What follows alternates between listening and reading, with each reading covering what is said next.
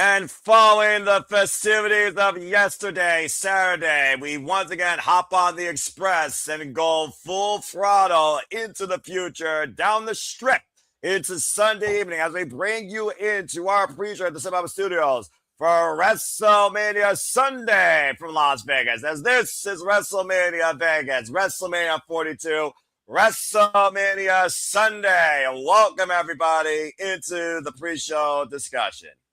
Hello, everybody, and welcome back in here once again to the Sip Reliable Studios. You know what this is, for I am the Samman, the Simmer Brand, the voice of the we're grateful for all things professional wrestling. Damn it. And my name is Noel Foster, so thank you all for tuning in, whether live or on demand. Please like, subscribe, comment, and tell a friend. And if you want to dictate the conversation, super chat or PayPal the patch, as simple as that. We, of course, are going to be discussing the following matches that are on tap tonight. Two main events, one to open at the top of the hour. Of course, the first hour, those top two matches will be not only for ESPN Unlimited subscribers, they also will be literally available for the ESPN Unlimited service. And then, of course, the rest of the matches are exclusively on the ESPN Unlimited option for all customers. Thank you again, everybody, that was part of yesterday evening's record-breaking watch-along as you all continue to make the passion persist, pursue, and be possible. I hope that once again we continue to bring forward what you expect from us as we hope to be that number one, simply reliable source for you for all things professional wrestling. Without further ado, allow me to introduce you to my color analyst for the evening. It is always Statboy approved, self-made. As it is Statboy Mike joining me once again on this soiree. Statboy, how are you? We are back here, as you said, for round two. It's WrestleMania Sunday. And if last night was any indication, it might be advertisements galore, I have to say my traditional line, but there should be big changes ahead that can affect the WWE forever. How are you feeling about WrestleMania Sunday? The 3 R's of Sunday, WrestleMania Sunday: relaxed, rested, and ready. Wow, it has been a wonderful, beautiful Sunday morning. I decided to take a day of rest and not focus on my priorities today. I said, you know what? I'm taking a day off. I had a beautiful breakfast this morning. I played some video games. I did some chores. I had some snacks. I'm ready to go. I want to see if we can top yesterday with today. 3,000 viewers. I am so grateful again. I cannot say thank you enough to my internet family and friends. There's still lots more work to be done. You know, Statboy's work is never done. Noah Foster's work is never done. The Simply Reliable Studios work is never done. In fact, I will like to announce that, if you remember on yesterday's show, our Shadow Bat Ash posed a question asking how many different title reigns has taken place over the course of WrestleMania. So early this morning, before I had that beautiful breakfast, I sat down in this chair. I started researching. I got as far as WrestleMania 2000. I still have some more work to do. Now, if you go all the way back to WrestleMania 8 in the Hoosier Dome, that was the first time and only time so far in my research that all the titles changed hands in one show. If you remember, and if you want to play along in trivia, Bret Hart won the IC title from Roddy Piper. Randy Savage won the heavyweight title from Ric Flair, and the Natural Disasters defeated Money Incorporated for the tag team belts. So that was the first time that all 3 titles that were available at the time changed hands. Now, continuing on, we go all the way to WrestleMania 16, and we get a little bit of a asterisk. There was the Hardcore Battle Royal, in which the hardcore belt was passed around like a hot potato, and it changed hands 10 times. So if it changes hands 10 times in one match, you can count that.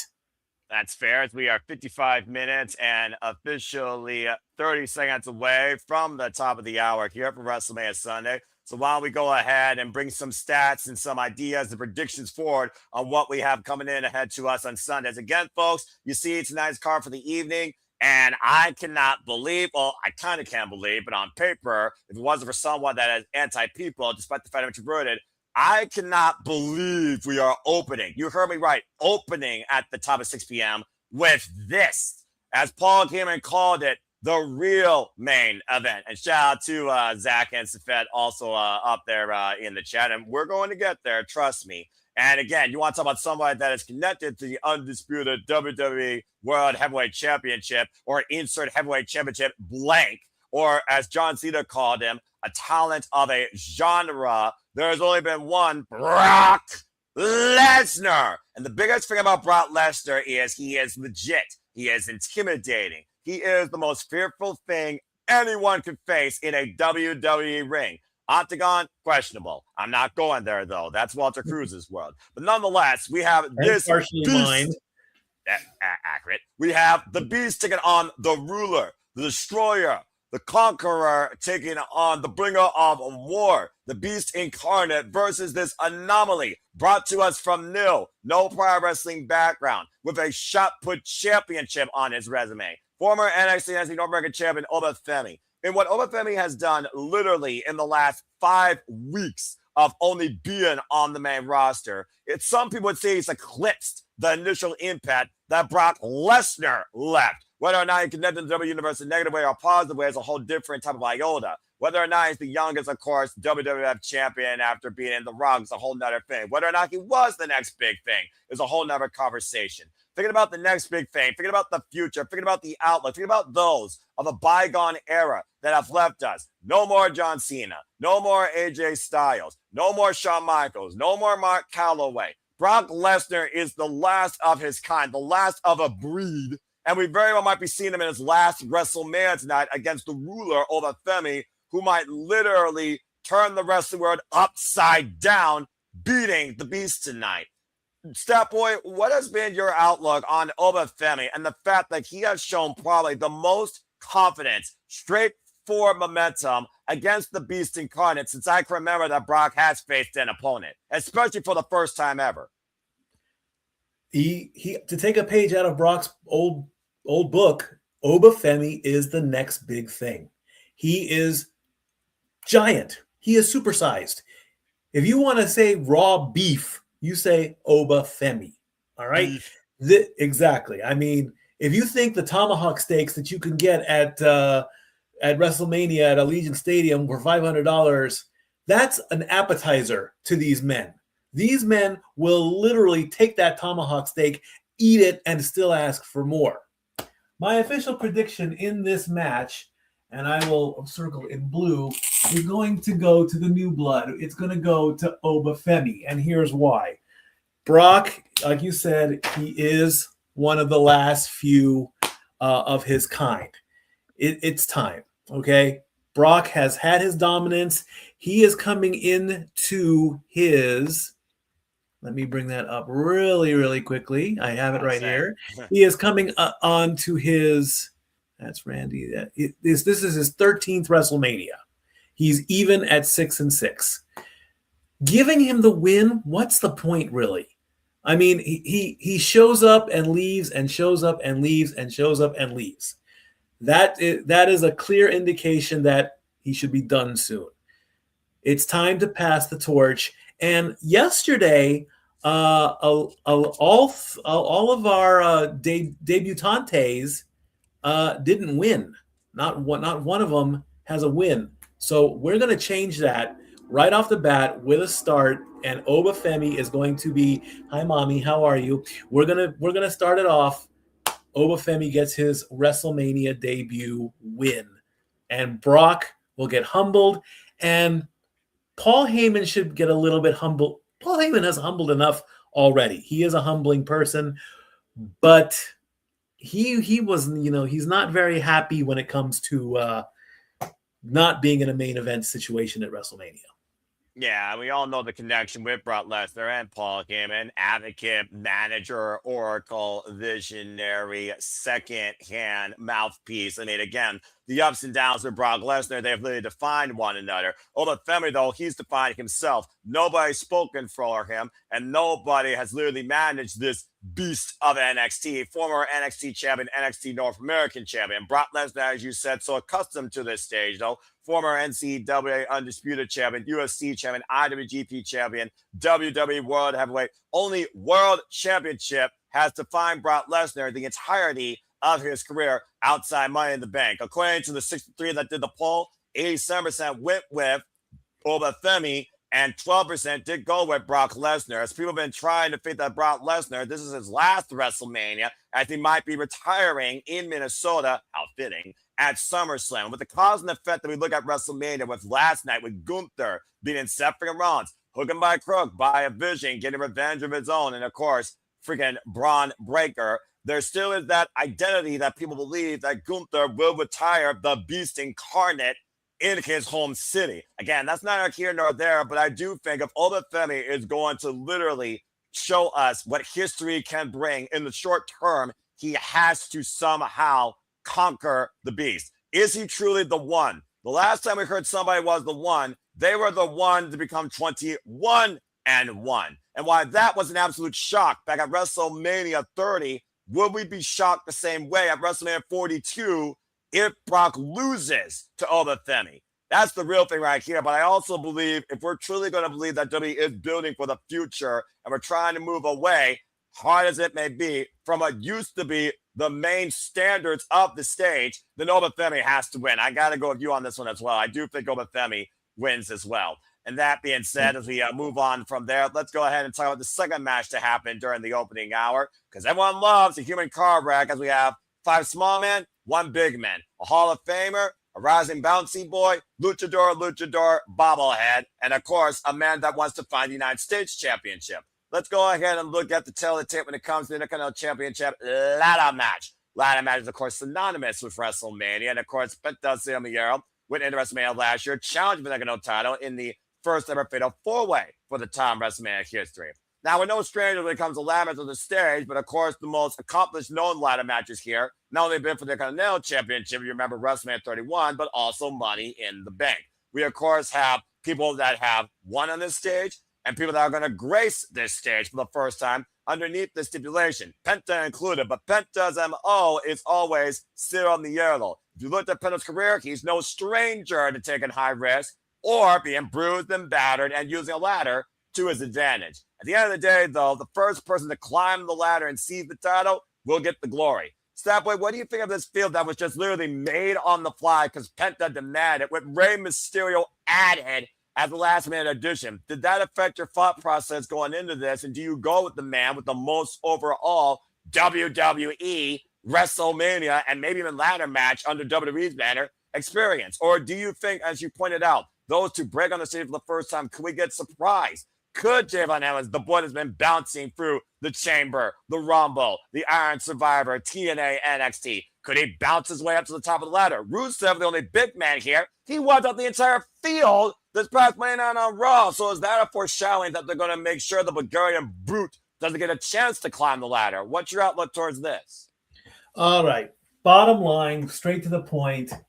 I got to go with cero miedo no matter what. I'm making that official. I am locking in Penta retains the IC title, or retains the title, because that title has been defended so many times at WrestleMania. One more notch on the ladder is not going to make a difference. Javon Evans, Dragon Lee, and JD McDonagh are making their WrestleMania debuts. So, I think once after Femi defeats Brock and gets the win in his debut, I don't really think there's going to be much when it comes to anybody else getting a WrestleMania win at their first match. So those 3 are out. They are all intense people and all that. Rusev is a brute, so he will do something strength related on the ladder. I don't see him, flying off the ladder, throwing anyone off the ladder. It'll be brute strength, maybe putting someone through the ladder, but that's what he's there for. So that just leaves Penta and Rey. Ray, you're Ray, you're an abuelo now. You're a grandpapa. You gotta be able to spend some time with su niños, okay? You gotta we the little niños want to play with papa, and so we gotta hang up the boots real soon. Therefore, the only choice left is Penta, who, trust me, is gonna prove that he has cero miedo. He is going to do so many things. That's what I'm predicting tonight, too. I am saying so many things. He's going to jump off the ladder, climb again, jump off the ladder, climb again. It's going to be like a Wile E. Coyote cartoon with Penta. But in the end, he will climb the ladder, he will reach up, and he will get what is rightful his. Because last year, he fought for the IC title. This year, he gets to defend the title and put that into his stat book. Cero miedo all the way, Penta wins. That's a fair analysis. And for those that don't know, this is actually the 10th ladder match in Penta Silmio's career, going all the way back whether or not you look at AEW, Lucha Underground, Ring of Honor, and even down in Dolas del Ring down in Mexico. So again, he's no stranger to this element. Mixed fortunes alongside his brother, mixed fortunes also by himself with the multi-person warfare. The last ladder match that he actually won was actually for the ROH World Tag Team Championships alongside Rey Fenix back in 2023 at Supercard of Honor. So we'll see if a ladder match brings good fortune to Penta. But the fact that he's in here with his idol, I do wonder if the star power will outmatch the experience level when it comes to Rey, who's inspired probably everybody here, not named Rusev. So I am kind of leaning on Rey giving us a moment. But I do think Penta continuing to hold on to it since he won the title of Dominik Mysterio. I think that'd be a really cool moment 1 year later, and I think he would earn it. So I think also I'm going to go with Penta. I also want to point out here as we go backstage, Jackie Redmond, according to the events happened last night, Cody Rhodes is right now not medically clear to compete. He is right now dealing with an orbital injury. We can only hope that means that his orbital socket has not been shot and he has to relinquish the WWE Championship. But right now, Cody Rhodes, again, is not medically cleared, folks. So stay tuned for further details from WWE.com. Jesus almighty. That is a sickening site and a sickening note. And also, I want to point out with AJ Lee, why she said a hiatus. Let's not forget 3 herniated discs that literally suspended her wrestling career back when she last left. She still faces that to this day where she could risk permanent paralysis. It would not surprise me, to your point, Mike, keep looking back at the tail of the tape, that may have been one of the reasons why she slipped off the Black Widow. So to AJ Lee, I wish all the best in your whatever you're going through mentally and physically. Come back soon, skipping our way to the ring. Because the way she skipped those little girls, it was like she was almost saying, I did this for you again. Thank you for never stop believing in me. Goodbye for now, but this is not goodbye forever. And I certainly hope that's not the case. But anyway, going back to here, I think Penta does win. But that being said, Mikey, just also putting Rey Mysterio into just, putting it in a perspective here. Again, we've seen him win the World Championship, WrestleMania 22. We've seen him ascend and win the Money in the Bank briefcase in previous ladder matches. He's a Hall of Famer now, though. Do you think if Rey loses, could this be his last WrestleMania? He did say he wants to try one more time. Could this be Rey's last WrestleMania? I would say yes. Like I said, he's an abuelo now. He needs to play focus on the children, and when I speak of the grandchildren, I believe Dominik just had a baby just recently. So I don't think his daughter is in the marriage years yet. So eventually, and Tio Oscar, I believe they call him as well. So there's that. Also, it was found out that the 3 children that AJ came out with at the very end, those were her nieces that got to skip down the ring with her. They got to skip with their auntie AJ. So there you go. That was good. So that was fun to find out. Still don't know if one of the children was Becky and Seth's daughter. We'll never find that out. And maybe it's best because they want to keep her out of the limelight as much as possible. But yes, I do believe that this should be it for Rey. I love Rey to death. I met him way back in I think 1998, 1999, 2000 era. When Dominik was maybe 2 or 3 years old. I actually did get to meet Dominik Mysterio when he was a child. I think he was dressed as Batman that day at RVD's comic shop. But yeah. He doesn't remember it, but I do. I mean, someone has to.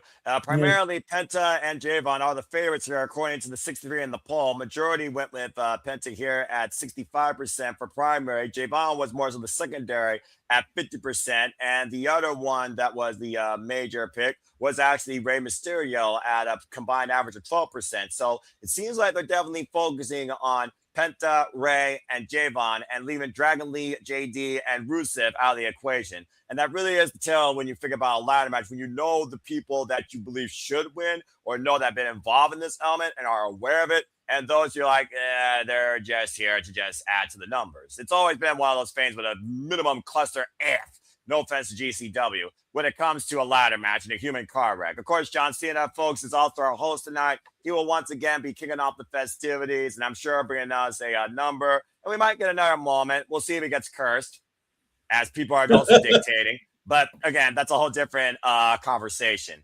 As we move on, let's go ahead and talk about those that might be cursed by their own sins and have to face their demons or other demons head on. Is the demon still an anomaly that can be a force to be reckoned with, or is he merely what Oscar became at WrestleMania 34, a mortal? As Demon Finn Balor, no surprise to anybody since they literally screwed the pooch on trying to hide that secret. They brought out on Monday Night Raw 2 weeks ago that Dominik Mysterio, after you ousted Finn for the Judgment Day, you are going to take on the Demon Finn Balor because, rightfully so, in many people's eyes, you deserve it. Now, last time, of course, we saw the Demon at WrestleMania was WrestleMania 39, and, of course, he lost to Brood Edge inside Steel Cage. 35, though, he did, of course, go in and beat the almighty Bobby Lashley, and, of course, came out still the WWE Intercontinental Champion, if not the New Intercontinental Champion, of course, the white belt at the time.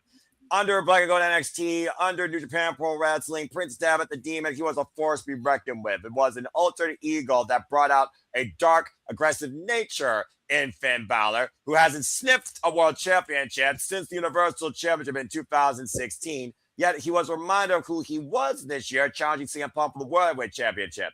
All Dominik Mysterio has been is a spoiled brat, self-entitled, trying to still get out of his father's shadow, if you ask Finn Balor. Truth be told, I think he's done a lot of that, and I think Finn is still correct to a degree. Because, again, who's a Hall of Famer? Who's hoping to be that? But Dominik Mysterio does find himself on the grand stage again, this time in singles, but this time against Finn Balor. Many a times we've said about the Judgment Day is coming. And as Adam Copeland was kicked out of the group, Dominik Mysterio followed Finn Balor's playbook and Finn's kicked out of the group. For Finn Balor to come to light, though, I think the Demon needs to put Dominik Mysterio in the dark. And I almost feel like this is a must-win. But as we saw last night, clearly, the obvious, most certainly can't happen.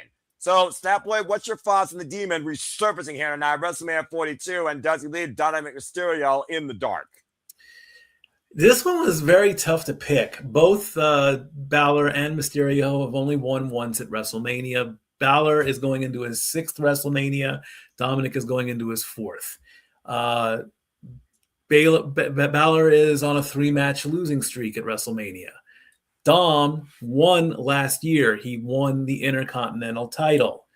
So when it all comes down to it, I have to go with the stats. Now, I did say yesterday, Liv Morgan was on like a 5-match WrestleMania streak. She broke her streak. Having the Demon come out at WrestleMania, that's kind of like a one-time thing. I'm pretty certain that the Demon will put Dominik in his place, but there's something. Dominik is going to do something to escape by the thinnest of margins, be it the Judgment Day maybe coming in and bailing him out, maybe another surprise appearance or a surprise help out that we have never seen coming. And I cannot believe that I am saying this, but Dirty Dom is going to get a win. And he needs to do something with the AAA title, too. That hasn't been played with in a long time. So maybe this will wake him up a little bit, and then he can go and defend that belt as well. But right now, I got to pick that grown-up little boy that I met all the way back in about the early 2000s. I feel like Judgment Day is literally on the verge of being back on top since Liv Morgan won the WWE Women's Worldwide Championship last night against La Primera. The women right now taking over Monday Night Raw. So for Dominik Mysterio to follow suit, I can understand you looking at more so the momentum. But I think for Finn Balor to truly be cleansed of his previous sins, he has to get away from his past. The only way to do that is to beat Dominik. I'm going with Finn Balor here. I want to believe that the Demon can rise to the occasion again on the Grand Stage of the Mall. We are 35 minutes and 10 seconds away from the Grand Stage of the Mall, once again resuming inside Legion Stand, where I'm sure another minimum size capacity crowd will be on hand. And actually, it is not unanimous here. Here I thought would be the most unanimous match. Why is the most unanimous? One brave soul, or poor unfortunate soul, how you look at it, did pick Dominik Mysterio. However, 62 of the 63, a whopping 98.4%, they did pick the Demon Finn Balor to resurface and also find former glory. Whether or not it sticks, we'll find out soon enough. That being said, let's go ahead and move on from there. As of course, we look at the showcase of the Immortals here. So many incredible moments over time. Of course, Sasha Banks, Bianca Belair, WrestleMania 37, headlining that two-night showcase with EST, of course, winning the SmackDown Women's Championship. Again, congratulations, by the way, to Bianca Belair, who will now be a mommy. The EST is going to have a baby. So again, you're not going to see her anytime soon. Who you are going to see soon, though, is Sami Zayn, as he defends the United States Championship against Trick Williams. Never have I seen a man so desperate for an opportunity where he feels like the company doesn't want him to have any. Sami Zayn, who literally took this topic of MLK, some would say an inadvertent circumstance, thanks to Trick Williams, who has literally made a mockery out of Sami Zayn, since literally being the hottest thing since sliced bread on the SmackDown roster. With the rapper guy knocked out aside and talking about the gingerbread chasing him, I guess that's that rapper's nickname. I don't give a fuck about him. It's just one of those things, though, where I think that Trick Williams has so much going for him into his first WrestleMania, it's hard to bet against Trick Williams. But we've also seen Sami in desperate situations, whether he's an underdog or whether he is, let's just call it what it is, manipulating, underhanded. He had found a way to win here at WrestleMania. He upset Gunther, of course, and stopped the longest reigning WWE Intercontinental Championship run. Now he goes in as United States Champion. So, Stat Boy, do we whoop that Trick, or does Trick get whooped and denied his first WrestleMania moment? All right, I'm going to re-alter what I said. There'll be another winner on their WrestleMania debut, and that is going to be Trick Williams. Don't get me wrong, I love Sami to death. I've followed Sami along with JJ and Jeff. We going to PWG, El Generico and Mr. Wrestling, Kevin Steen. He kissed my Eddie Guerrero shirt one time. I actually gave Kevin Steen a bottle of water one time after a match. Sami is comedic gold. Sami is funny. He's in the top 5 when it comes to making you laugh. Right now, Danhausen is in that list too. He's funny too. But where would we be? Where would Sami be now if he didn't join the bloodline, if he didn't feel Usi, and if he did, every time you want to laugh and you want to see Sami Zayn, he has got that Cornelius smile under his beard. However, when it comes to this match, and you're seeing Sami all depressed, and he's walking backstage, and he's like, I want to be on WrestleMania. Trust me, that's the goal of every WWE superstar. It's one of two things: be the champion or showcase at WrestleMania. Oh, he lost in one opportunity where a Rumble, and now he has the other opportunity where he's able to showcase before he loses again. Exactly. I don't like mopey Sami Zayn. I like happy Sami Zayn. We get happy Sami Zayn, but he ain't going to be that happy tonight. I don't want to see dark, evil, commando style that he, that although that jacket he wore when he was IC Fidel champion. Castro. Yeah, the Castro jacket. Now, I didn't want him to be Castro. I just liked the jacket and cap combo. But tonight, another title is going to change hands, and it's going to go to Trick Williams.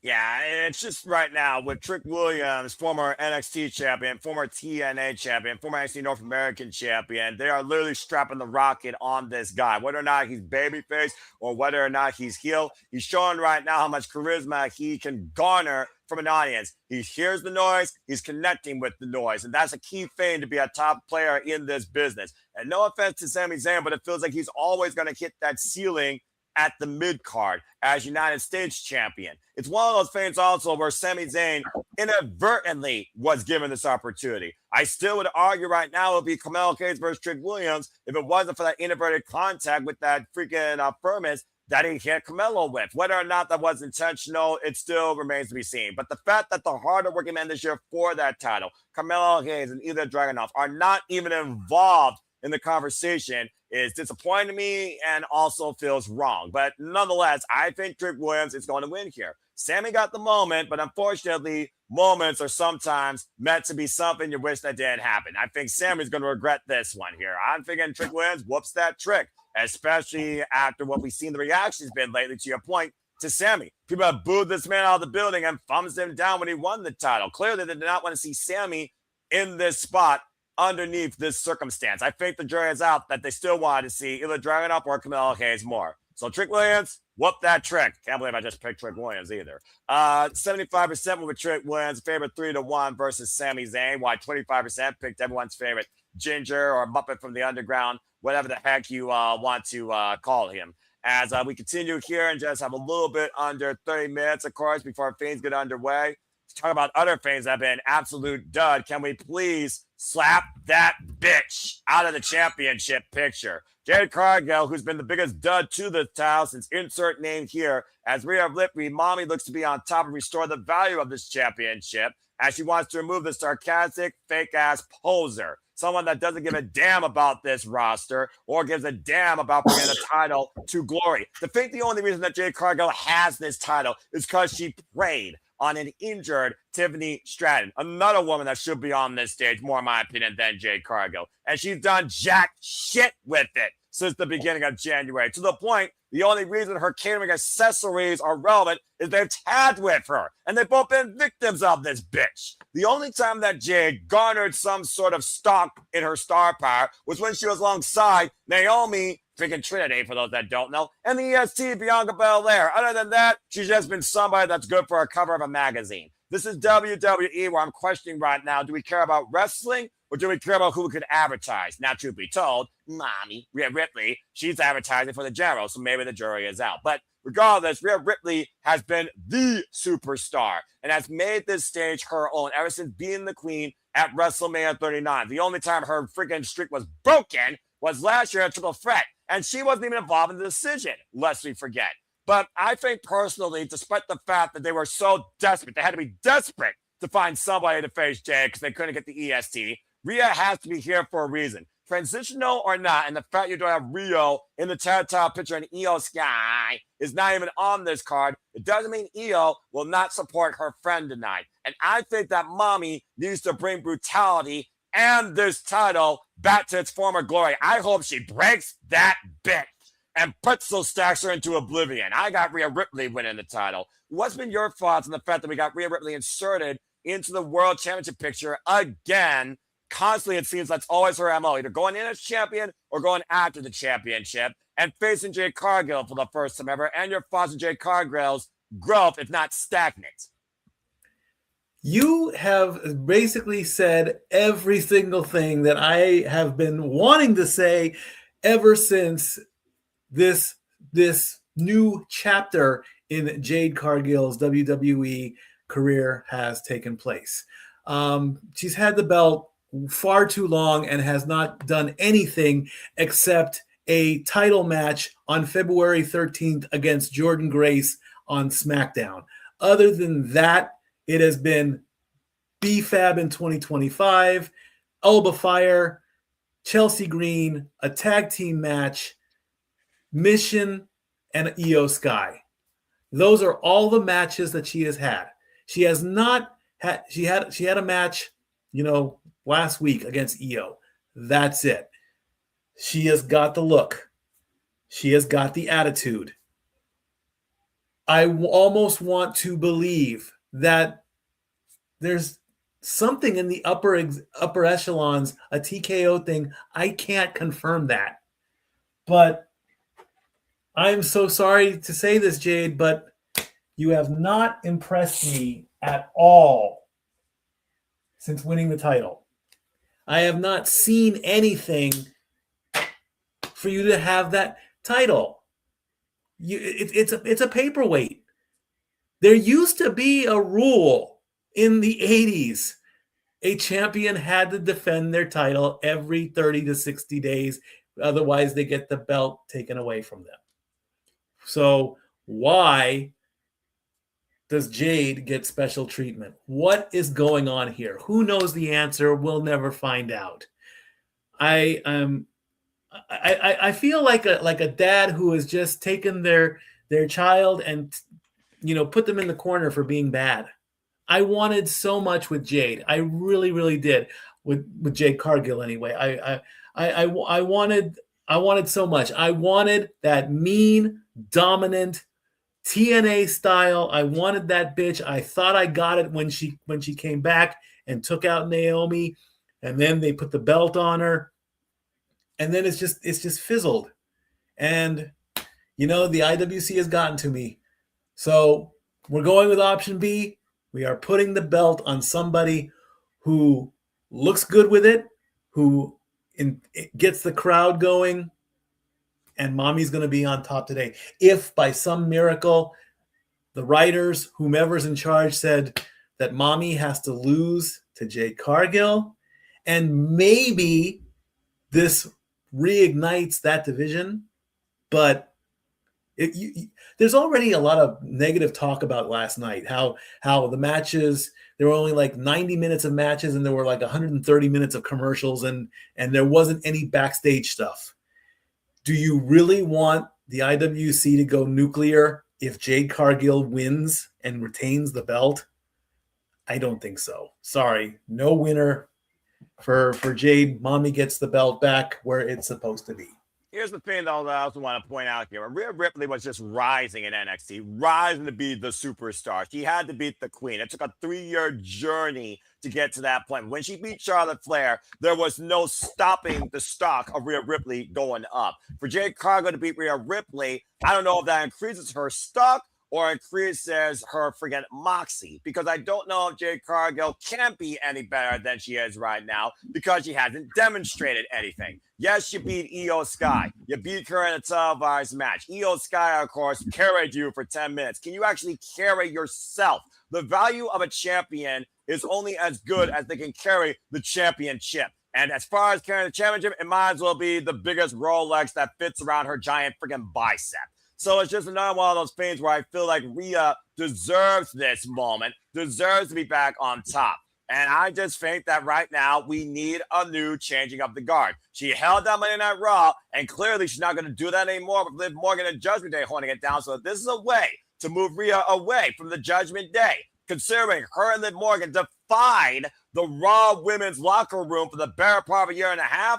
Then I think the best way to do that is that you break that bitch. So I hope that Rhea does win as well. And the majority also agrees with me here. 59 going with Rhea, 41 going with Jade. We're getting the tail of the tip, of course, ahead of our big opening match. Talk about big fight feel, big men slapping meat, as we are literally just a little bit under 20 minutes away. And why that might be the real main event and our kickoff. Let's go ahead and switch gears now as we look at Joe Jonas, who apparently will be singing our Star Spangled Banner here tonight. One quick question though, before we would you like to see a squash or would you like to see a match? From who? From Jade and Rhea. I mean, personally, if this is the formula of WrestleMania and she's nothing but a figure, I would like her to try and assault Rhea Riptides, and we end this nightmare. So if it's a squash, it wouldn't surprise me, because I don't think WWE values Jade wrestling. They value Jade posing. And Rhea Ripley is the one that has more stock and value to the WWE than Jade Cargill ever will, in my opinion. I'm hoping for a match, but what is a match under TKO WWE? 10 minutes? She's lucky to go beyond 10 minutes. I don't think she even worked hard 10 minutes in her damn life in WWE. They worked her harder in AEW. I'm just saying. So I'm hoping for a match, but I'm not holding my breath because I know that mommy is going to carry her. As long as mommy's on top, I'll take whatever they give me. So you're revisiting China and Ivory. Bingo. There it is. How fitting. I look at the Wrestlemania 17 set. Anyway, sorry. Not sorry. Let's go ahead, though, and really get into things right now. Call it what it is. I'd be surprised they hit 50,000 tonight, quote unquote. Let's go ahead and look towards what will be our main event that truly will define business. How does hatred turn to humility? How do you change the idea of wanting something so badly versus earning it? How do you change the outlook of someone working so damn hard because you made it harder for them to do it? There is no argument when it comes to the OTC, Roman Reigns, the definition of cinema, the greatest WWE superstar in modern memory, longest reigning WWE Undisputed Universal Champion, versus the rise, the return, the survival that is the wrestling career of CM Punk. Wrestling, not cinema. Family versus dynasty. Outlook versus destiny. A dream that could be a nightmare. Whether you acknowledge or whether you look at the best. CM Punk and Roman Reigns have defined this testament of this match on one word: hate. But in that last promo, I saw nothing but humbleness and hunger. And I do wonder that embrace on Friday night, to much of the chat's worries, could that have been CM Punk's funeral as the fighting champion? And do we go back to the way things were? But in Roman's case, though, the pressure on Roman saying that if I lose, maybe I don't belong here anymore. We talked about, again, changing up the guard. All those people you know, gone, no longer working, as we are 18 minutes and 55 seconds away from the show going live. Stat Boy, this is it. This is truly the end game. This is what redefines everything going as we know it. CM Punk, first ever WrestleMania main event. Roman Reigns' 11th WrestleMania main event. The tribal chief that defied the undisputed WWE Championship for 1,316 days. And CM Punk, who's been the fighting champion, of course, now, since he won this title against Jey Uso. What are your thoughts going into this right now in what was a match we were not thinking about, but it's here, and it literally is tonight? Who holds down the WWE landscape? Go back to the way things were, or does CM Punk continue to change the culture? We can't throw out the ultimatum again. We talked about it yesterday. If Randy loses, I leave. Okay, you're gone. We're doing it again. We're doing it again, apparently. I haven't confirmed, at least on the WWE pages, that that Roman said that. So they're not putting it in the graphic. They're not stating, this isn't title versus career. That's an extreme moment. I don't even want to talk about that because let's face it, we are either losing or have lost a lot of big names. Okay. Cody's out with an orbital injury. AJ is going to be on the shelf for a while. AJ Styles is retired. Brock is retiring in Minneapolis. Seth might be next because he's injury prone. All these names, just one right after the other. And, if one spot empties out, then another one comes in. Fine. That comes down the line. But again, to throw out that stipulation, it's better than a 50-50 on this one. I don't like that. I'm happy CM Punk has come back and it's all about the money for him, but then he uses the money in his promo. And of course, he recently said something about Roman's father that got him in a little bit of hot water. And he apologized when it came to their last face-to-face encounter prior to this match. All the hatred and animosity that boiled over physically has fizzled out completely before the match tonight. They're gonna have to do a ton of cleanup. Expect some run-ins, perhaps. That is a possibility. But right now, I cannot see a WWE universe without my tribal chief, my OTC one, my original tribal chief, and I certainly can't see him without a belt around his waist. CM Punk has done a great job with his comeback. He's probably made a lot of money, which is what he wants. if he wants to hang it up after this, because now, like I even touched about this last night. Tonight, the last match of WrestleMania is the main event. That is my definition. The main event is the final match overall on the card since we've gone into a 2-day thing. The last match is the main event. Last year, he did main event night 1. You got to throw that in there. You cannot truly say, oh, CM Punk main evented last year. You have to put in there, he main evented night 1 of WrestleMania, which was the midway point, the halfway point, the intermission match. Tonight, at night 2, which is the last match of WrestleMania, it is the main event. He gets that final piece, other than the Hall of Fame, because that's upcoming. If it's not next year, 2 years for certain, he will be in the Hall of Fame, win or lose. He will go in the Hall of Fame. That'll make it complete. But as far as tonight goes, Tribal Chief wins and gets the belt back. And then there's one small little thing about this. The pinnacle of any talk show, in my opinion, of course, is the Tonight Show. Roman was on the Tonight Show. In the past, there have been times when both, like I believe it was John and Roman at one point. At one end of the week, John was on the show. At the other end of the week, Roman was on the show. Why wasn't CM Punk on the Tonight Show? That would have been a crowning moment that needed to take place. Why? Because Roman has more marketability than CM Punk. It's all about the business. It's all about the bloodline. It's all about acknowledging, T-shirts and all that. CM Punk has marketability with his mouth, with his voice. He says whatever he wants. Stop him when he's telling lies because he will back it up. Roman, on the other hand, is the money, the business, the marketing, the toys, the T-shirts. It's all about the money, so Roman wins.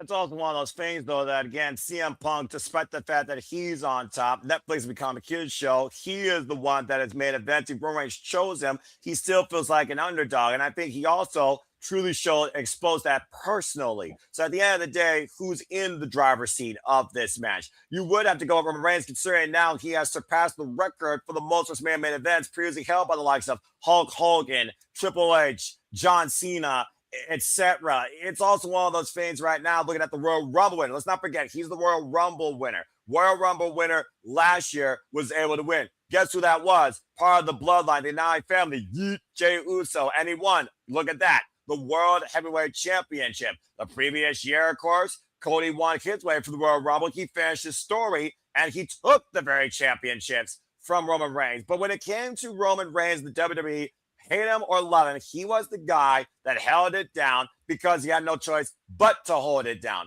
For CM Punk, though, it's that connection. It's truth versus reality. But which one is stronger under a WWE literally owned by TKO? To your point, I think that's the other attribute here. At the end of the day, like I said last night, I feel this is the roster versus TKO. Triple H maybe even versus TKO at this point. Insider trading, we're being perfectly honest here, because if Roman Reigns wins, do we go back to the way things were? Is it worth still every damn dollar if you have a part-timer as the champion? Is it still commendable to have a fighting champion, knowing that fight could eventually lead to injury or eventually lead to a man's luck running out? And CM Punk, again, has not been ever to this stage, to this point of his career. He is the main event of WrestleMania, the only dream he had left to achieve. But sometimes going after your dream turns into a nightmare in reality. If Roman Reigns has the reality and he could shatter CM Punk's truth,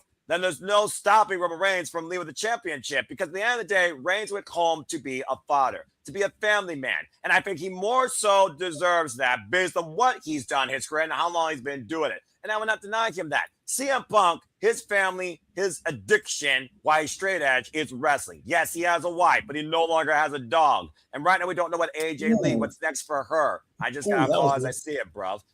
That was kind of low. I just got to call as I see it. At the end of the day, I'm surprised Roman didn't go that low or that hard. I mean, again, you said he called out Sika, and even if he did ask for forgiveness, at the end of the day, you literally just put blasphemy against the bloodline. Shame on you. It's one of those things, though, that I just think if CM Punk loses, that's it. There's nothing else for him that he needs to do. There's nothing else left for him. The man has literally peaked in his wrestling career. And while he's got these gray hairs and he's old, both are old. I don't think age is going to be a factor. I think the pressure of the situation is going to be the decider. That being said, I've been going at this back and forth, looking back at their promos and at this story, going all the way back to the fact 2012, he was brought as CM Punk security. I think that Roman Reigns, though, is going to remind us exactly why he is the WWE superstar. Whether you look at cinematics or whether you look at wrestling statistics. When you say WWE, the first thing you figure out is not CM Punk. It's Roman Reigns, especially in this dynasty. I actually went with Roman Reigns as well. And believe it or not, a majority, while you said it's almost 50-50 and you hate that, you're almost right. It's 59% in favor of the Tribal Chief, while it's 41% in favor of CM Punk. Again, the island of relevancy that we talk about the Roman Reigns has been on. Look at his WrestleMania resume. Undertaker, Triple H, Brock Lesnar. We could go on and on with the who's that have lost to him. Adam Copeland, Bryan Danielson. He took Brock Lesnar's championship. He beat American Dragon Cody Rhodes at 39. He literally was alongside the final boss, The Rock. And now he finds himself at this stage, one-on-one with CM Punk. And while it's not first time ever, this is not the same CM Punk nor the same Roman Reigns from that first time encounter. And I think that's also going to be a huge decider. But I think Roman Reigns is going to surprise us. And I also think he's going to do it on his own. Because the biggest thing about this story from Roman Reigns, can he do this? And can he do it on his own? He has two things to prove tonight to himself more than the WWE Universe, in my opinion. And one of those involves winning. The other one involves doing it by himself. If he can do that against CM Punk for the World Heavyweight Championship, there's no reason not to acknowledge him. I'm going with Roman Reigns to win. I acknowledge Stat Girl for giving me a beautiful strawberry cupcake. Well, we all love Dory Lewis. We are 8 minutes and 50 seconds away from the top of the hour. A shout out anyway to everyone in the chat there. Safed, Ribshot. I'm sure Stephanie's speech is over unless you have it on repeat. But then yeah, again, what happened with that? I mean, she wanted to follow Paul Levesque, I guess. I don't know which speech was longer. I have no idea. Charles Schatz, Matt Helms, good to see you. And again, to Charles' point, it was Jade that instigated Roman to get him. But again, I think that Roman's going to make sure that his family makes sure he handles business on his own. They give him his word. I really think for Roman, it's a do or die situation here tonight. And the very well could be said here for Brock Lesnar, told by Femi, as again, we are minutes away from WrestleMania Sunday, Ticket Center Stage. If you're on ESPN, you get the first hour for free. And that means you get these true matches on top as well if you have the ESPN channel. Then following that, the four at the bottom will be exclusively for ESPN Unlimited subscribers. And like I said, we're talking about the future versus the past, changing of the guard, leading on the next generation. So far, the only company that's truly doing that right now inside AEW is New Japan Pro Wrestling. WWE really needs to prove that they are trying to change their ways. And it doesn't have to involve more advertising than actual wrestling. And I really hope that's the case tonight. But again, we'll find out soon enough here as we are literally minutes away from WrestleMania taking place here. Charles with some thoughts here. Don't think Jey Uso is going to listen to Roman Reigns since Jey Uso has been a hothead lately. Highly doubt Jey Uso is going to stay away. He respected our family, man. He disrespected our family. I can understand what you mean, Charles, but at the end of the day, Jay was nowhere near that promo with Roman Reigns. Jay has not been with Roman since that first time that CM Punk says, Roman, all you need is help. You're the one that needs help. Who needs help more? Who needs prayers more? Who needs the win more? That's the tale of the tape with CM Punk and Roman Reigns. A tale as old as 2012, if not prior, considering CM Punk, who started wrestling back in the late 1990s, he had to find his family in the back guys on the indies and develop his name. While Roman Reigns was literally born into this business. So again, it's one of those things where you can flip a coin to see who wins tonight, but I think Roman's going to surprise us again. And Matthew laying some thoughts here on Oba Femi versus Brock Lesnar as we get ready for this super heavyweight slugfest. Giving Oba the win will really help WWE get back into the right direction. It will also make the Mania memorable for the right reasons. Stat Boy, anything further to add to that? I think that kind of sums up the case because the biggest mistake we could see tonight, I think, is Femi losing versus CM Punk. Wouldn't you agree? Absolutely. Again, it's like, why do you want to give Brock a win when the honorable thing to do is pass the torch? That is what you're supposed to do eventually towards the end of your career. Ric Flair said it and did it. John Cena finally did it at the end. You know, that is what you're supposed to do. You are supposed to go out with honor and pass the torch. You know, I want to say that I briefly looked at the numbers there. I kind of am believing that Oba is slightly larger than Brock, but still, you know, Brock is a beast versus a ruler. You know, who wins? It's a good matchup. But again, I have to go with I want to go with the passing of the torch, and then we can continue the story with Brock down the line. It also could be, again, that breakout moment. You think about, again, WrestleMania is the grandest stage in this business, as much as it annoys me. At the end of the day, you have your breakout moment in your debut at WrestleMania. That should set up your career for the rest of your life. Very few men have been able to follow through with it because they had the presentation to carry it. Femi has shown he has the presentation, but does he have the performance to carry beyond WrestleMania, considering he's facing the Beast Incarnate? Again, it's literally do or die. It is baptism by fire when it comes to Femi versus Brock Lesnar. And if you want to go down that next road, I mean, we still haven't done pencil to paper yet. Could we maybe do Roman versus Oba? That would be a great one, I would say. But that's just a quick little teaser, as it looks like we're getting ready for the Star Spangled Banner. Well, let's go ahead and take a moment of silence and take this in, as we'll see you all shortly after this.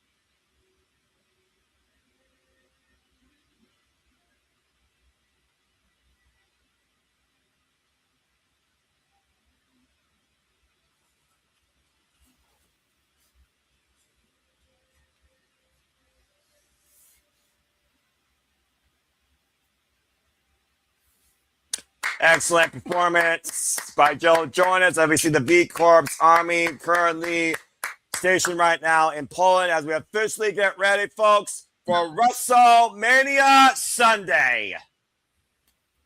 Joe Jonas of the Jonas Brothers. Interesting choice to have. I don't know anything about that. I mean, choices, Mike. As choices. Then, now, and forever together, we get ready for WrestleMania 42.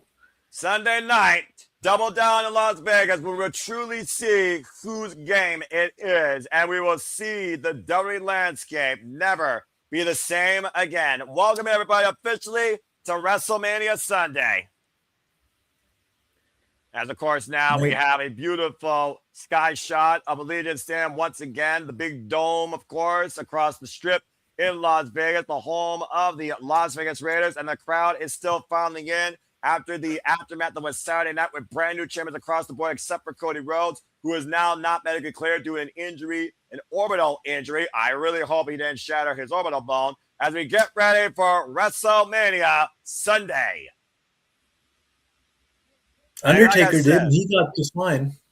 True that, and so did Eddie Kingston. And of course, Trick Williams, like I said, adorned in all white. The lights are looking bright for Trick Williams tonight, who has been the hottest rising star on Friday Night SmackDown. And of course, Mommy Ripley, who's always been on top, is looking to break a fake, sarcastic bitch and seize the Women's World Championship. As Jade Cargill takes in the sides high above, being her own VIP. As, of course, CM Punk has the greatest pressure on this lifelong journey to achieve the dream and celebrating a victory against the Tribal Chief Roman Reigns, defending the World Heavyweight Championship in our main event. As the sounds of Nickelback welcome us into WrestleMania.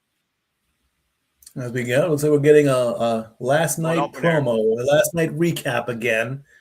Well, you know, they have to do that with that same random person. What's his name? I don't remember. Lin-Manuel Miranda. Okay, I guess that's supposed to be important. Again, for those that didn't watch last night, allow me to remind you exactly what happened. Of course, we saw in our opening match, ISO Speed splash Logan Paul. Quite a particular splash, I must say. LA Knight, Jey Uso, and Jimmy Uso beat Logan Paul in the Vapor, Austin Fury, and ISO Speed. Jacob Fatu beat Drew McIntyre in an unsanctioned match.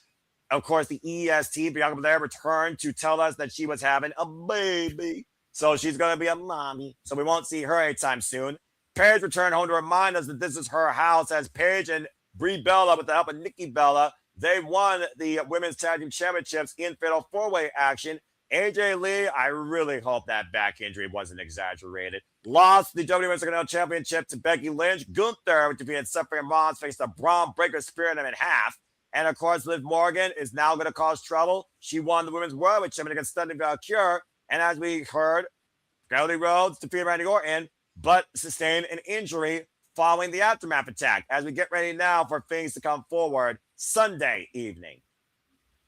Good to see New York State of Mind in the chat as well. Good to see everybody in here in the chat. Again, hope everyone enjoys our coverage, reactions. Please like, share, subscribe, comment, tell a friend, follow us at SR Studios 2024 on the X today. As we do all the biggest shows, pay-per-views, specials across all things professional wrestling. And please stay tuned after WrestleMania Sunday concludes, as we will be having a shenanigans and a post-show discussion regarding everything that has gone down on the Strip in Las Vegas for us virtually, and for two friends that are there live taking in the festivities. Not live in Legion Stadium, but you get the idea. Indeed. And already we're at 100 people in 1 hour, so that is just great. The goal is to get one person more, so let's shoot for 3,001. And that being said, Mikey, and now the Super Alba Studio, Stop Boy Sports Bar, and Bad for Wrestling presents to you WrestleMania 42 Sunday, Las Vegas. As we welcome our festivities in with the GOAT, Mr. 17, the host of WrestleMania, John Cena! In a solid blue suit this time. No stripes. The man knows how to change his appeal. And his suits. And walking down to the entranceway, no need to run anymore since, of course, John Cena retired. And last year, as we pointed out, won number 17 at WrestleMania. Do you know that John Cena opens things again here tonight? Do you know how many suits a person is supposed to have? Well, I have only 6, if that tells you anything. Then perfect. That's perfect. That is exactly the number you should have, because you can alter those suits and they go with everything. A man that graced the WrestleMania stage for the first time ever back at WrestleMania 20 and beat the Big Show for the United States title and became synonymous with the Showcase of the Immortals ever since. For the first time ever, though, we find John Cena hosting WrestleMania post-retirement. Post-retirement, indeed. I'm just curious why he was not named to the Hall of Fame this year. I don't know what the problem is with that. Well, I'm sure we'll get more details later. And WrestleMania Incredible Night 1.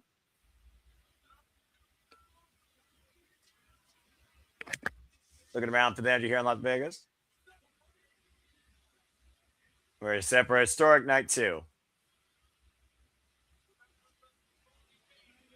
Already made history. First time in history. WrestleMania is live on ESPN. And the crowd boos. We're going to start with something big. Ladies and gentlemen, welcome to WrestleMania. Pyro and LED change.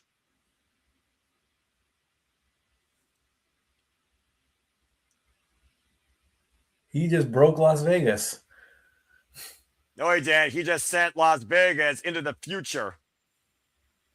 From the wasteland to the futuristic sci-fi Tron City of tomorrow, let's re-engage WrestleMania Sunday. Pyro going off all over the place. As, of course, we re-engaged our set and our background here to match the festivities. And, of course, instead of hearing I'm back, blah, blah, blah, blah, we got Nickelback, Bones for the Crows playing. Oh, boy. Or should I say, we did.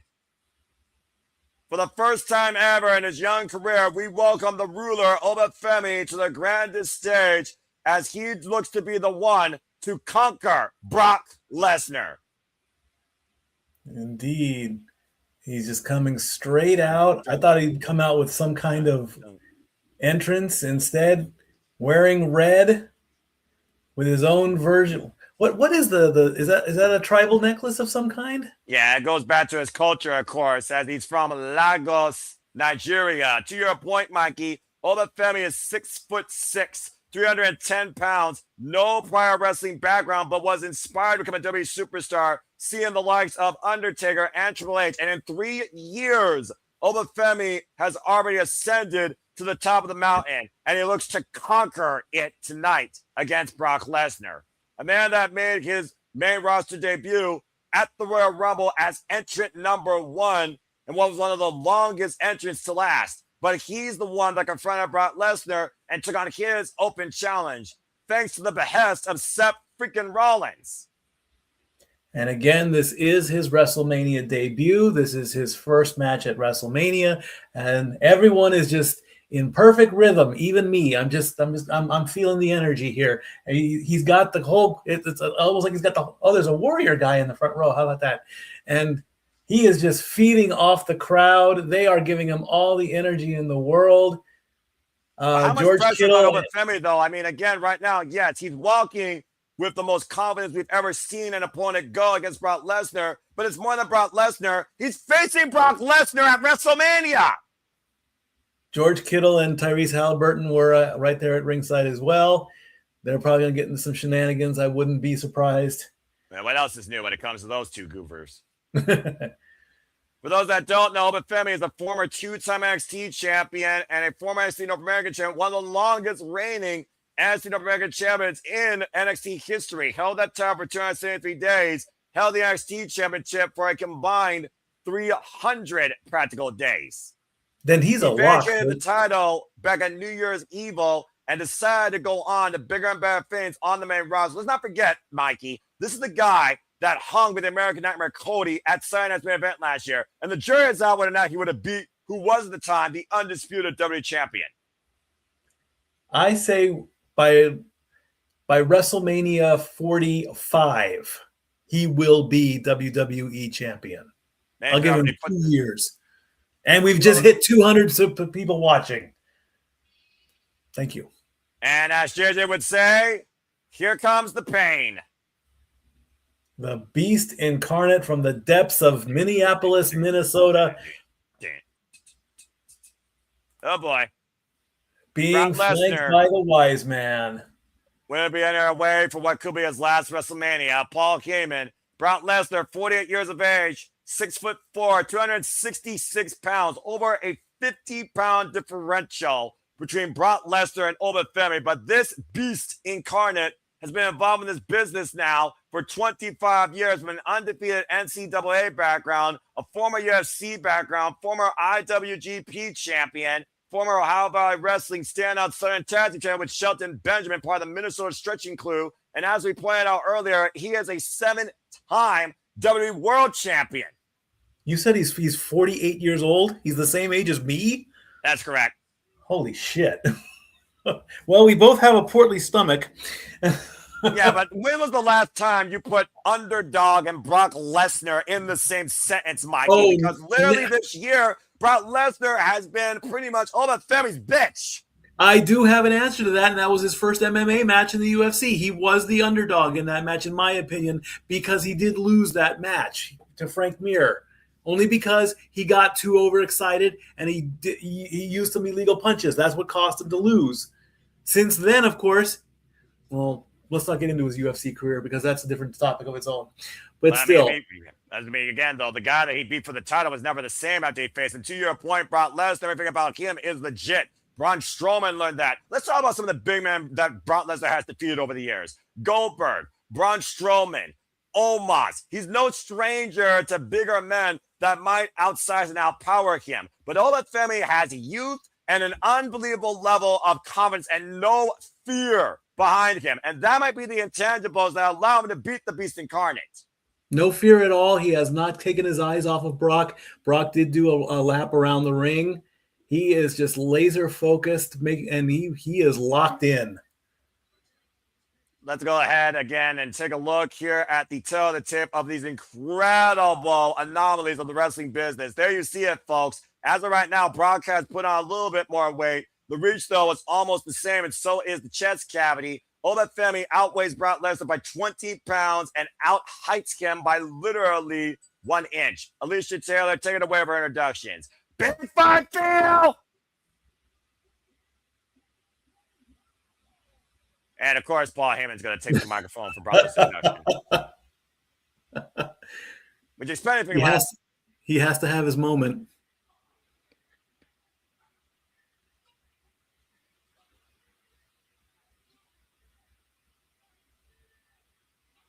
The real ruler. The real ruler?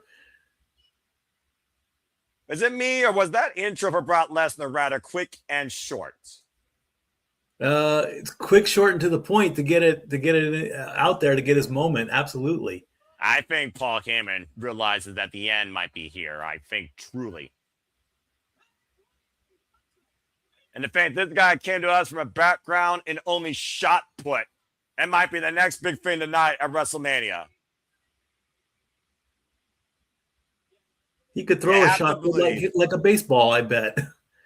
Well, considering he literally popped up, powerbombed the man like it was freaking nothing in his Raw debut. You think about Brock Lesnar's WrestleMania record, Kurt Angle, WrestleMania 19, bell rings were officially underway here. Goldberg, WrestleMania 20. Of course, he took a long damn hiatus, came back with a vengeance, held hostage the WWE World Heavyweight Championship. And look at the stiff carnival tie-up here. And neither man right now giving an answer. We know Brock Lesnar, he doesn't give a damn about these people, but he does love to fight. So you know Brock Lesnar has been waiting to get his hands on with Femi. I think Brock Lesnar has been waiting to see someone try and match him muscle for muscle. Maybe not move for move, but Femi definitely can match Brock Lesnar, I think, for power, if not surpass him. And right now they just proved it. They locked up, they held, and now they're going to lock up again. Right in the center, no one's giving literally a battle for pride to be the king of the jungle. Brock slowly pushing Femi towards the corner, and again, Femi forces the break right now and it touches the straight. Mutual filling out process. Let's not forget also, Mikey, Brock Lesnar eliminated Femi from the Royal Rumble, caught him off guard from behind, and hoisting him up in shoulder blocks now in the corner by the Beast against the ruler, driving his towards the Femi's midsection, and just riding it up. Oh my word! Oh, one good shove.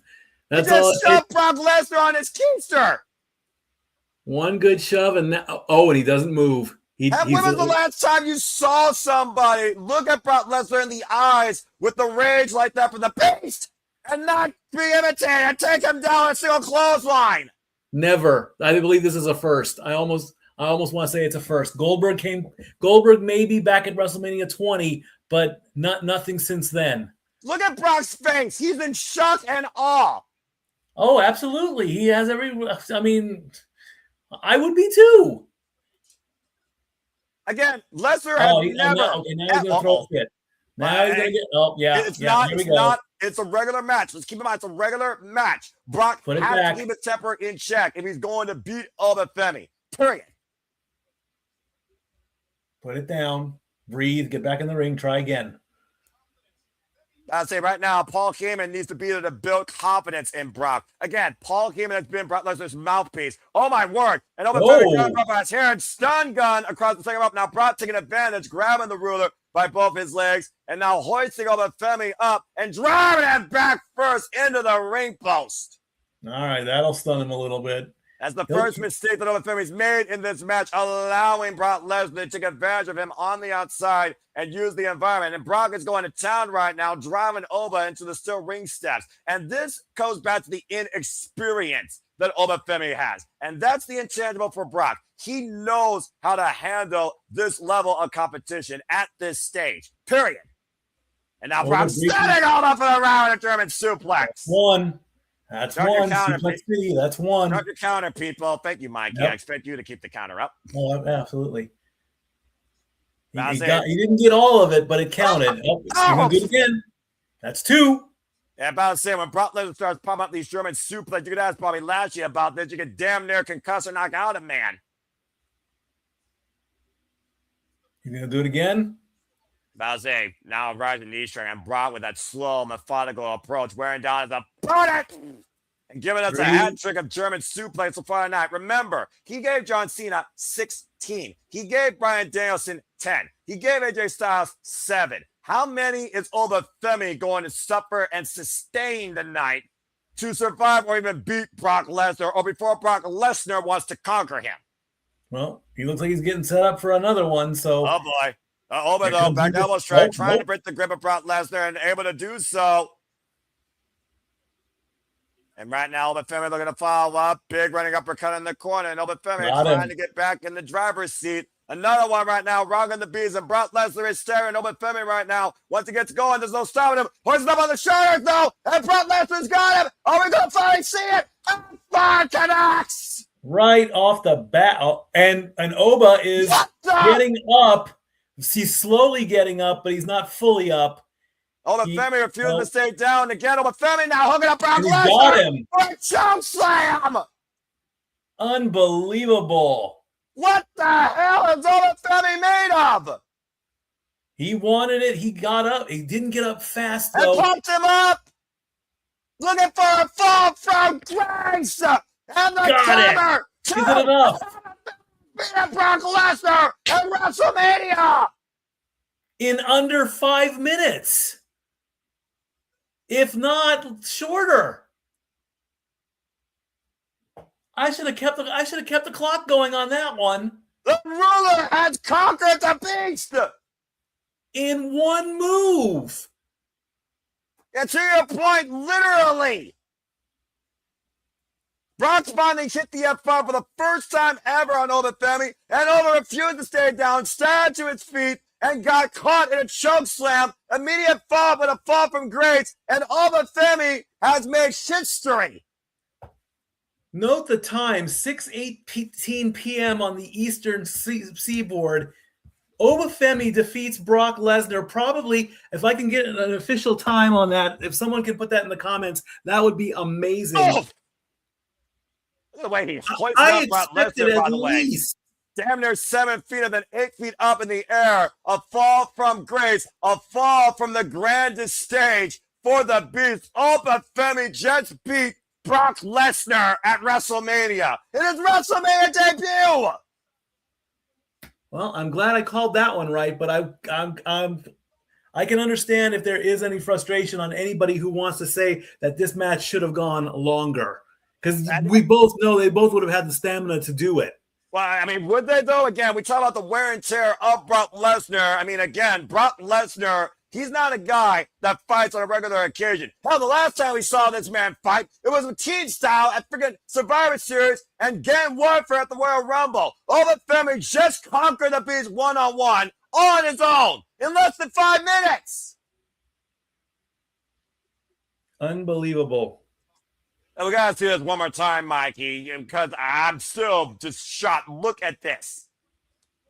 A fall from grace from Femi, that giant-ass powerbomb sit-out, and literally pinned the Beast fair and square, clean in the middle of the ring, and Paul Heyman can't believe it.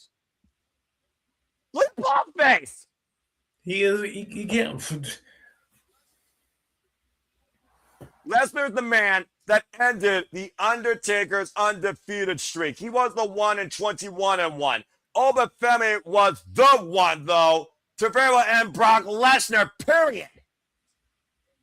Say hello to the next big thing in WWE, folks. Mark my words. And his name is Femi. Indeed, absolutely. Brock now up in a lying position there. Cannot believe it. I mean, at this point, he's got his hands on his late. Well, I thought he was going to. He's looking up at the sky. We're talking about the future of Brock Lesnar. What does Brock do from here? Is he saying a prayer? Oh! The gloves are coming off. Hold on. I think the fight is over. The gloves are coming off. Untying the shoes. Mikey, you know as well as I do, ceremoniously, when a competitor does that, it's literally the end of their career. He was either laughing. He's either laughing or crying. I can't tell. Well, I mean, no matter what, this has defined Brock Lesnar for 25 years, good or bad. You can't help but react to what the Beast incarnate is. And Brock Lesnar was literally rendered immortal in less than 5 minutes.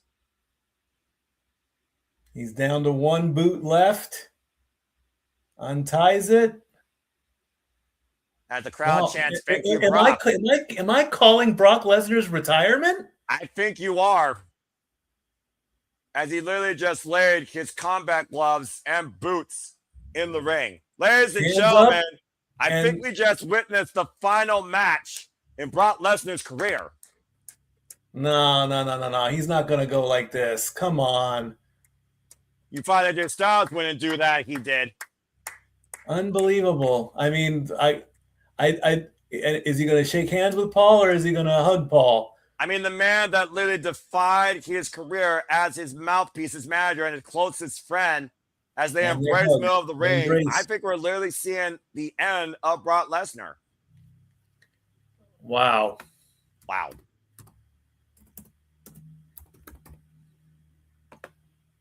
25 years, 450 matches nearly later, and Brock Lesnar might be saying farewell to the WWE and wrestling as we know it. A man that has conquered every form of combat sport and the squared circle, sports entertainment for the better part of 2 decades, with his final bow and farewell tonight at Wrestlemania Vegas. Wikipedia reports the time of the match at 4 minutes, 42 seconds.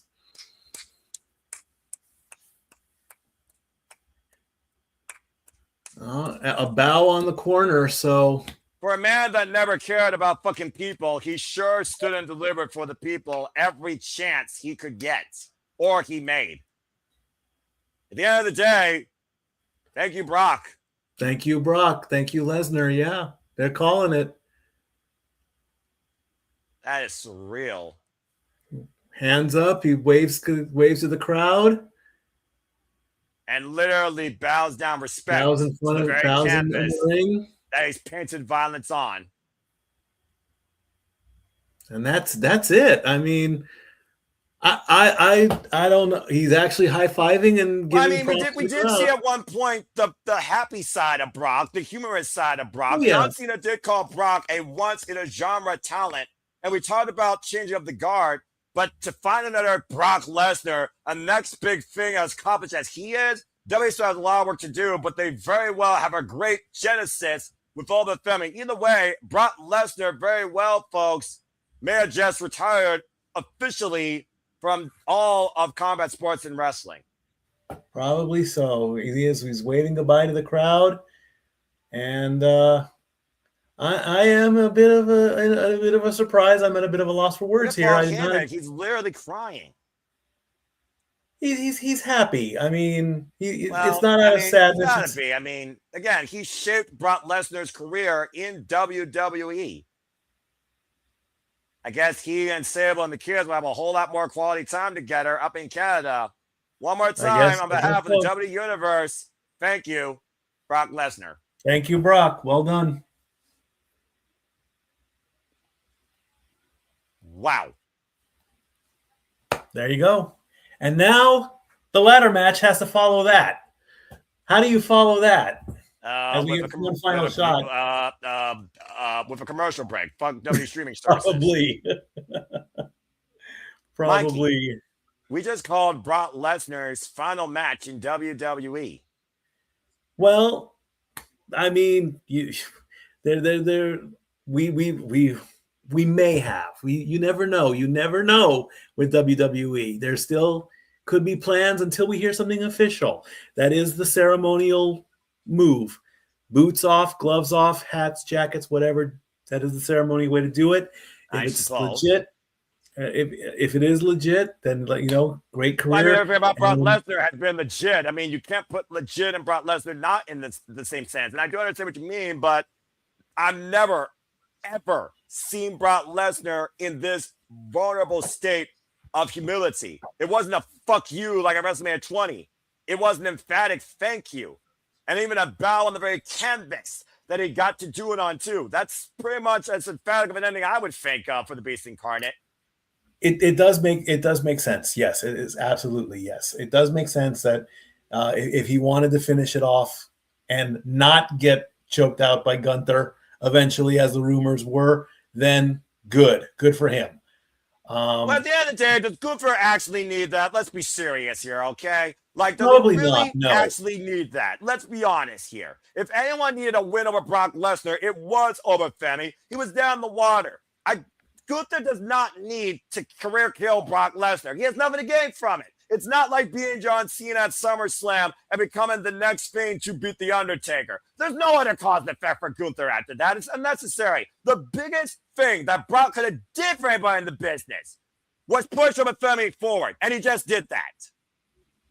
He passed the torch then. He did the right thing. He did the right thing. And, like I said, now we get to move forward with a new talent, a younger talent, a bigger talent, literally, and pencil to paper, write it out, and start giving him the business. Put him in WWE 2K27 when it comes out next year. And to your point, Femi is 27 years old. He was almost half of Brock Lesnar's age. Well, a little bit over half his age. But he's only 27 years old.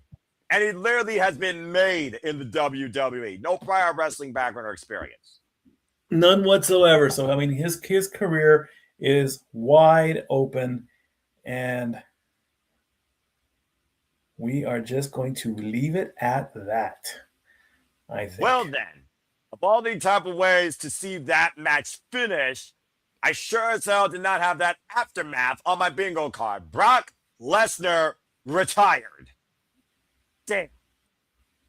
Well, that being said, we got a short intermission here. Thank you so much again for everybody that's tuning in. Again, I am the Simman, the Super Brand, the voice of for a great professional wrestling. Damn it. My name is Noel Foster, and of course, this is Statboy Mike, and everything here is Statboy approved. As we thank all of you so far, all 660 plus of you that are tuning in right now. So again, if you're tuning in for the first time, know we do this for all the biggest shows, special PAs, and pay-per-views live from WWE, NXT, ROH, TNA, AEW, and our independent promotions equivalent to HOG and GCW. And I thank you all so much. So please like, subscribe, comment, and tell a friend. And if you want to dictate the conversation, super chat or PayPal the passions. It is truly as simple as that. As we may have just literally witnessed Brock Lesnar's final match. Still Indeed, thrilled to say that. and also again upcoming, we also delve into some sports: NHL, NBA, NFL, baseball, NASCAR, and all that coming up in just 4 days. We get to literally kick off the 2026 season with the NFL draft, which I will be covering round one only. Each team gets one pick, and as it happens live, I report who gets to go to where the number one prospects go. Not only is Las Vegas an entertainment town, they do have the Las Vegas Raiders. The Raiders get the number one pick. So whoever they get first is going to have a ton of pressure on them. Check that out in just 4 days. 4 days from tonight, I come back into the sports bar. And yeah, yeah, just still flabbergasted. The famed Brock Lesnar, who started his WWE career back in 2001 in a dark match against Ricky Castanino, and of course was rising up in the same class of John Cena, Shelton Benjamin, Randy Orton, John Cena, done. Brock Lesnar, done. As we get ready now to your point for the WWE Intercontinental Championship ladder match.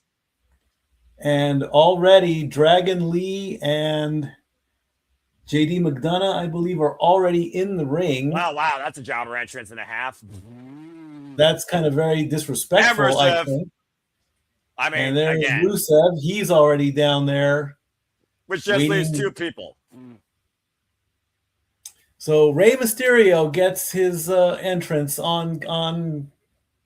Yeah, okay, fine. Let's just call it Ace of Spades here. Let's be honest here and fair. Rey Mysterio, of course, who has been a pioneer, as we just talked about for WWE. He's actually a Hall of Famer. He's been involved in this business now for damn near 40 years, 36 years, according to my research. He's 51 years old. He also is winners of former ladder matches, and he is also a former Intercontinental Championship. Hell, he beat JBL in 26 seconds at a WrestleMania, let's forget, for the Intercontinental Championship. And he is continuing his WrestleMania superhero traditional gear, as his ring gear is inspired by Deadpool. I don't know if I call that a hero or a vigilante, but I'll let the audience decide that. Nonetheless, folks, last time the Rey Mysterio held the WWE Intercontinental Championship, he's a former two-time WWE Intercontinental Champion. He held it back in 2009 with a win over Chris Jericho at the Bash before losing it to John Morrison on SmackDown. Of course, the last time we saw Rey Mysterio involved successfully in a ladder match, it was also when he won the Money in the Bank briefcase. Former three-time United States champion, former world heavyweight champion, and of course, as I said, pioneer for Luchadors, Lucha Underground Trios champion, WCW, World Welterweight, World Lightweight. He was the Cruiserweight, World Cruiserweight champion, etc., etc. Indeed, he is. And now we're going to get Javon Evans to get his entrance in. And his first ever ladder match in WWE, a man that's already involved in the Mission Chamber, the Royal Rumble, and damn it, he was even an NXT Iron Survivor, bouncing on our stage from Deadlock Pro into the WWE on the WrestleMania stage, nonetheless. Indeed, Javon Evans. Rey Mysterio, by the way, is going into his 11th ladder match, by the way, in his career.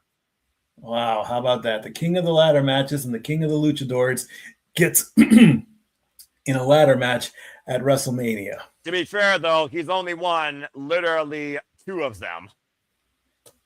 There you go. When we talk about, again, a future, you think about, again, the 3 stand-ups from NXT that started last year. Quick Williams yet to come. Femi just retired the Beast Incarnate Brock Lesnar in less than 5 minutes after literally conquering him. And Javon Evans, with no fear and no superstition, walking underneath a ladder, has a chance to win the WWE Intercontinental Championship at his first WrestleMania. Just like Razor Ramon did all the way back at WrestleMania 10. You have the gold, I have the gold. And at the end of the day, the bad guy gets all the gold. El Jefe. And there is Penta. There will be danger. And of course, Penta welcomes this danger.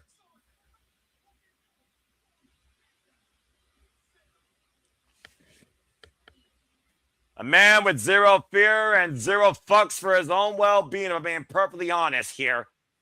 Notorious tag team champion alongside his brother Rey Fenix across multiple promotions. Of course, a former Impact World and Lucha Underground champion and our current Intercontinental champion now for 48 days. And boy, what a 48 days he's had so far, as this marks his 6th defense already. He is a fighting champion, and he is proving it as a samurai. And there's the Penta walk. The only man that teaches kids gang signs in a good way, as far as I'm concerned, versus any rapper or anybody you can find in Las Vegas or South Central LA. Penta Sami, by the way, is defending his title now against El Hijo de Vikingo, Kofi Kingston, Dominik Mysterio, Dragon Lee, and El Grande Americano. He's been champion now since March 2nd, since beating Dominik Mysterio. And to your point, Mikey, last year he walked in challenging for the title as Penta exploded onto the WWE stage last year around January. And now he gets to defend that same title, which I think he will. And like I say, he's going to be the one that's just going to do something crazy and then climb back up and do something even more crazier the second time around. And by the way, Mikey, that's actually a shout out to Shao Kahn, of course, as we have all the advertisements here tonight. It's, of course, promoting Mortal Kombat 2, the movie, as he looks to literally take everybody here tonight, representing himself as the final boss on top of the arcade ladder of Mortal Kombat. But will it be a fatality for his title run? We'll find out here shortly. Again, folks, in a ladder match, the only way to win, oh, geez, chop block by Jade on Javon. You have to seize the ladder, climb it, and grab high above the ring the Intercontinental Championship. So this is literally the definition of a human carver. Spraying off the rope with a cross body. And let's not forget, Mikey, Rusev wiped out the entire field Monday night. That's the most he's going to get out of that because like I said, and a super kick. And now we all get to beat up on JD McDonagh. Honestly, you don't have a strategy here. You pray to survive and you find a way to see. Oh, gosh. Pendulum, low ball, freaking baseball slide into JD McDonagh's and a freaking slingshot drop kick as Dragon Lee, Penta, and Rey neutralize JD, or should I say neuter him. And right now we have 3 luchadors left in the ring. They turned him into a human piñata.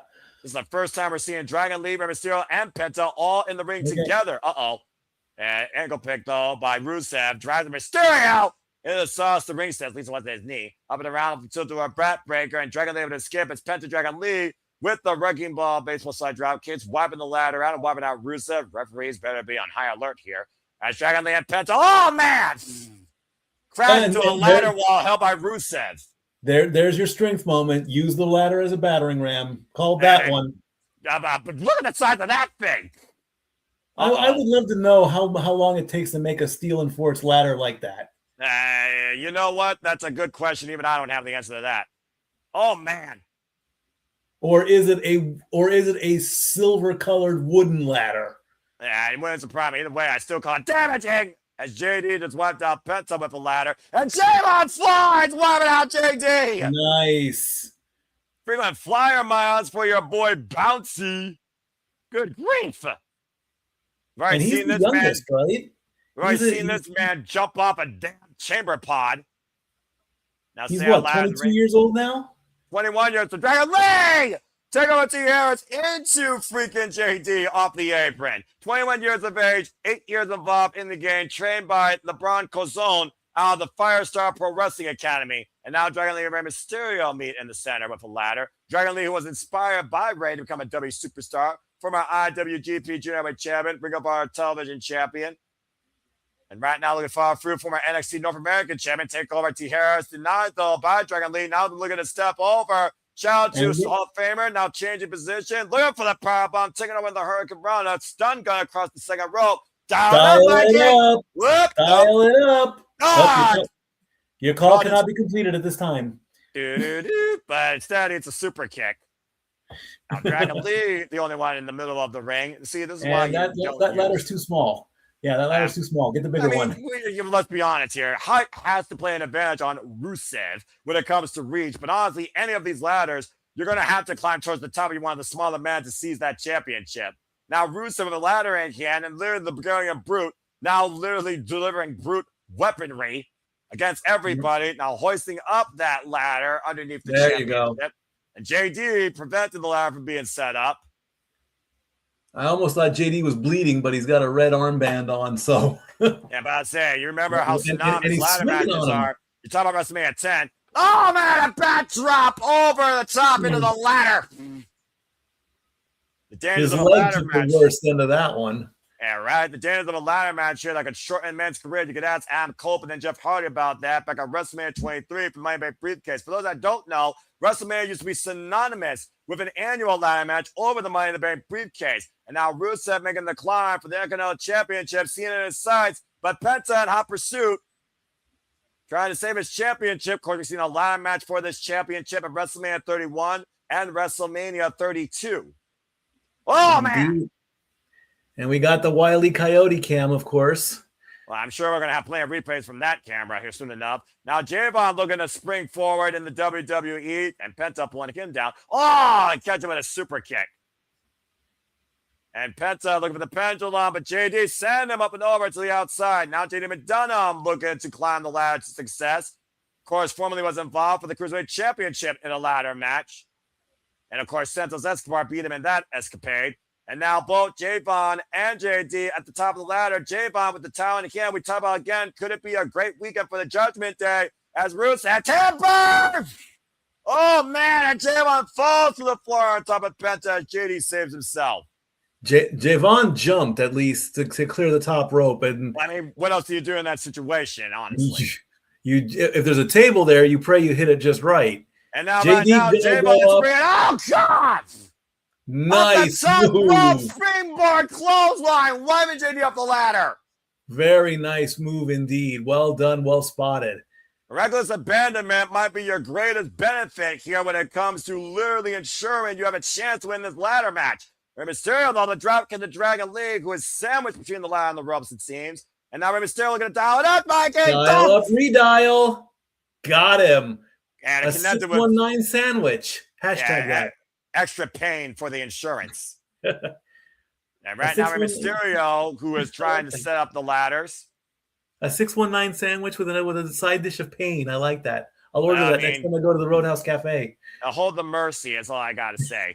Javon Evans now springing up above Rey, going up to the ladder. This is also Javon Evans' fourth ladder match in his career overall, first ever in the WWE. He literally jumped over Ray. And Penta catching Javon with a super kick and kicking the leg out of Rey, the surgery repaired knees, and using Javon to kick Rey. And Penta now caught with a super kick by Javon. Freaking super kick party, it feels like here. Super kick party, yeah. And now Penta, suplexing Javon into the ladder back first. The Dragon Legs, raw man! And a drop kick catching Rey out of the trio well, suspended by the ladder. Bodies flying everywhere. How fitting. And we just saw a ladder match literally at WrestleMania 40 over the Tag Team Championships. Both sets, might I add. Indeed, and that does count as 2 title changes. And right now, Dragon Lee looking to go up the ladder to seize the title. And Rusev, former WWE United States champion, former AEW TNT champion, hooking up in massive Uranagi. Indeed, well done. I'll say, this fast-paced match, Rusev, of course, nothing fast about him, just brutal. I mean, again, you look at the tail of the tape here, it's 5-on-1 when it comes to going and brute because Rusev is the strongest, heaviest competitor in this match. Absolutely, and he's proving it every time he picks up the ladder, like right now. And it looks like he's going to do some ladder lobotomy or something. I don't know what he's going to do with this. I think he's trying to summon a Richter set, and usually we've seen this lead to devastating results towards people who have set it up. Now Rusev hooking up Javon, and another Uranagi to Javon, this time on a ladder bridge. All right, stop grimacing and get up the ladder. I mean, he does love to yell, to be fair. Yes, he does. And that right now, Rusev trying to make the ascent to your point. The only man left, and he stabilized that ladder with that bridge. Penta, though, trying to come back after his championship, preserve his title. A man that started off the Royal Rumble last year against his idol, Rey Mysterio, and has a far better WWE career so far, it seems, than his brother, Rey Fenix. Each man doing things their own way as individuals. And now Rey and Penta face to face. Let's They be stare honest at here, each Mikey. other. This They is the stare at one the of my belt. match. This is the one of my match we've been waiting to see in WWE. Get to the midsection. Now Ray off the ropes, catching him with a rising knee. And Penta, though, once again, scouting Ray. Ray pop up. And Rusev, oh my God! That's going to take Rusev out of this match. And pop out, sit out, power bomb on top of Rusev for the damn ladder bridge. What a Bronco Buster! Yep, that's it. Rusev is done. Just look at this. Literally, Up, Rusev catching over, Ray out down. the pop up, and it might as well have been a Bronco bomb by Rey Mysterio that crushed Rusev through that ladder bridge. As Penta now makes the ascent once again, and Ray pulling him off the ladder. Penta eats a back elbow strike. Ray and Penta. Thankfully, I can still tell who's who, despite the fact they're both wearing red. Then again, Ray has Ray on the side of his attire. Take over Tierras, drives Penta face first into the ladder. And when Mikey made one call, Ray, you might want to make another. Another redial. And going over. Buff! And call connects. I don't know what the area code is in Las Vegas, but 619 connects. Now Rey Mysterio with a clear shot to glory once again. Looking to seize the Intercontinental Championship for a third time. Dragon Lee, though, on the other side, fellow LWO member, by the way. Rey Mysterio, the leader of the Latino World Order. Now Dragon Lee in the upper position. Rey, though, with a shot to the midsection. And Rey and Dragon Lee both fighting precariously on the top of this ladder, Mikey. It's going to be bad. Someone's going to take a fall through that other ladder. It's going to be using the top of that ladder. The arm. I'm about to say again, it's hard to grab a title when you have a bad arm, and Dragon Lee now pushed off the ladder. And Rey Mysterio with a clear shot here to seize the Intercontinental title. Dragon Lee, though, once again trying to pick his mentor off the ladder. And Dragon Lee trying to fight back here. And Rey Mysterio still refusing to get off the ladder. Now jumping up, looking for the takeover to Harris. And Dragon Lee, though, hooked him. And look at what Dragon Lee's setting up for. Styles Clash connects! Styles Clash! A shout out to his tag team partner that formerly held the Raw Tag Team Championships, now Hall of Famer. And now Dragon Lee on the ascent. But Jade and McDonagh stopping him in his tracks. Everyone is really climbing up the ladder as fast as possible. You got to remember, though, they're on a time constraint, too, because this is only going to be done after this match. You have to have ESPN Unlimited to continue watching WrestleMania. And right now, JD looking to hook Dragon Lee for a nasty fall. And Spanish fly off the ladder! Ooh, Spanish fly. Poor JD getting the brunt end of that one. They beat him on the pinata, and then he gets a Spanish fly for his trouble. And take a look at the replay he's here. still asleep. I'm about to say, sometimes, Mikey, in a ladder match, you don't worry about your own well-being. You put your own body in harm's way. That's what's called a Pyrrhic move. And that was damn sure Pyrrhic for both Dragon Lee and JD.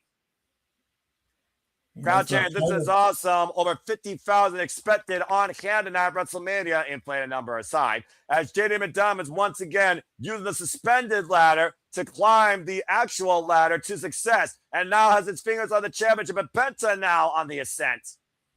So JD McDonagh officially touches the title first. No Everyone one else got a grab on it. Except Rusev. Now Penta and JD fighting at the top of the ladder. And JD right now staggered. Now Penta, wait a minute. Penta, don't do what I think you're thinking. Oh, like JD McDonagh might be thinking what I was thinking instead. Hooking up Penta possibly for a superplex through that ladder bridge. This could be extremely dangerous. And Penta smart enough able to escape. Driving him head first through the ladder, and Penta, I sense disaster. Oh, no. You're going to hit the Mexican Destroyer through a ladder? I think you might be onto something, Mikey, as Penta, Destroyer through the ladder bridge! And the ladder holds. What the fuck? Thank you, JD McDonagh. You are free to relax. Relax my ass! Head first on the damn ladder bridge! With a fucking Mexican Destroyer! Sunset flip on the top of the damn ladder! There's another moment right there. And you got it for free. Has JD now bowed his head enough in his career? In this case, no. Everybody's down.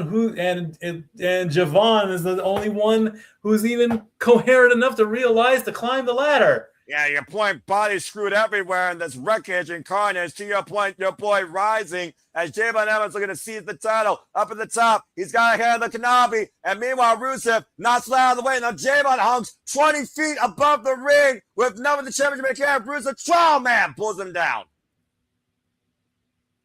And Javon sent over the outside, up and over the top rope. Rusev is still conscious is even beyond me. Well, he was taking a break, but I loved that the hanging could hold him up. That's reinforced cable right there. Yeah, but it seems like Rusev might tweak something there during that collision with Rey Mysterio. As you see him right now, stud stepping on his left ankle. What else? Now trying to once again climb the ladder. Again, if you have a bad leg or a bad ankle, it's hard to climb a ladder.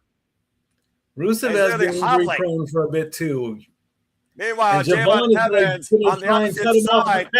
There's no way that Javon is going to. What the hell? OG Cutter! How about that? That'd be a great freeze frame moment if you got it just right. Well, Javon Evans got the timing picture perfect and right. Look at this. Lunging out of the corner and grabbing Rusev off the damn ladder with the OG Cutter. Well executed, too. Anybody who gets that picture autographed, that's going to be money right there. And this could be Javon's moment right here at WrestleMania. Why Penta, though, is back in the fray. And Penta, another destroyer with a ladder assist to Javon Evans. Now, can he get up? Can he get up and can he retrieve his prize? There's zero fear right now. Zero well-regard for your own well-being as Penta is climbing. There's no one else in sight. Everyone else is down. Penta is climbing. Penta nearly at the top of the ladder to seize his championship. Sits on top. Intercontinental Championship in hand. Always goes off, and that is it. Penta on the outer retains. Another successful Intercontinental title match and retention at WrestleMania. Penta retains. That was one of the damnedest human car wrecks I've seen in a long damn time at WrestleMania. That made up for last night in itself. What a freaking human demolition derby at WrestleMania 42 with Penta retaining the gold tonight. Well, I mean, the thing about again what Jade McDonagh suffered, what Javon Evans was willing to bring forward, and Penta Sami welcome everything. Shao Kahn wins. Fatality. Big time.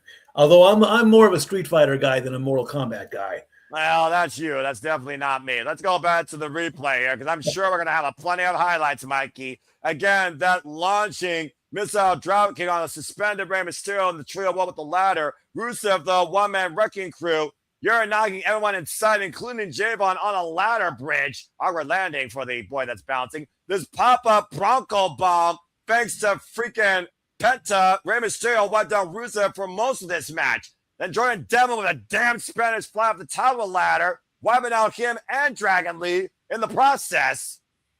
As Penta made sure that Jade McDonagh might need a neck brace with a damn sunset flip Mexican destroyer off a ladder through a ladder bridge. And then here's one of the other highlights as Javon continues to prove why your boy is bouncing. I must see OG Cutter out of the corner to the center on Rusev, who was on a ladder. But in the end, Penta, as Zero Mieiro, seized his title as he reached the summit and wins at WrestleMania. And still, WWE Intercontinental Champion. As I stated in the beginning there, the IC title has probably been defended more times. There's only been a couple times where it hasn't. Obviously, I'm gonna when I get all the stats together and put them out on social media, I will. Because if you remember, the WWE Championship was not defended at the very first WrestleMania. Nope. So it might be pretty close to a tie between the two titles.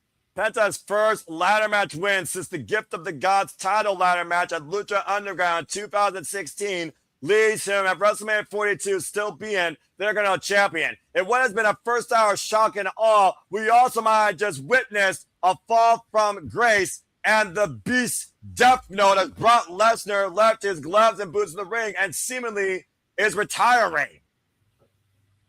Indeed he is. No, I'm going to quickly excuse myself for just a quick second. I'll be right back. That's perfectly fine. As again, I'm still in utter disbelief that I may have just witnessed Brock Lesnar leaving the WWE permanently.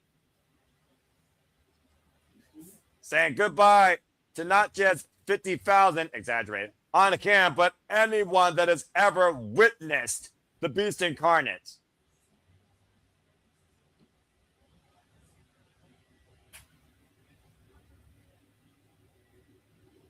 The man that beat The Undertaker, that destroyed John Cena, that has been nothing but a world-class champion.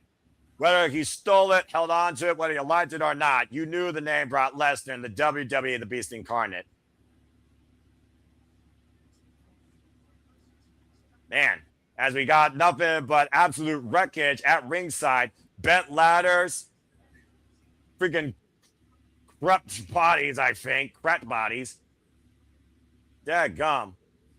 Well, again, as we get ready here to transition to the actual hour, as Statboy Mikey takes a break, again, thank you to all 1,100 plus you that are tuning in right now, as we're just 1 hour in and already history's been made. Penta wins the Intercontinental Championship in a ladder match at WrestleMania. Might I add, his second ever WrestleMania, and his 11th ever ladder match. And as we saw, Femi not only conquered Brock Lesnar, he may have retired the Beast Incarnate. Again, for those that follow Brock Lesnar going all the way back to the first time you saw him at WrestleMania, whether or not it was Kurt Angle or whether or not it was Roman Reigns in the modern era, it's still hard to believe that means the last time you hear comes the pain. That being said, here's what's to come still tonight at WrestleMania. Again, we are going to transition. If you haven't already, you need to transition to the ESPN Unlimited service. We have 4 matches on tap tonight. Demon Finn Balor returns to take on Dominik Mysterio. Sami Zayn defends the United States Champion against Trick Williams. WWE Women's Champion line, Jade Cargill defends the gold against Rhea Ripley. And of course, CM Punk defends the World Championship against the Tribal Chief Roman Reigns. And we have another short commercial break. Fuck streaming services. And I hope that you all continue to be along with us here for the ride all night long. As of course, following tonight, we will have a shenanigans special discussing WrestleMania and the entire outlook of all the festivities we have covered and seen during WrestleMania week. And we also will learn some stories from our guys on site in the City of Sin, of course, JJ and Walter. So stay tuned after WrestleMania concludes for the shenanigans. Final thoughts on WrestleMania week following WrestleMania. And of course, please be back here when I cover Joshi Pro Wrestling with Kaya McKenna, Hazuki, other names you know from Stardom, AEW, ROH, great independent talent. Of course, Erica Demina, part of the WID program. I'll be covering Spark Joshi Pro Wrestling tomorrow at 2 p.m. Eastern Standard Time as a Retro Watch on live for Lady Luck 2. I will have predictions post-mortem with Papagino, where we'll break it down stat by stat, match by match, fought by fought, before we're back here tomorrow night to conclude everything, covering the Raw After Mania. So I hope that you all continue to be along for the ride the entire time as we continue to keep you in tune with all the wrestling, combat sports, and other form of sports as well. So if you haven't already, follow us at SR Studios 2024 to keep up with the conversation, coverage, and reactions. And please like, share, subscribe, comment, and tell a friend. And if you want to dictate the conversation, super chat, pay by the project. It's as simple as that. We got a 3-minute commercial break right now. So again, this is your moment now to grab a drink, get some food, take a bathroom break, get ready for more of this throughout the night too. As I don't know what's going to open, but again, we know it's either going to be the Demon, Sami, or we're going to see if Rhea can break a fake bitch and restore value to this championship. And so much more when WrestleMania resumes in the next 2 minutes and 35 seconds, hopefully. As I look at some of y'all's comments here, Javon, you man by Matthew, accurate. You need some of y'all to be in a ladder match like this. Shout out to Rachel Wrestling, Walter Cruz, also accurate. Safet saying, what a match. I got 2 right. So do I. And so do I. I think most people are doing better than last night. And again, for anybody that's watching right now, the 1,200 of you as we continue things forward here. Okay, so now we got 1,200 people in 2 hours. Amazing. Oh, yeah. I think we're going to break our record. I mean, you know what? Crazier things have happened. Who knows? Maybe next year I'll add my ex. Maybe I'll actually expose what my ex account is more often than not. If that brings more attention to wrestling, then I'm happy to do it. It's not about me. It's about wrestling. But nonetheless, Mikey, ladder match. Holy hell. You're fussing that first hour. I am a little concerned about the timing here. I mean, we've had 2 matches in an hour. We've got 4 matches left. It's now 7 o'clock on the eastern side of the U.S., 4 o'clock on the Pacific side. So what's going to happen with the time here? I mean, are we going to get some kind of can Jade and Mommy go 20 minutes? Can Roman and Punk go at 20 minutes? Dominik and Finn? No. Sami and Trick? No. So I don't know what's going on with the timing on this one. I don't know what they're going to do. We just got the commercial for the draft, which we'll talk about on Thursday. Ads generate money, friends. I believe me. I want to see backstage interviews. I want to see talent that is not. I would love to have a Danhausen moment right now, but who knows why it's not happening? I would love to see. If you remember, there, I believe it was Royal Rumble '95. There was a moment where they went into the locker rooms. Kevin Nash is in his locker room. Bret Hart's in his locker room. They killed at least 10 minutes. How are you getting ready for the match? Both of them said, we're reading. Kevin Nash actually read, get this, a newspaper, friends. I would love to have that moment right now, just to get a little bit more, to get them on the screen and give us some talent time. Again, this is a business, though. They gotta make their money. They gotta pay to the sponsors and all that. Your literal investor already has $3 billion in debt. I guess no one did read the fine freaking print on that. Continue. Chumba Casino, Drew McIntyre, and Tiffy time. Okay, that was the most random segue I ever heard in my life. That's what I'm seeing right now, anyway, on my screen. Why they're putting? We are in Las Vegas, as if there aren't enough casinos to go gamble in and hopefully invest in the future by a foolish demeanor. As we get back here officially, and we are officially now on the ESPN Unlimited app again, Allegiant Stadium, Las Vegas, capacity crowd somewhat on hand here tonight for WrestleMania Sunday. Of course, headline tonight by our tribal chief versus the best in the world, CM Punk versus Roman Reigns for the World Heavyweight Championship. And of course, headlined by all of you that have tuned into our coverage so far as we continue forward here at the Sip Studios to conclude WrestleMania weekend. Indeed. And again, this all leads into tomorrow. Tomorrow officially ends Hell Week here on the Simply Reliable Studios. That's pretty as impolite. Tomorrow night. I think Randy Orton sent Cody Rhodes back to hell with Pat McAfee as interest. As we saw last night, Mikey, showing the highlight here, it was a stooge that tried to put the fix in for TKO, and we almost saw literally the demise of the American Nightmare, Cody Rhodes, again, but somehow was able to kick out when the fix seemingly was in. As Orton RKO'd McAfee out of his sunglasses, but it led to Cody finding the opportunity to hit an emphatic crossroads to reach Kane, the undisputed WWE Championship. But it came with a heavy price in the aftermath.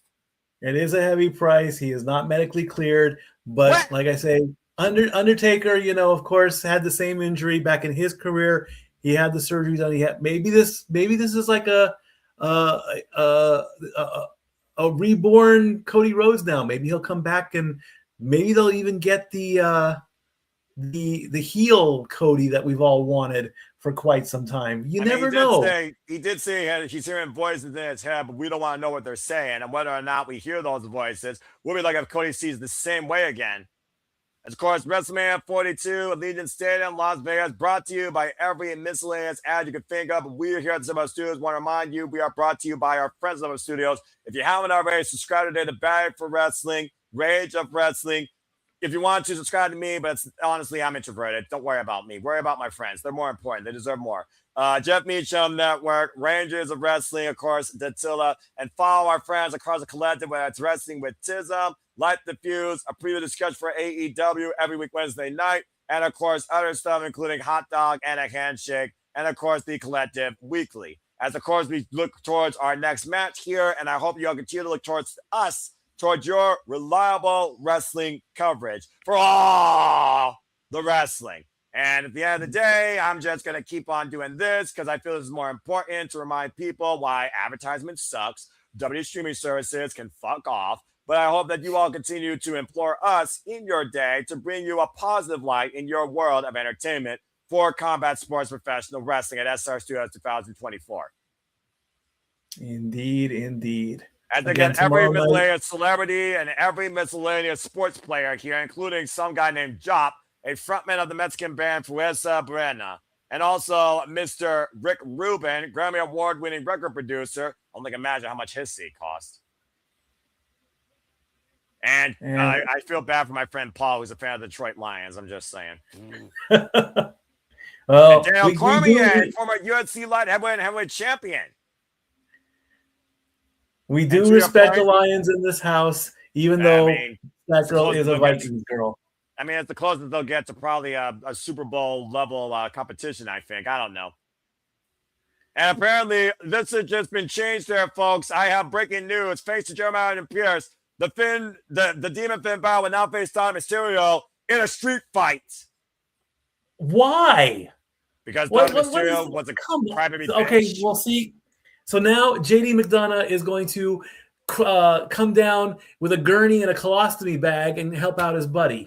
Well, you can only hope the same thing for Rhea Ripley, as we hope that she literally buries Jade Cargill, reminds us why Mommy's on top, and restores prestige to the Women's World Championship. I hope she breaks a fake bitch tonight in quick fashion. And of course, our main event. Talk about this, Mikey. The Tribal Chief, the OTC, against the best in the world, CM Punk, for the World Heavyweight Championship. The only way to get to the main event of WrestleMania is to have these two battle it out. But it looks like we're going to kick things off on the main card with the WWE United States Championship. Whether you like Sami Zayn or not, here's where things stand as we look to see if we whoop that trick. Let's get back to in-ring action, no matter how short it is. Indeed. Sami coming out. They are not happy about Sami Zayn here. Got some green going on there and on his trunks. Okay. Well, you know, the culture, of course, that he is the Syrian. But also, Mikey, as I said, Sami Zayn has not endorsed himself tonight with the WWE Universe. A desperate man doing desperate things, taking this opportunity from Carmelo Hayes that more people thought he was well above deserved to be on this stage. But Sami Zayn, after Nicholas says, I don't have a spot for you at WrestleMania, he literally kicked Trick Williams and says, I know how to get to WrestleMania. And he forced his way back in. Indeed, he did. This is Sami's 9th WrestleMania. He is on a 4-match WrestleMania streak. He defeated, a 5-match winning streak. He got the Intercontinental title he defended the IC title against Daniel Bryan. He beat his biggest rival, Kevin Owens. We don't talk about WrestleMania 38 because he did beat Johnny Knoxville. Of course, his best WrestleMania moment was taking the belts off the Usos and then finally causing Gunther to have the demonic number of the 666 for the IC title. This is his 3rd title match at WrestleMania in the last 3 years as well.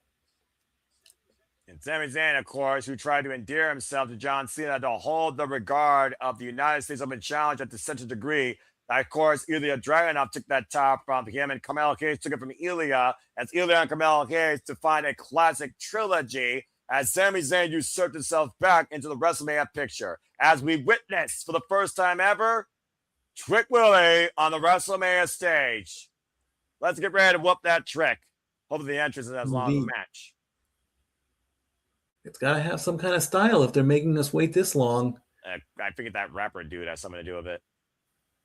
Wow, Lil Yachty, yeah. Okay, that's a name.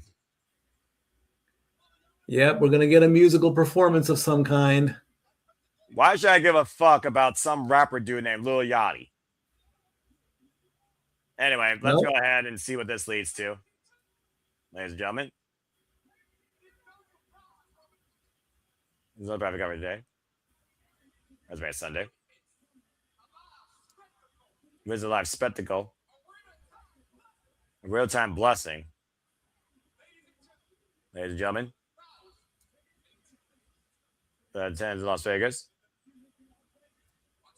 and the millions watching at home, I give to Get you, on with it already. Mr. Lemon Pepper Stepper, Trick Williams. What a ringing endorsement by, I guess, a Grammy Award-winning rapper with the guy that's been the highest paying since sliced bread as WrestleMania for the first time ever. And Bill Yanni doing the Booker T. Like a real Grammy almost there, spinning him around like one. But I say, you might as well call Trick Williams the WWE's most prized possession, most valuable player, the MVP, Trick Willie, looking to become the face of the United States. I did not mean for that to sound like me freestyling. It was good. Look, the Superman doesn't sing, dance, or freestyle. The Superman does commentary. And that being said, Trick Williams has done nothing but love to continue an impression on the WWE universe that he is that man. That Trick Willie is money. Trick Willie is here to stay. Trick Williams is here to take over the WWE like he did in TNA. As all the fans in attendance are looking to whoop that trick. I love you, my brother, but you've sung on camera before. Unfortunately. Yes, you have. You cannot deny that. Courtesy of me at one point. Look, I'm here to engage. One time I did that to you. I'm here to engage the pompous. Jesus, look at that freaking long-ass robe walk. Unbelievable. Wow. With as big as an eagle, as long as the WrestleMania walkway. Hashtag WrestleMania wedding dress. Hashtag WrestleMania train or trick train. I don't even know what to call that. I mean, all you got to do is put a veil on over his head, and it's a wedding dress. I fear the entrance is going to be longer than the match, but nonetheless, Trick Williams, former NXT champion, NXT North American champion, as much as I hate to admit it, former TNA World Champion, 31 years of age, has been involved in this game now for 5 years. Already has been involved in the Royal Rumble and in the Elimination Chamber. Any chance that Trick Williams could put himself in the spotlight, he has accomplished since arriving on SmackDown in January. I think we're going to get a Guinness World Record for this robe. That's got to weigh a ton. And the thing, this guy, you would think is the most pompous VIP to come from virtual Hollywood Boulevard, where the literal, regular, common people don't give a damn about the top 1%. And this audience is live and loud for Trick Williams, welcoming him in as a saint as he comes in with this white fur coat. Who would have thought in a bygone era you would see Trick Williams as a face and Sami Zayn as a villain? I bet the animal people in the world are not going to love that coat. Yeah, I'm sure PETA or whatever they're called is having a freaking aneurysm. I bet so. I mean, unless it's fake fur, which is, if it's fake fur, then they have nothing to complain about. Well, you know, I'm sure there's enough to complain about when you're a WWE fan, whether you're live in attendance or whether you're trying to watch a product from wrestling versus advertised entertainment. As we see the United States Championship hoisted up by our official here again, folks, title going into his hands via pinfall submission side of the ring. Sami Zayn is the 92nd United States champion, going all the way back to the very first United States champion, Eddie Guerrero. All right, bell rings. We're officially underway here, and Sami Zayn and Trick Williams teeing off here for the United States Championship. Of course, Sami Zayn now is literally a 2-time United States champion. This is his first defense, of course, in this run. Why would not Trick Williams to a chorus of boos? You know, at one point, though, Mikey, Sami Zayn didn't give a damn what the people thought, because Sami always thought what he was doing was right. He was the pioneer. He was the leader. He was the movement. He was the one that was doing things for the people, for the right way. And ever since leaving that sort of character in 2020, he once again became one's favorite underdog from the underground. But ever since losing to Roman Reigns in Montreal, he truly has never been the same. Oh. Exactly, because every villain in any comic book, movie, book, whatever they will always say, what I'm doing is right. And it's up to the people to determine that, to make that call. This is Sami Zayn and Trick Williams' second ever one-on-one match. They had a dark match going one-on-one. Of course, the last of these two were involved in the ring together. It was for the undisputed WWE Championship number contendership in Montreal, where Sami Zayn last beat Trick Williams, also with Damian Priest and Randy Orton. Looking to hoist him up for the blue thunderbomb. Trick Williams having to get out of the way. Honestly, the most modern-day Booker T impersonator I've ever seen, and a kip up by Trick Willie.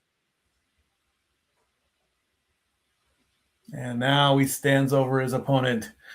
It's a hell of a cyclone boot that Trick Williams delivers, though I will say that. The man that beat Ilya Dragunov for his first ever accomplishment in his WWE career, the NXT Championship. And right now hoisted up, looking to hook him for a bookend. Cover, backwards before leg, gets a 2 count. We talked about, again, how much of an inspiration, a guide, a mentor that Bugatti has been for Trick Williams. Put the man on the map with his MC and his theme. Right now, Sammy getting the boot up, hoisted up, blam, thunderbomb, cover, 2 kick outs. Because the Blue Thunderbomb will never win a match. Well, with Sami Zayn under this attitude, I definitely agree right now, and I'm just going to leave it at that. I'm looking for the trick shot, and instead, Trick got tricked into a Blue Thunderbomb, and Sami Zayn puts the boost him in the corner. Again, a whole different conversation for another day, Mikey. I'm not going there with you, bro. Shout out to Renegade. Freaking jabroni. Sami Zayn, 41 years of age, 24 years involved in the game, trained, of course, by Malice, Perry the Kid, and Savio Vega. And, of course, became part of the WWE back in the early days of the Black and Gold NXT as Lil Yachty, who already got haluva kicked by Sami. Might want to be careful here as the referee's trying to pull Sami up, and Sami being very aggressive here tonight. Well, I mean, when the title's on the line and it's WrestleMania, you throw everything out the window, face or heel. I mean, if you want to be a little bit aggressive. I understand being aggressive, but come on, that's not even a WWE superstar. That's an innocent bystander, even if I don't give a shit about him. That Sami just attacked again at ringside. And this has been the MO. I'll say to your point, Mikey. He's literally felt like he's been disrespected, disregarded. The system's been against him. And Cody Rhodes said, it's not the system, it's you. It's a simple move. It's a simple play. I mean, if you're going to come into the world of wrestling, you're going to get involved in some way, shape, or form, and Sami will take care of you. All of the talent will. Oh! And face first goes Trick Williams in the ring post as Lil Yachty was driven into the barricade. I think Sami Zayn might pay for that, though, the longer this match goes. And again, Trick Williams driven face first into that giant LED round ring post as the referee is admonishing Sami to get back inside the ring. And right now, Sami doesn't give a damn what the people think, what the referee thinks. All he gives a damn about is seizing and spoiling Trick Williams' WrestleMania moment. Again, Trick Williams' WrestleMania debut. Now hoisting him up in the apron. Oh my God! Brainbuster! That's gonna hurt. That's on the hardest part of the ring, where would meet steel, Mikey. You get the replay coming up. About there, the back of the head. I think he caught more of the shoulder, but to your point, that is going to rock Trick Williams for a little while here in this matchup. On the outside, trying to get his bearings back. Well, again, Sami's advantage. Sami Zayn could win via countout here. Again, does Sami Zayn care about pinning Trick Williams or just literally creating his own WrestleMania moment? Keyword own, not for the people. That hasn't happened in a while.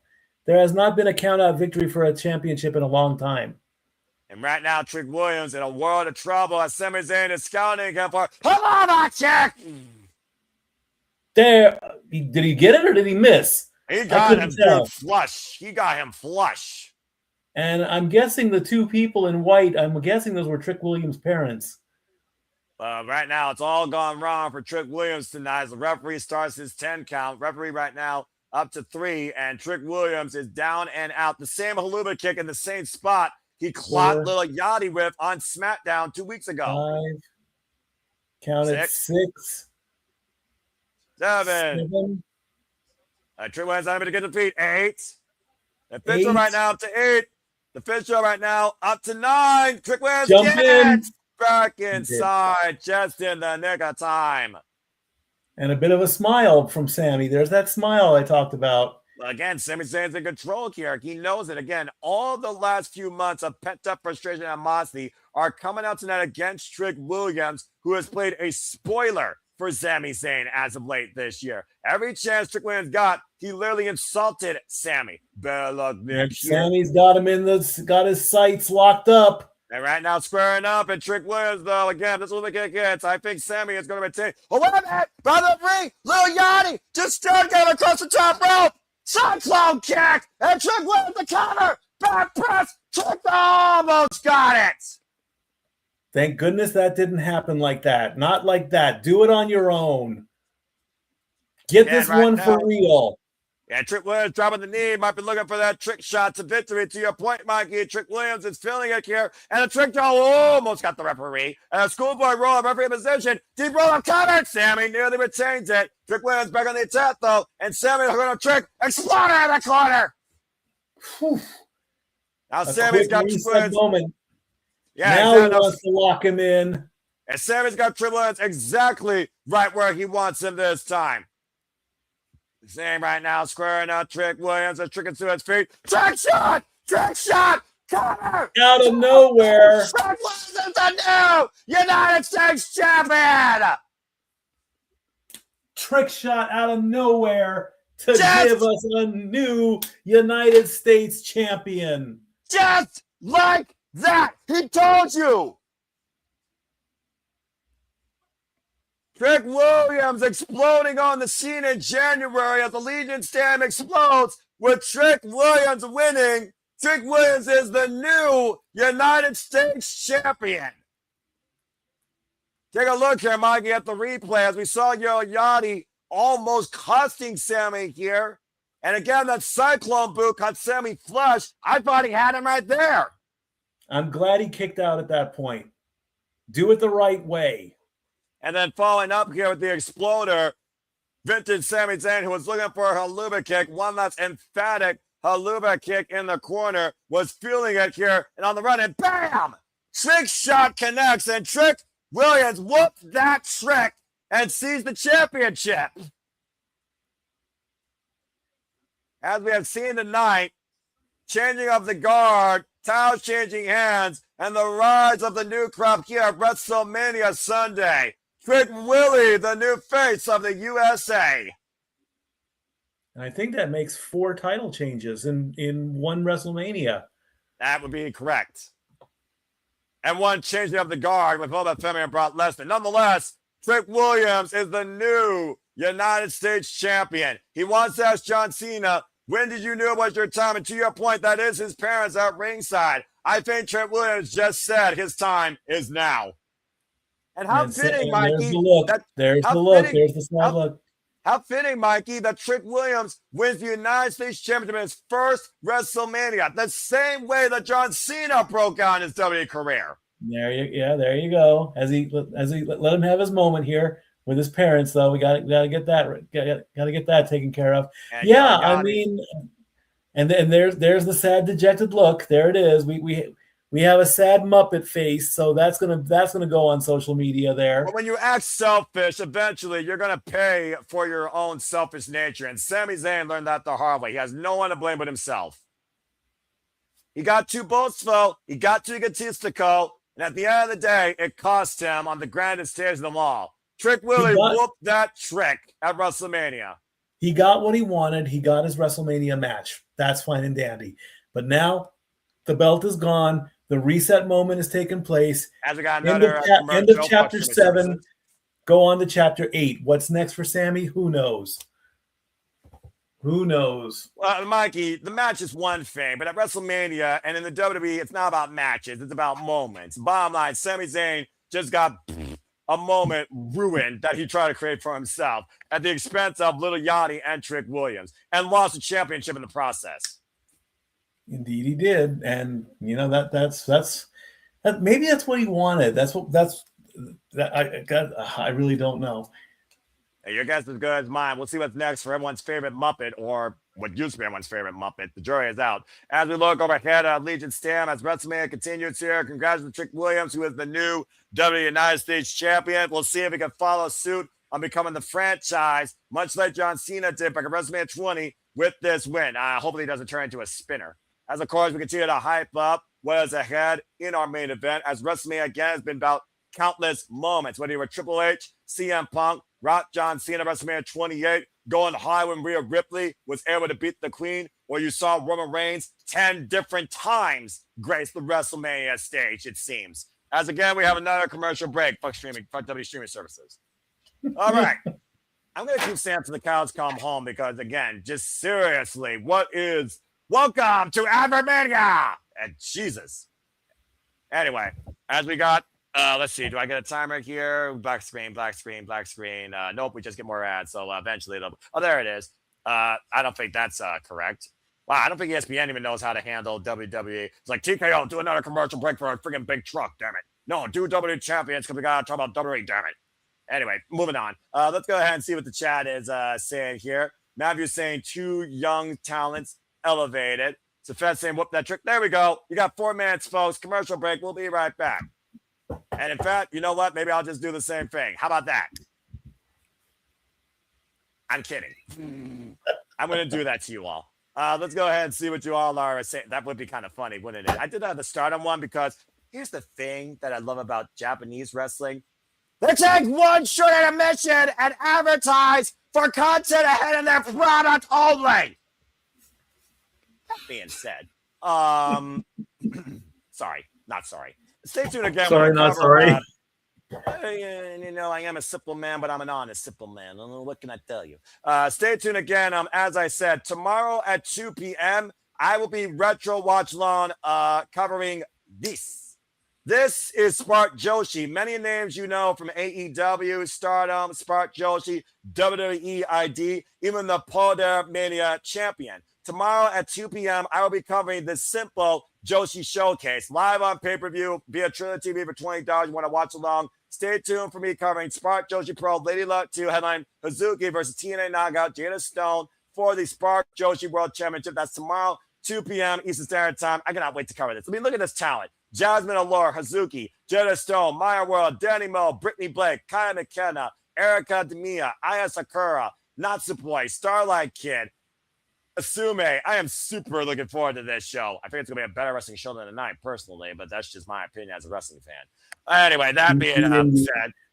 And so coming up after, I'll do my quick plugs. Again, I've already plugged April 23rd. That is the draft, round 1 coverage of the 2026 season.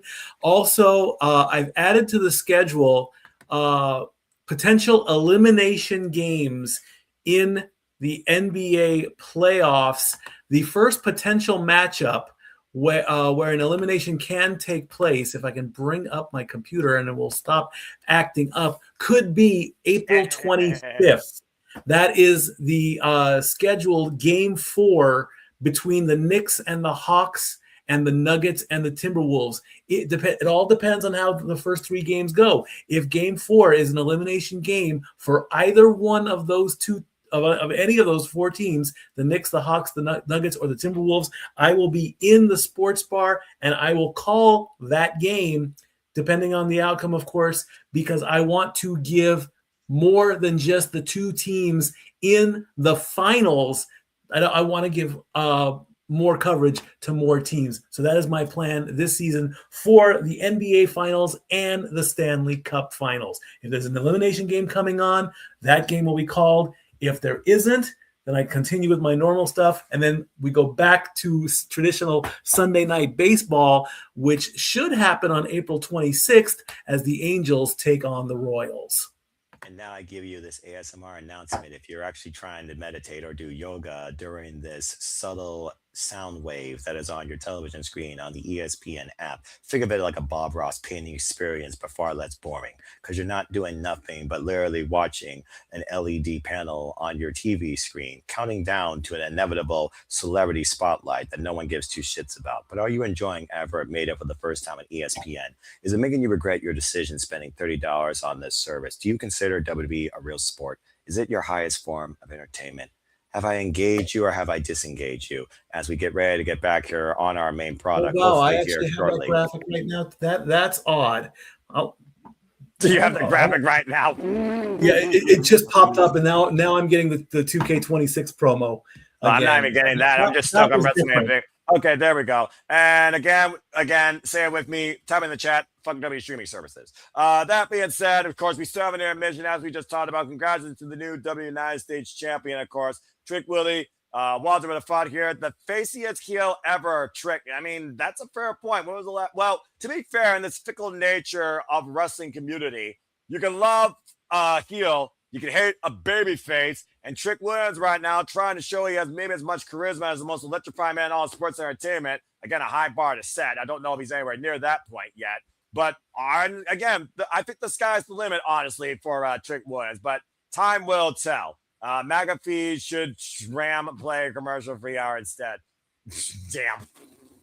And again, George Kittle is going to drink a beer. No one gives a fuck about the San Francisco 49er prototype and with a drinking habit, all right?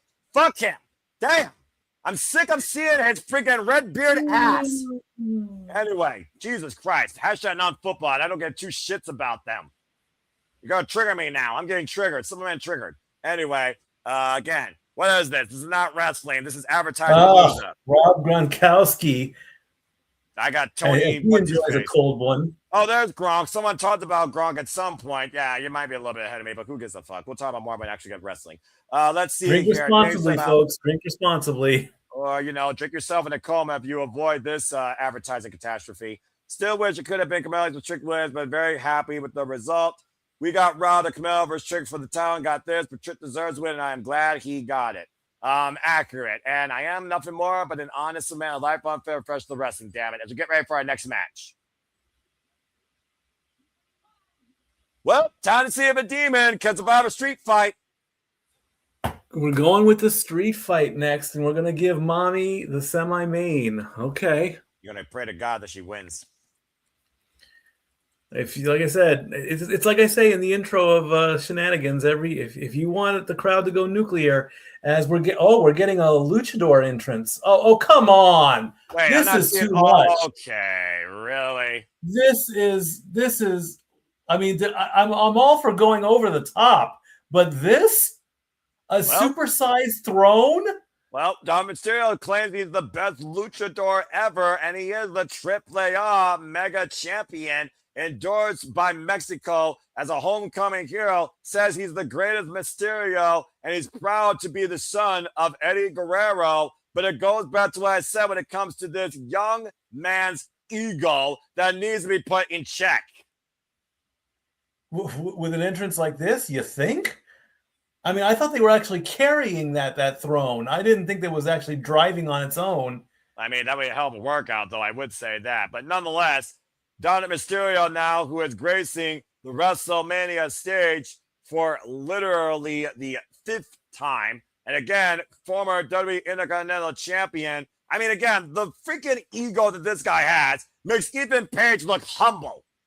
And MJF? Well, MJF, the jury is out. But then again, he's everyone's favorite scumbag. I don't know if this is everyone's favorite Latino. Oh, my gosh. Pop and circumstance aside. Like I said, he is the AAA Mega Champion. And again, despite what you think he's been doing with that title, Mikey, he actually has defended at least a couple of times down in Mexico. So I'll give the young man that. He's done more with that title than Jade Cargill has with her title. I'll give you that much. Indeed. I mean, that's a low bar, though, to set. That is. Again, Dominik Mysterio, of course, took the mask off as an insult to his father. As many luchadors have sometimes taken that mask off that represents family and culture to show a different side of themselves. You can figure out La Sombra, Andrade Hilo, Santos Escobar, of course, who took his mask off. And Dominik Mysterio saying he's the greatest luchador, honestly, since his father. Big words for a little guy. Honestly. I mean, again, all this little kid's done is complain. He's either called for mommy, who he betrayed, or he's complained. The bottom line, though, his girlfriend, Liv Morgan, did win the WWE Women's World Heavyweight Championship last night. And Dominik Mysterio talking about, why am I facing the demon? Blah, blah, blah, blah, blah, blah, blah. And all this guy did was complain to the point that, all right, you want me to give you a chance? Here you go. Go in a street fight. Yeah, when was that? When was that literally like within the hour? I think that was like last night, probably during the post show that nobody watches. It wouldn't surprise me in the slightest. Dominik Mysterio, 29 years of age, has involved in this game for 5 years. The fact that he was born in this business. Yes, folks, the son of Rey Mysterio, the same kid that Rey Mysterio fought custody over in a ladder match and won. In one of the worst storylines ever created in WWE. Yeah, right. Well, again, the jury is out whether or not they still do that. He's been the AAA Mega Champion now for 219 days. Was able to beat El Hijo del Vikingo last month in March in a no disqualification match, and also outlasted Dragon Lee. I'm also guessing that his coat has got a reference to La Parka with the skeleton on it. That is correct. Damn kid looks like a skeleton. No, he's got some meat on his bones. And not much. Maybe a little bit more than me. As of course, we wait for the. Well, I don't know. I don't know how he has some meat when all he eats is doggone chicken fingers. I mean, come on. Well, how do you make a meal out of chicken fingers? I'd like to know. I don't know, but I know that McDonald's is good for your colon. As coming from hell itself. Through the fire and the flames, the demon comes forth as Finn Balor looks to rise the occasion and put Dominik Mysterio into oblivion. The first time we are seeing the demon Finn Balor grace the WrestleMania stage since left to rest inside Hell in a Cell against Adam Copeland at WrestleMania 39, looking to breathe new life. Oh boy. I don't think Dominik Mysterio realizes what he got himself into. No, he has not. The demon has risen! And you asked for him and you got him. He didn't ask for it. Entrance. He didn't ask for it. He caused it to happen. Dominik Mysterio, who's about to be a victim of his own sins at the hands of the demon Finn Balor. Finn Balor is looking for clarity. I was saying, just look at the face of this guy. You don't want to face him. That metamorphosis that Prince Devitt goes through, channeling a darker side of himself where he feels untouchable, unstoppable. And very well done, Mysterio might be humbled. I doubt it. I will say it's nice to hear this theme back on the WrestleMania stage, though. I will say that.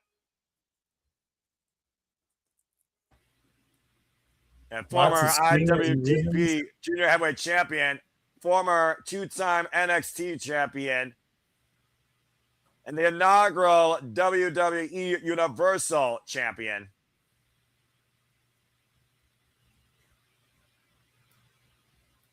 I'm just taking it in. That's why I'm so silent right now. Like literally, that's all you can do is take in this entrance. It is literally a presence. Demon Finn Balor is a presence. He's been a presence ever since Kota Ibushi once faced him at Wrestle Kingdom, and ever since the Ascension faced the Demon in Finn Balor's in-ring NXT debut. And the Demon Finn Balor sent the Ascension to the wasteland, never to be heard from again or ever be relevant. Now he's hiding behind the announce tables. What do you mean? Oh, there you go. Yep, Dominik, you earned this one, boy. It's time to pay the demon. Well, I would say pay the toll. I mean, again, someone once literally said, everyone's got to pay the toll. But nonetheless, I also just want to point out here, at the end of the day, sometimes you're a victim of your own circumstances. And Dominik Mysterio did use a play from Finn Balor's playbook when Finn Balor took the Judgment Day. Let's not forget, he took the Judgment Day not only from Adam Copeland, he also has communicated Damian Priest and Rhea Ripley.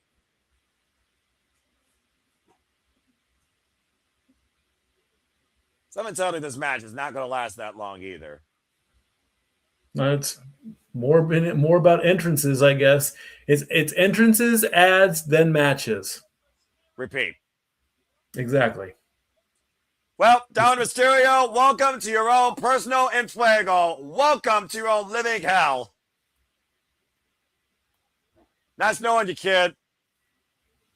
We'll see if he can survive. Right now, he's not showing that he wants to play anytime soon. Look, the only thing we're missing here. There is that scared little boy. There it is. That thinks he's a man. Yeah, you're probably 2 seconds ahead of me, but that's all right. We should be good. Because I'm just going to say this for the record, Mikey. Literally, Dominik Mysterio is not Dia de los Muertos, but he might wish that he was able to put Finn Balor away in a coffin. Knowing this could show up again.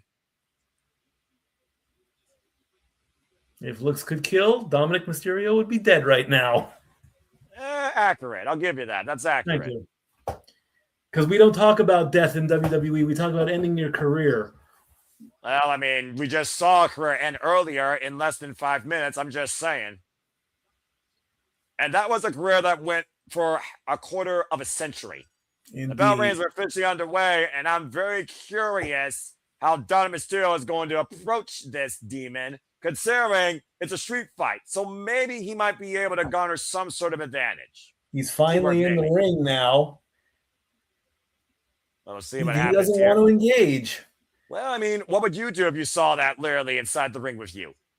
I'd run. I'm about to say, nowhere to hide, so you might as well try running. Double A takedown, and immediately Finn Balor on the attack, mounting him. I want to just put this out here, by the way. The Demon Finn Balor not only has victories over the likes of the Ascension, he's beaten Samoa Joe, he's beaten Kevin Owens. The Demon is not a freaking joke, I assure you.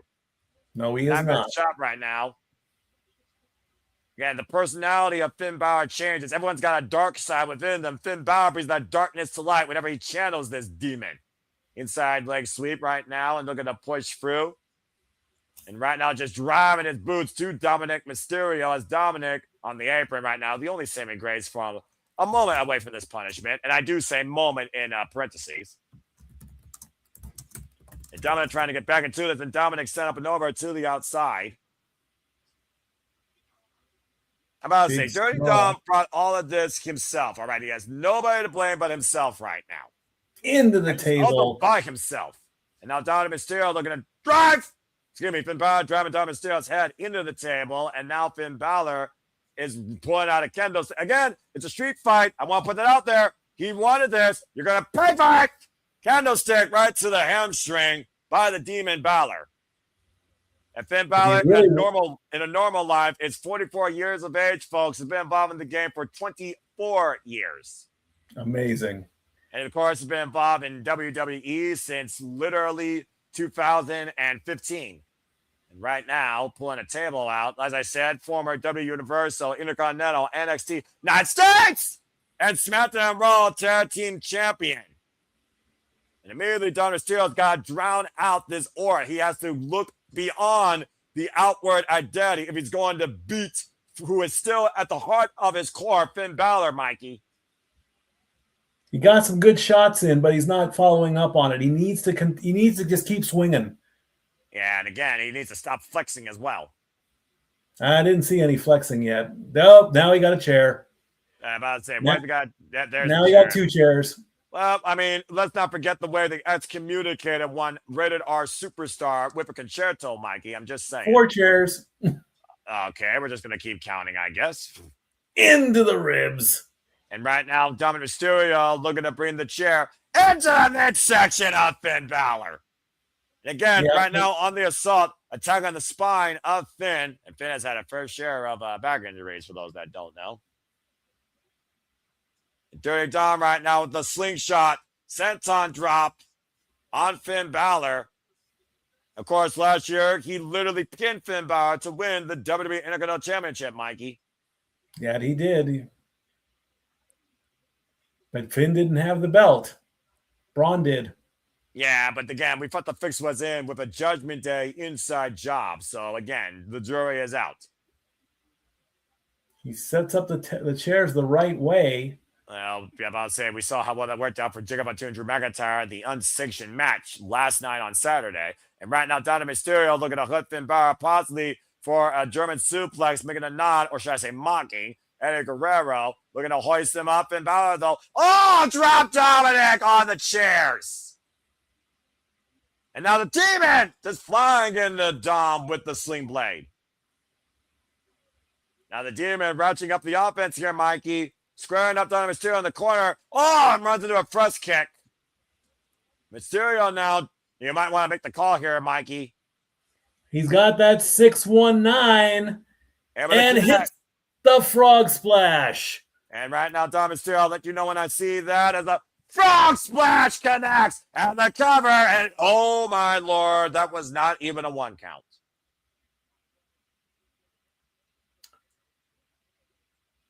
I'll say, how many countless opponents has Dominik Mysterio put away with that combination of his father's move and Eddie Guerrero's finisher, Mikey? Homage is one of the sincerest forms of flattery as well. Driving down with the reverse DDT.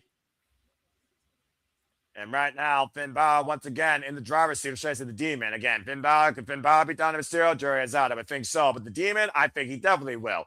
And a shotgun right now, Finn Balor squaring up against Dominik. And another shotgun drop kick in the other corner here as Finn might be looking to send Mysterio permanently down under, going up to the top rope and looking for the corner. Oh, wait a minute. Finn, Dominik drives the chair through the Demon's face. That is his moment right there. He's And the going for the cover. Whoa. Able to kick out at 2. And of course, the look of shock. What can I do? What can I do to beat this demon? As we get the replay where he rolls through. I was saying, drive that chair through his face. Let me know when you're out of the replay here, Mikey, because I just got out. And I'm out. All right, there we go. That should be good. Again, okay. fuck W streaming services. Dominik still now sees the table on the outside, then, now, and forever. The only good one was WWE Network. God, I missed that thing. As right now, let's see what Dominik Mysterio is going to do with the lumber, bringing a table into play. Again, we're almost seeing much like last night in the Unsanctioned match, Mikey. Literally the same playbook here. Chairs, tables, candlesticks. Same weapons, same Slim Jim table, just different competitors right now. And right now, how many different ways can you go through a table? You know, they need to invent something. If Chris Jericho can write a list of 1,000 arm bars, I'm pretty sure that Dominik Mysterio can find 100 ways to put the Demon Finn Balor through a table. Now, are any of those ways going to be successful? That's the real question. Shot to the midsection there by the Demon. Sends Dominik face first in the corner and now teeing off. Looking for the Irish whip. The reversal and Finn prevents the collision and drives Dominik down with an Irish sling blade. Got him sized up. Got him in the corner. What are you going to do with him? Oh, you know exactly what he's fixing to do with him. And looking for the and runs him a super kick and drives the Demon through the announce here in the corner. Weak. I'm sorry, that was weak. Well, to be fair, all those tables even that strong. I'm just saying. And right now, that chair shot in the back did not look weak. Uh-oh, that's not good. Oh, boy. He's looking to end him with a good old 916. Oh, man.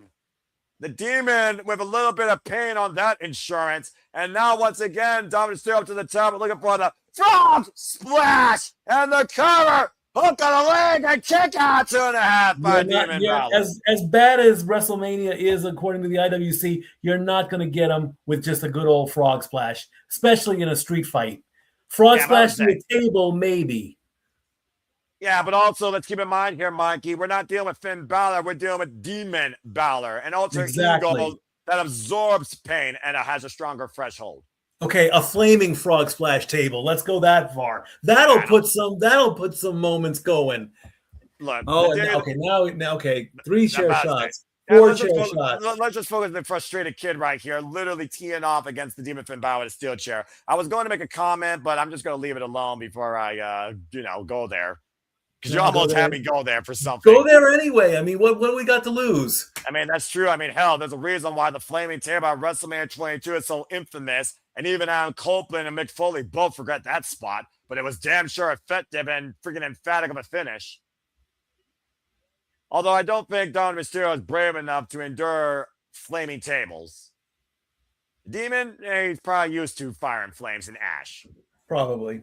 And shout out to our Canadian friends. Subscribe today. Bad for Wrestling. Our Canadian friend Ash. We want all your Sheeny on Pro Wrestling coverage and Baggy Tigs. And reminder, don't be a dickhead. Subscribe today. Bad for Wrestling and follow her at ShadowBadAsh on the X. Cheers, pal. Appreciate you. And he broke the table. He broke the table setting it up. Oh my gosh. I am the table. And right now, again, the audience literally booing. I haven't said this in a while. Botch! And right now, the Demon rising back up from the dead. Oh, don't look so shocked. Oh, man, I got wiped out with a lariat. And now hit him 5 times with a chair. I mean, why not 50? 2. Unleashing a Penta frustration 4. For a few years. 5. Against an inconsistent, 6. Stubborn brat. Yeah, you hit him 6 times. Okay, keep going. Why not? I mean, the mark of the beast is 6. The mark of the beast is 6, to be fair, Mikey. 666. And now Finn Balor, Oh, this is going to be bad. Remember what I said about this being Dominik Mysterio's Judgment Day? I think Finn Balor is about to sentence him to execution with a shotgun dropkick in the corner with a chair wrapped around his head. Mm.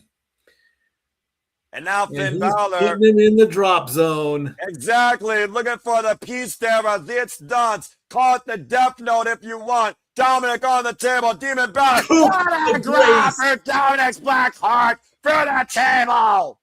And that should do it. One, and the cover, two, and three. Senses Dominik to hell. Well, this is one time where I am glad I got it wrong.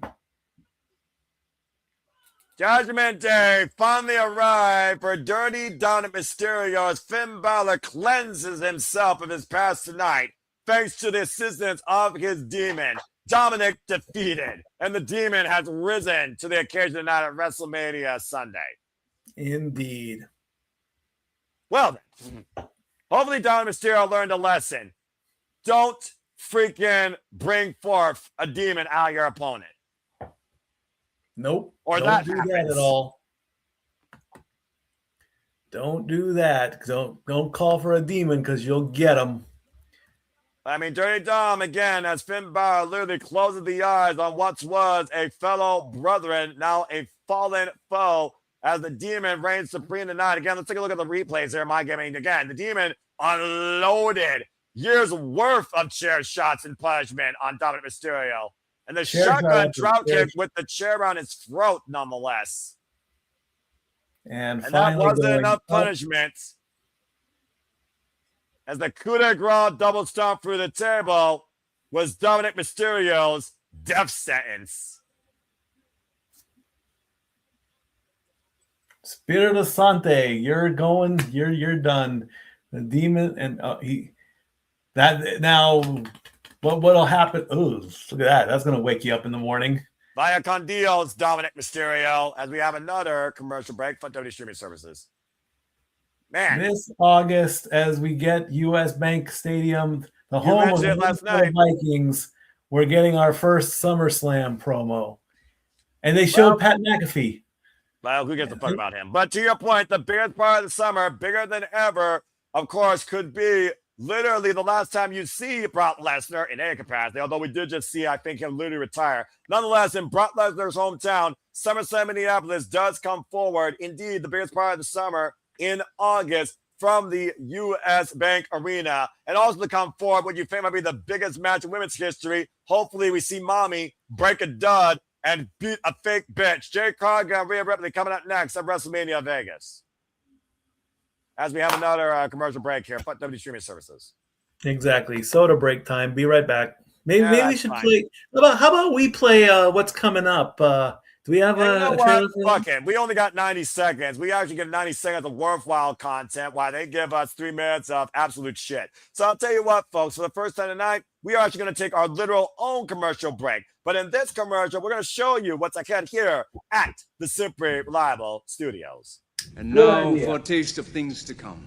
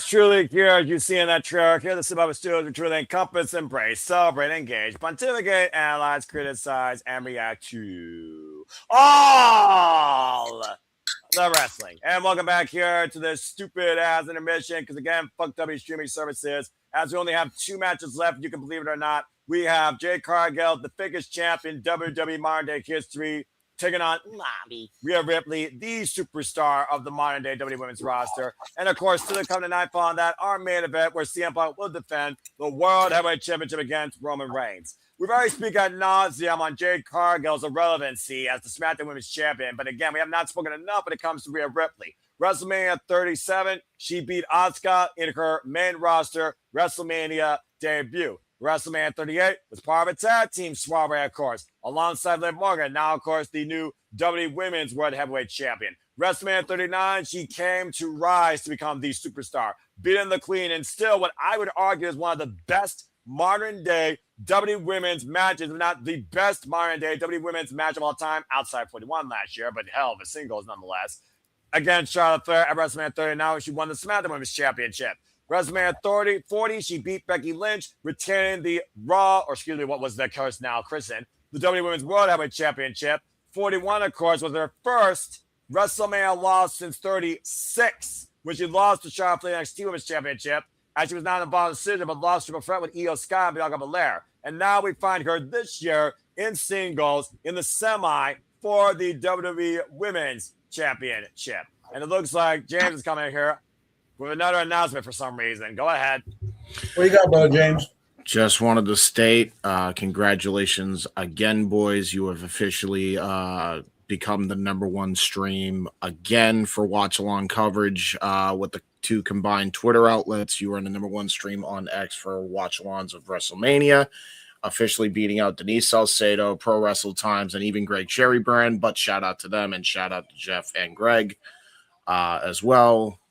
You guys are the #1 thing right now, though, on X. So I just wanted to come in here and wish you guys a quick congratulations. Well, at the end of the day, it's the people that make it possible. We're just the conduit that encourages it. But thank you for that announcement. Again, thank you to all of you, all 2,300 plus you that are engaging with us here at the Subaru Studios as WrestleMania 42 Sunday continues. And again, please stay tuned after WrestleMania, where we will have shenanigans with final thoughts on WrestleMania week, including WrestleMania and everything we cover against Subaru Studios and the stories of JJ and Walter during their time in Las Vegas. As we get ready here for our semi-main event, of course, where Jade Cargill will hopefully be broken as Mommy looks to get back on top again, breaking a fake bitch for the WWE Women's Championship. And again, let's just, Mikey, looking at the tail of the tape here, like you said, pretty much all the championships outside the main event last night, they've changed hands.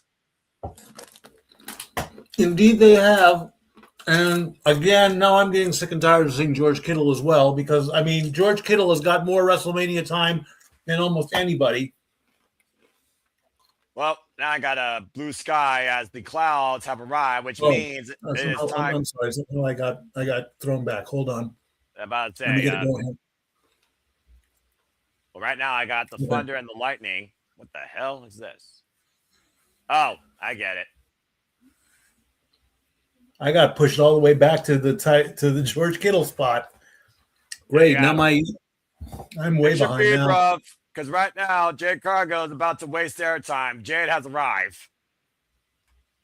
Oh, boy. There she is. Okay, good. Okay, you got the Titantron. You don't see her yet on your screen, though, right? Right. Good. There she. Oh, what is that? I don't know. I haven't seen anything yet. I just see a bunch of Titantron nonsense. Now we're coming in, and okay, now I see her in the entrance. And what is that? Unless she's trying to be something that's not wicked, or literally bloom forward as our SmackDown Women's Champion, or think she's a deity greater than Megan Bayne, which she's not. I have no idea what this dark, angelic presence is that bears the SmackDown Undisputed Women's Championship. Nonetheless, Jade Cargill has to ride forward at WrestleMania in our summer event as we officially get action underway here. Pomp and circumstance, Mikey. That's what that was, pomp and circumstance. They turned her hair into a dress. What is... I'm going to say this, and I'm going to regret saying it. Lady Gaga called. Her stylist wants her look back. What the heck is that? I'm sorry. I am sorry to say that. I am sorry to say that right now. But I mean, come on. What was that? I don't know how to follow that. Jade Cargill has held this championship in hostage for 169 days. Her third career WrestleMania match, folks. She is the 2025 Queen of the Ring after being Asuka. The first night that everybody thought that was bullshit, by the way. Others consider it an upset. Others consider it was Jade Cargill's arrival and her first step towards the top. In her second chance for that championship, she beat an injured Tiffany Stratton on Saturday night's main event to seize that prize. As of course, Jade Cargill has only had one defense of that championship since he's had it since January, holding that title now, as I said, for 169 days. Jade Cargill was one of the people that I would literally give flowers to. And then I would humble myself in case she ever sees any of the footage that we had, as this is my brutality. I don't hear that yet. Anyway, that being said, there it is. And let's talk about someone that is worth talking about. I'll say it once, I'll say it again. Since she's arrived on the main roster, there is nobody, and I mean nobody, that has become the superstar for the women in WWE like Rhea Ripley. And there's the stop. Mommy's home! Very interesting. She's gone gray instead of black. That's different. Well, at the end of the day, it might be a metamorphosis for things to come, as, of course, Rhea Ripley is looking to break a sarcastic, fake bitch. It doesn't matter what color you see Mommy in, the story remains the same. Everybody knows that Mommy is on top, and Rhea Ripley is the standard outside Charlotte and Becky Lynch for WrestleMania and for a woman in WWE to be a superstar. To that point, she's a former WWE Women's World Champion 2 times over, a former Royal Rumble winner, former Raw, NXT UK Women's Champion. Coming to us down under from Australia, the bringer of brutality, Rhea Ripley, who's been involved in this game now for 12 damn years. I would give Mommy her flowers in a heartbeat. You know, those flowers would be black or white, I wonder. Oh, they'd be black. I don't know if she would like red. Of course, her husband, Buddy Matthews, might not like it, but... Yeah, that's fair. Former 3-time world champion. Of course, she earned this opportunity winning the 2026 Elimination Chamber, and this is her 7th career WrestleMania in a row. Yes, that's true. About to say, to the point, though, Rhea Ripley looks like a whole different level of insane in the membrane because Jade Cargill and the fact that she poses as a champion has been driving Rhea Ripley insane. Not to mention assaulting her best friend, Io Sky, and bringing a bunch of Temu baddies out of catering to try and play the numbers advantage and psychological advantage before the night. This white gray does work with her. And let's be honest, Rhea Ripley can sport any color, but as long as you got your favorite badass bringer of brutality that loves scream metal like White Madness, that's all that matters. Like I said, the only loss on Rhea Ripley's record is WrestleMania 36 and WrestleMania 41. But when it comes to a singles one-on-one for a main roster championship, she's either won it or she's either held it coming in and successfully retained it. You forgot about 36, the NXT Women's title. I said main roster. NXT is not main roster, although sometimes I still wonder, can NXT surpass the main roster? In the bygone era, they NXT could. was featured at WrestleMania that year, so it does count. Yeah, in front of nobody. Asterisks. Let's go down to Alicia Terra for introductions for our semi-main events. What? How to do it.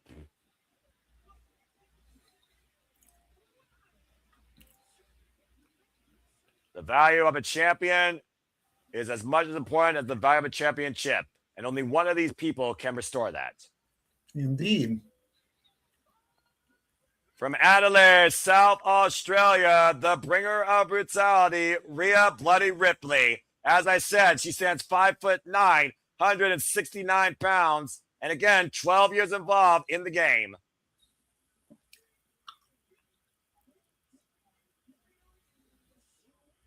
If there was ever a time for clearer days to arrive and put away the storm behind them in the tides, it is tonight. Jade Cargill involved in this game for 5 years, comes as a background from basketball, 5'10", 161 pounds, record-setting AEWTS champion for a period of time for Mercedes when they beat her, and of course, current WWE Women's Champion now for 169 days, and a former two-time WWE Women's Tag Team Champion alongside her better half, the EST. Again, if it wasn't for Bianca Belair being injured, Mikey, I still argue it'd be Bianca Belair versus Jade Cargill, where the EST would be winning. But now we gotta see somebody that Rhea is very well known to also have had problems in the ring with, and has never faced one-on-one. The bell rings, we are underway in this first ever one-on-one matchup as well. I did notice an eye roll from Jade as the referee did tell Jade to take the title off. I could see a bit of frustration there. So I will give her points on that one to try and move things along. She wanted her moment there, and she didn't get it. So as the two lock up.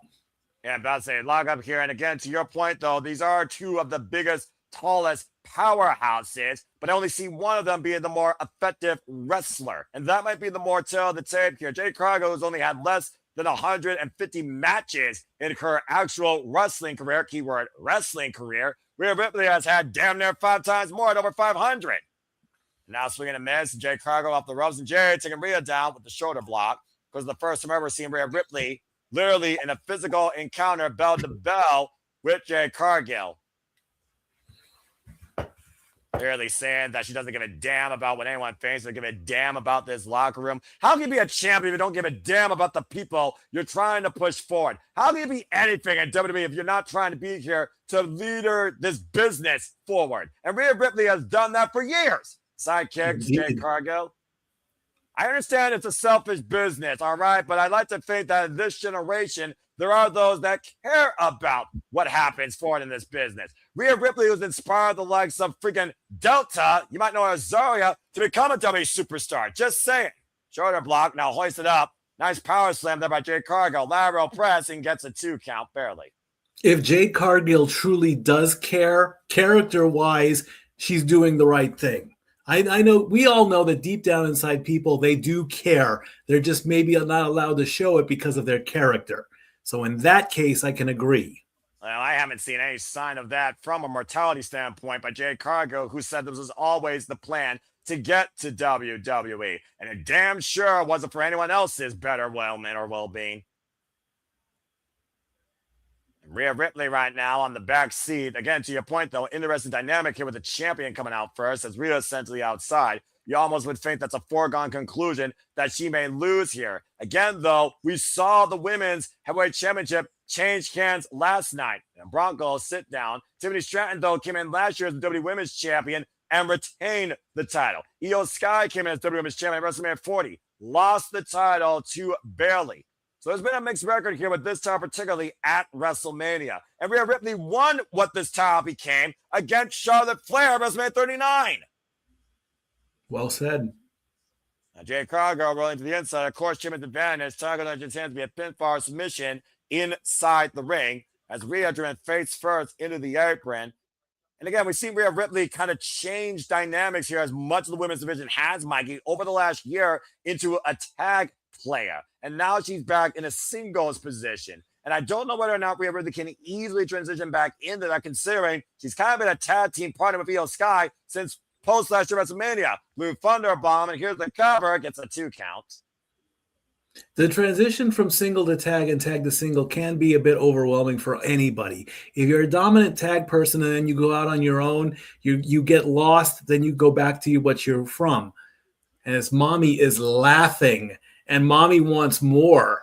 And Mommy likes being punished. Don't take that out of context, folks. And I think she's also mocking Jade Cargill because Jade's trying to prove she's something. And now catching Rhea Ripley in a submission hold, crossface applied, center of the ring right now, in a chin lock variation, clearly trying to wrench the back of Rhea Ripley. Of course, Rhea Ripley also came back at one point from a shoulder injury, lest we forget, on that very shoulder she has trapped in her legs. She is still laughing and smiling through this submission. That is impressive.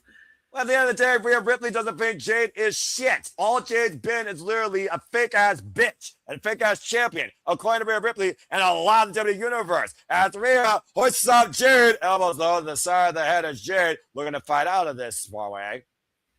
Now look at, oh man! Catches her from a kick from the basement. A capoeira kick for those that don't know. Rocking the temple of Jade Cargill. That's a great way to cause disorientation and a ringing effect. Rhea Ripley right now. I haven't seen Rhea Ripley use that in a long time, actually. Look at us fall through and literally the ground and pound right now. And to your point so far, the Temu batteries have not come to Jade Cargill's aid at ringside. Not there's some dark clouds that assist Jade now. Back and forth on their knees now, throwing punches back and forth. Yeah, I still think Rhea Ripley is going to win this freaking exchange here. I think she's definitely the stronger striker. Oh, absolutely. Paintbrushing Jade and another big right hand by Rhea. And Jade entering kind of both these women exchange in the middle of the ring. Big boot, though, pushes Rhea off. Kevin Izaguri, though, drops Jade to her knees. Does Rhea have enough left to follow through, though, and seize the championship? Now hoisting up Jade Cargill. Up on the shoulders. Oh, my God. Look at this. What you going to do with her? And dropped her face first in the collar off the far leg. No champion there. Kick out, too. Got around her face. It almost looked like it was jaded. That was very close to being jaded at that point. Well, except she didn't hook the arms, but to your point, a hell of an avalanche face buster by Rhea Ripley from the chair position to Jade Cargill. Again, Jade's going to prove her worth. She's going to have to hang with the best here. And so far, she has not done that all on her own to a degree. And now Rhea Ripley looking for the brutality to the finish of this mockery. Look at the riptide. Jade, though, with the hip toss escape. Very impressive. Now go off the ropes and sidestep by Rhea. Jade lands on the apron, though. Catching Rhea with a forearm. Now Jade, slingshot over the top. Scouting Rhea. Rhea gets back elbow, though. Oh, and a super kick rocks Rhea. Now hoisting her up. Plants her with a spine buster. Pressing cover two and springs out two. Shouldn't have gone for the stack your up pin. Should have gone for the hook the leg pin, not the stack your up. It was more of a mounting pin. It wasn't even a matchbook cover. She literally just put all of her upper body weight down on the shoulders of Rhea Ripley. She could be going for Jaded right here. She's got her hooked. And we'll see if Rhea gets... Nope. Victory roll. Roll through Rhea Ripley. Hook up both legs. Jade able to escape at two. And right now, both of them look for the best shot. Pop up. Rhea up in a dangerous position, though. Finding out of Jade's position. Take over Hurricane Rana. Great lucha skills here. Oh, man. Almost a shining wizard of sorts there by Rhea Ripley. Oh, yes. That was a shining wizard. And shout out to the girl with the sounding wizard, Nixon Newell. And there's the Temu Baddie Squad that I was discussing earlier. Meanwhile, Rhea Ripley has Jade Cargill up on the shoulders, razor edge, and B-Fab, who's cheaper than Saints Row, now coming in. Rhea wiping out B-Fab, though. This will be a mockery to the win. Well, then again, WWE is a mockery sometimes for wrestling. As Midget right now. Focus. Oh, no. Shoulder first into the ring post. Again, Jade doesn't give a damn if the WWE hates her as long as she owns it. And makes some of that cheap shot, put the side of the head against the ring post. And now hoisted up on Jade Cargill's shoulders. Electric chair position. Face to the clearance rack of the women's division. And takes her down. Center of the ring, 2 kick outs.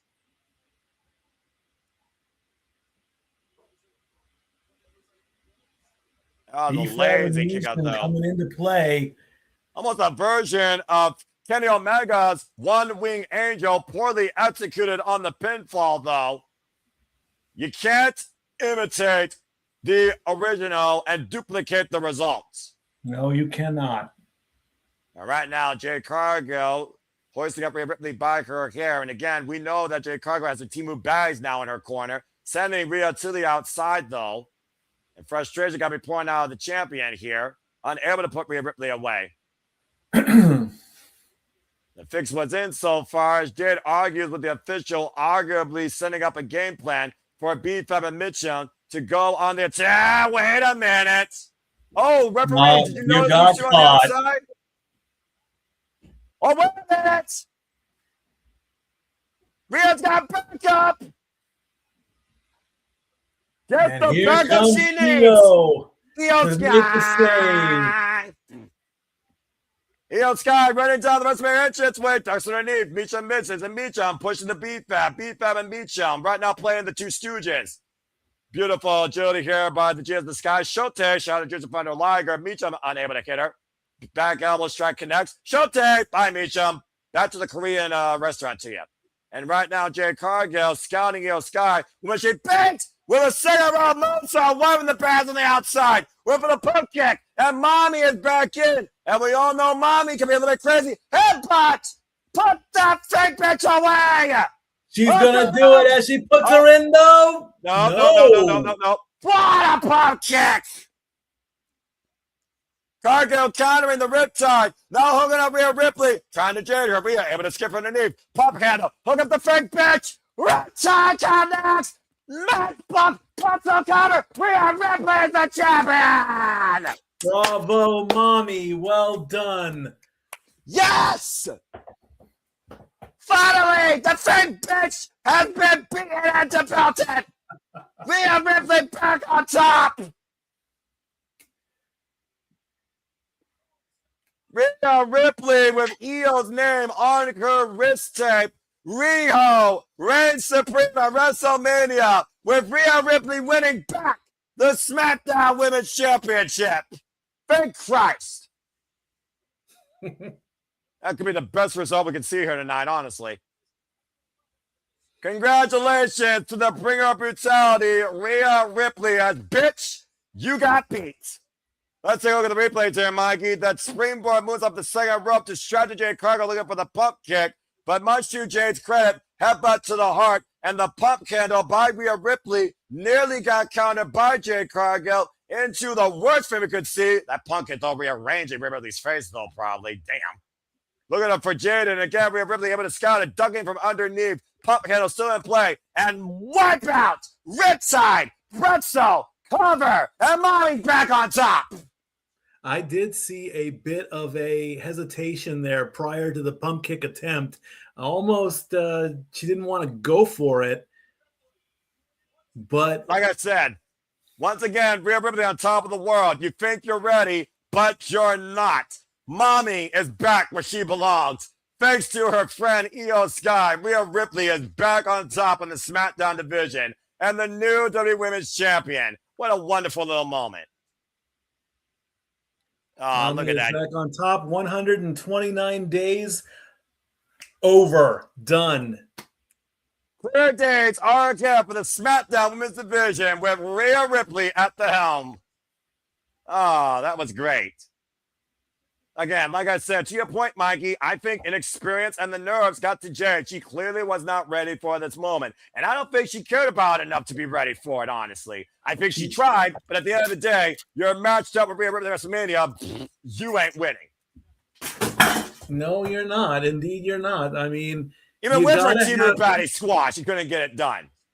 It wasn't a squash. It was a good match. I will semi-decent. Yeah, semi-decent. I will not totally hate on Jade Cargill. I will not do that. I mean, this is now her moment to revitalize, revamp, redo a lot of things, put pencil to paper and get it done. Absolutely. You know, I mean, I would have liked to find a third for team heel, for team face, if that was possible. I think that could be on the horizon based on the long term I'm seeing with Kairi and Asuka. I do think those two are going to come their separate ways, and I think Kairi is going to be reunited with her senpai. Just some food for thought. As we have another WrestleMania commercial break. Fuck WWE streaming services. That being said, again, congratulations to Rhea Ripley, restoring honor, prestige, and actual value to the championship. Now the new WWE Women's Champion. Good riddance to that bitch. Okay. Well, let's not totally hate now. Come on, we gotta. I'm not hating, but let's be honest here, dude. She was literally a placeholder. Okay, a placeholder for 4 months. Yes, absolutely. I'll give you that. But I mean, you know, what's going to happen if the day comes where you do meet her and she actually sees all this stuff? Oh, no one gives a damn who I am, and no one's ever going to meet me. I'm an introverted, simple man. It's as simple as that. You really think there's going to be a day I'm going to spend money to see a WWE superstar? Get the fuck out of here, dude. I can go see any wrestling show for cheaper and still have enough for a hot dog and a freaking popcorn, and you can go see Hot Dog and a Handshake here at the Wrestlemania Studios. What you're not going to see in the future, as we're looking at replay here, is probably brought Lesnar back in the squared circle as he left his boots and his gloves in the ring after Femi conquered him in less than 5 minutes, seemingly stating that Brock Lesnar is retiring. And the embrace by Paul Heyman tells a better story than I ever could, Mikey, as the best combat sports athlete in a WWE ring officially might have witnessed his end at the expense of Femi. As the WWE says, thank you, Brock. Indifferent or not, you can't argue what he did in that squared circle on this stage, especially. Whew. And much like Brock's doing there with the hoof and the thank you. A showcase of humility for the beast incarnate in defeat. Doing it the right way, too. Yeah, no kidding. But again, I did not expect him to leave his gloves and his boots. That took me out of it. And I'm sure we'll get more fallout from that later on tonight when we talk about, of course, on our shenanigans to follow during WrestleMania, of course. And I'm sure we'll learn more about that on the post show. The post show will involve Femi, Penta, Sami, the new United States champion, Trick Willie, and the new WWE Women's Champion, Rhea Ripley. So stay tuned for more on that. Of course, folks, stay tuned when we have our own shenanigans to follow following our WrestleMania coverage here after this show concludes this evening. Again, shenanigans, final thoughts of WrestleMania. We have to go to our host in the ring, John Cena, once again, prior for the attendance. And Ripshaw's trying to say Q Danhausen. I mean, he might be right. Why not? WrestleMania moment, right? Why not? Before shit gets real.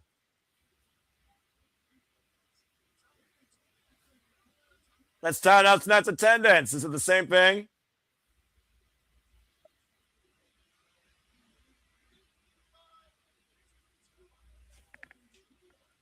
Oh, look at that. Okay, now I question this. How did you fit 5,000 more people than the night before? Let me hold on. Let me do some mathematics on this one. First off, you're gonna hurt your brain, but okay, go for it. No. Well, the one thing I want to do is I want to find the official attendance capacity of Allegiant Stadium. Hold on, okay. I want to. That should be easy for you to do. That should be easy for you to do. Yeah, indeed. Okay. The official capacity for listed on Wikipedia, so you can take it as it is 65,000 people for football, and it can go up to at least 71,000. So that is not even close to capacity if they've only done 55,000. Anyway, John, it's. Oh no! Here we go. Really? Usually want Danhausen. You might as well have two clowns to oppose him. John Cena being imposed by Kent Wilson and The Miz. Okay, this is gonna be. Yeah, we're gonna get a. I'm hosting American Gladiators. I beat you at WrestleMania 27.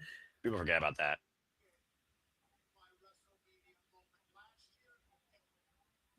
You're not leaving this ring until I get my WrestleMania moment here at WrestleMania 42. Well, I'm sure John Cena can help you with that.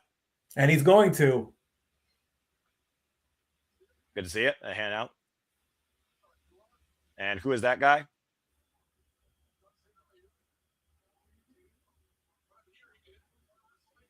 And one missed moment. Fine. Go. John Cena's going to get in the ring. There you go. He's going to leave. I mean, watch and learn, Cena. Oh, no. You are cursed.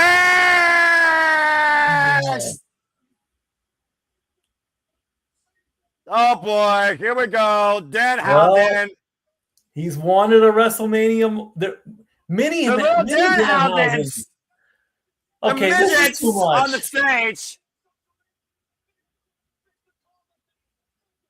Midgethausens. Minihausens. Hashtag it. Oh my Yeah, gosh. Miz is pissed. And he's coming out in a cart? Well, I mean, that's one way to drive down the Las Vegas Strip. Probably the most normal thing in Las Vegas, honestly. The Danhausen mobile? Hashtag that. I don't know if that's the only Danhausen mobile, though. I'm just going to say that for the record. But we also know that Danhausen has cursed the Miz and Kit Wilson, including cursed the Miz, as recent wedding vow renewals for Maurice. When Maurice went face first to a cake. Oh my gosh. And this is how we kill 20 minutes, folks. Yep. Instead of giving you a competitive match, you get a Minihausen segment train led by Danhausen in the Hausenmobile. We're going to get an impromptu match. Yeah, I mean, that's what we're going to get. We're going to get an impromptu match right here. John Cena going to pull up the suit and be the special guest referee. Yeah. As the host of WrestleMania, he has the power to make a match. He's not wearing stripes. Doesn't matter. It doesn't matter. Okay. Well, I'm not going to say anything ill unless I get cursed. God forbid. Danhausen might actually find me on YouTube. But, hey, you know what? This is WrestleMania, right? The weirdos come out at night, and this is Las Vegas. Actually, that makes more sense for Las Vegas. It makes more sense, yeah. I wouldn't mind being cursed. What more have I done in my life? About to say, you really want to risk yourself being cursed by Danhausen? I don't think that's a wise idea. It'd be a shining moment in my shining moment. You got a weird aspect of what a moment is, Mikey. I'm just saying. Well, this is the thing. I wonder what Aaron Ripp and Caitlin Bella think of this. Greetings, humans! Bloody hell. Cena's laughing. I am Danhausen. Of course, John Cena. Very nice, very evil.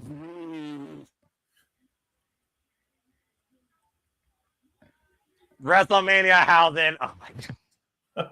Hashtag that. No, I am not. He's got something to say? Oh boy. John Cena. Pardon me. Here's Van Housen. Okay. Well, I mean, he's a huge fan of John Cena, so there you go. Oh my gosh.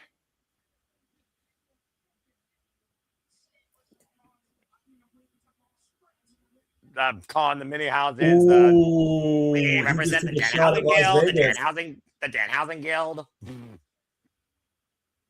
And Kit, you are toxic. Oh, and he pie faced one of the Minihausens. You just upset a whole group of people. Oh.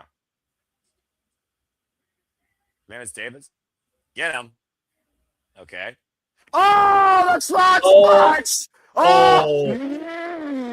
Right in the kit. And the Minihausens insulting Kit Wilson below the belt. I don't know if that's toxic or pure. Oh my gosh. Like Kit Wilson. Oh, the slot punch by Danhausen to Mrs. Tiny Balls. Oh, man. That's not nice, Hausen. Oh, my gosh. Oh, by all means, go ahead. You know what? Why the fuck not? Get your WrestleMania moment. Danhausen, you can't see me, Hausen. Off the ropes, looking for the 5-knuckle cursed. You are cursed! Shuffle, Hausen!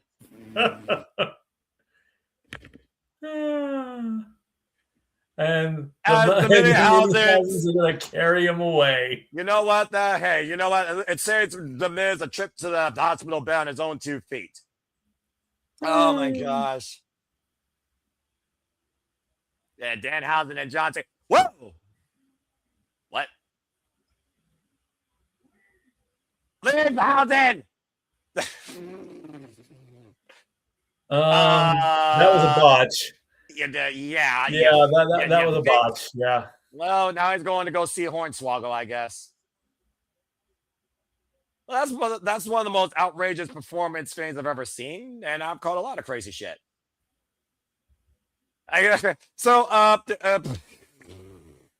John, that was something. Period. Yeah, I guess that's very unexpected. Oh gosh, that was something. That was something. How then? Next up. All right, well, after that pure insanity, it is now finally time, folks, for the main event of WrestleMania, CM Punk versus Roman Reigns for the World Heavyweight Championship. Oh, my gosh, I don't know how I follow up for that crazy shit. That was crazy housing. Well, we can analyze that as quickly as possible. I mean, I think someone missed their cue to turn off. They messed their cue to turn off the lights. I mean, he was supposed to disappear and go under the ring, but the camera caught him. So, that is, of course, pulling back the curtain as far as you can go. As we got another freaking intermission here. Fuck W streaming services. Well, I'm on the VFR package right now. So. Oh, it is a VFR, so maybe it's not actually commercial. Maybe we'll actually be blessed to actually get right to the match. Since the entrance is going to be as long as I ordered a DoorDash. Continue before we talk about this, because we got a lot of shit to figure out with this match. Acknowledge the champion, acknowledge the Rumble. The winner of the Royal Rumble gets to choose, and he chose CM Punk.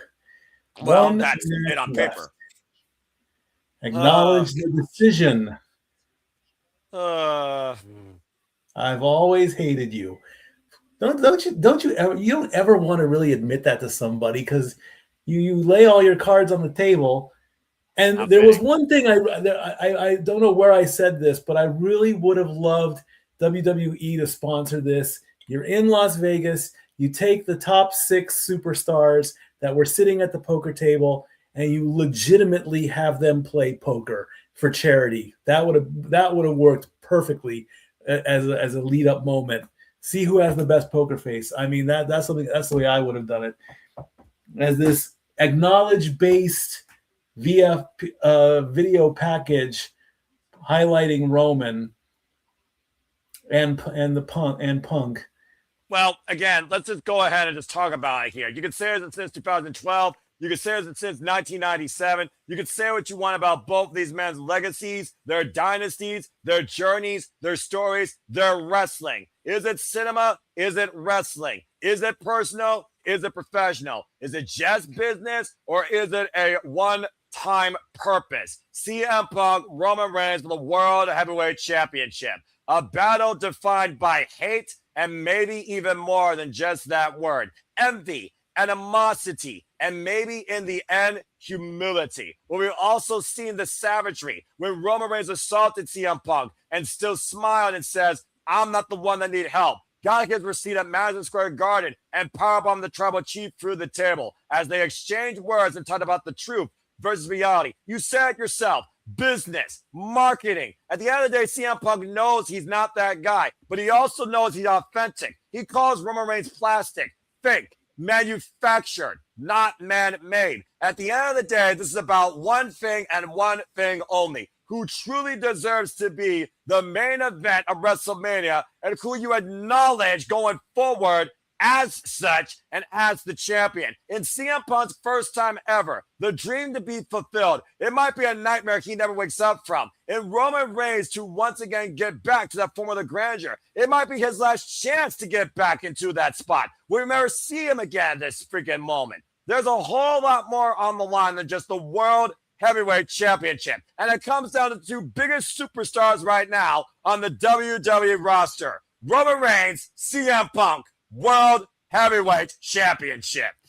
And thank you, everybody. We have shattered our $3,000 goal, our 3,000 person goal. We have now crossed 4,000 people. The last time I believe this happened might have been during the World Series watch along. I don't know how big that got, but we are at 4,400 viewers right now. This is perfect. This is beautiful. Thank you so much. I don't know if I've ever had an audience this big. As we go to a full commercial break now, fuck W streaming services. First off, I acknowledge housing all of you, and I thank you. This is Noah Housing, not Noah Housing. Very nice, very simple. But nonetheless, thank you. Damn, that's crazy. I didn't know that much existed. Holy hell. That being said, thank you all so much for tuning in. Let's go ahead and regroup and get people up to speed on what's happening here tonight, Mikey, okay? Femi was able to beat Brock Lesnar in less than 5 minutes, with Brock Lesnar seemingly retiring, leaving his boots and combat gloves in the middle of the ring. In one hell of a human car wreck, Penta was able to climb the ladder and hold on to the WWE Intercontinental Championship.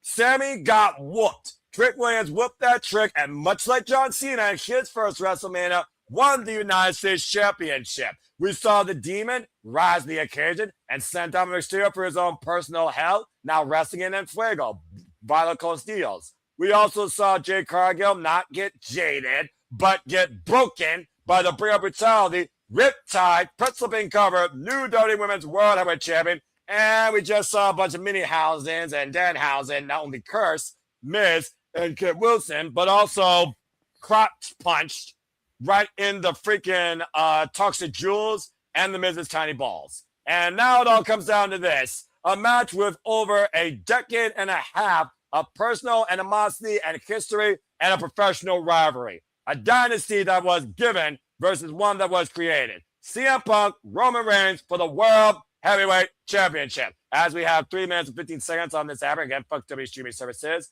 I believe someone that wants to come in here and has an announcement or something to say. I'll bring in James Hebert real quick. James, speak. James, speak. Wow, James? take you. James! Hello. Hi, Amy. Sorry. Trying to do multiple things at once. You guys just literally surpassed Denise Salcedo on both X outlets. You are the #1 stream on 2 different platforms. Like, you got 2K each. You got you're climbing up to 2.3K on Walters. He's the highest. SR Studios is 2.1. Again, it's about to get to 2.2. Well, again, thank you all for tuning in so much as you continue to make the passion persist, pursue, and prevail, and continue to be possible. Again, I genuinely appreciate and thank all of you. I hope you continue to follow us along the ride. Please subscribe, comment, tell a friend. Follow us at XR Studios today, XR Studios 2024, to continue along with Watch Along's coverage, engagement, and wrestling. Thank you so much for that, James Hebert. And I'm sure we'll hear more about James and our thoughts on WrestleMania. The weekend concludes with the shenanigans, final thoughts of WrestleMania week following the conclusion of WrestleMania Sunday. As Nick, I guess, wants to join the chat, and fuck it, we got 2 minutes. I'll go ahead and let the freaking Goonie come in. Nick, what you gotta say real quick? Well, I mean, I was gonna ask if I can join y'all for the main event, because I mean, we're just fucking bumping here tonight. And me and Stepboy got down though, bro. But you got plenty of Danhausen time with the next 90 seconds to say your piece on anything. Oh god, Danhausen. Oh god. No, y'all are rocking. Y'all are just fucking guys. We're at 4K right now. Show us love, retweet, subscribe, like. Do everything that y'all need to do. This is laid back freaking. Well, Nick, I might be tagging out maybe like halfway through shenanigans. So if you want to tag out with me, and if Noah's okay with it, then definitely come in for the shenanigans. Yeah, he's covered there. Trust me. I won't be joining you guys for shenanigans because that's going on at 11 o'clock, and yeah, you're Sunday night. What? Yeah, it is. The actual shenanigans is Sunday. It's 11 o'clock. When he wants shenanigans on 11 o'clock p.m. Eastern Standard Time. WrestleMania might end if we're looking at 9:30, 10 p.m. Eastern Standard Time. But as far as post-show WrestleMania, yeah, Nick, you're welcome to do that if Stapway wants to go out after the show's over. Oh, yeah, we'll see. Yeah, we'll figure it out. For post-show, if you want to tag out with me, that's fine. Because I'm gonna have to do household chores after the show. Yeah. We'll figure it out. We'll figure it out in the chat. Okay. We'll figure it out. We'll figure it out. We'll figure it out. To the people to the 4,000 of you, like, subscribe, retweet, do it, do all the things. Do it. Do it. These boys have been working their fucking balls off. All right. To put on quality watch along shenaniganos.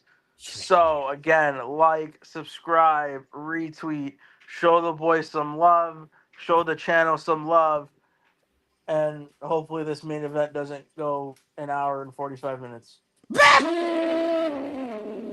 Oh wait, no, sorry. Okay. You're asking for too much. All right. As we go back in, an hour and 45 minutes for just the entrances. Love you, boys. Thank you for that, Nick. As he may have literally sent us into a fatality for the main event as we welcome ourselves back into WrestleMania. As it's time to get serious, Mikey, it is finally time to see who will leave with the World Heavyweight Championship. To all 4,000 or plus of you, it's man time at WrestleMania! Oh, boy. And the crowd is standing up, and the screen goes black. And the choir brings forth an immortal of his own class, greatness personified on another level. But is this last omen an omen of triumph or an omen of denial? He's had a choir before. Not like this.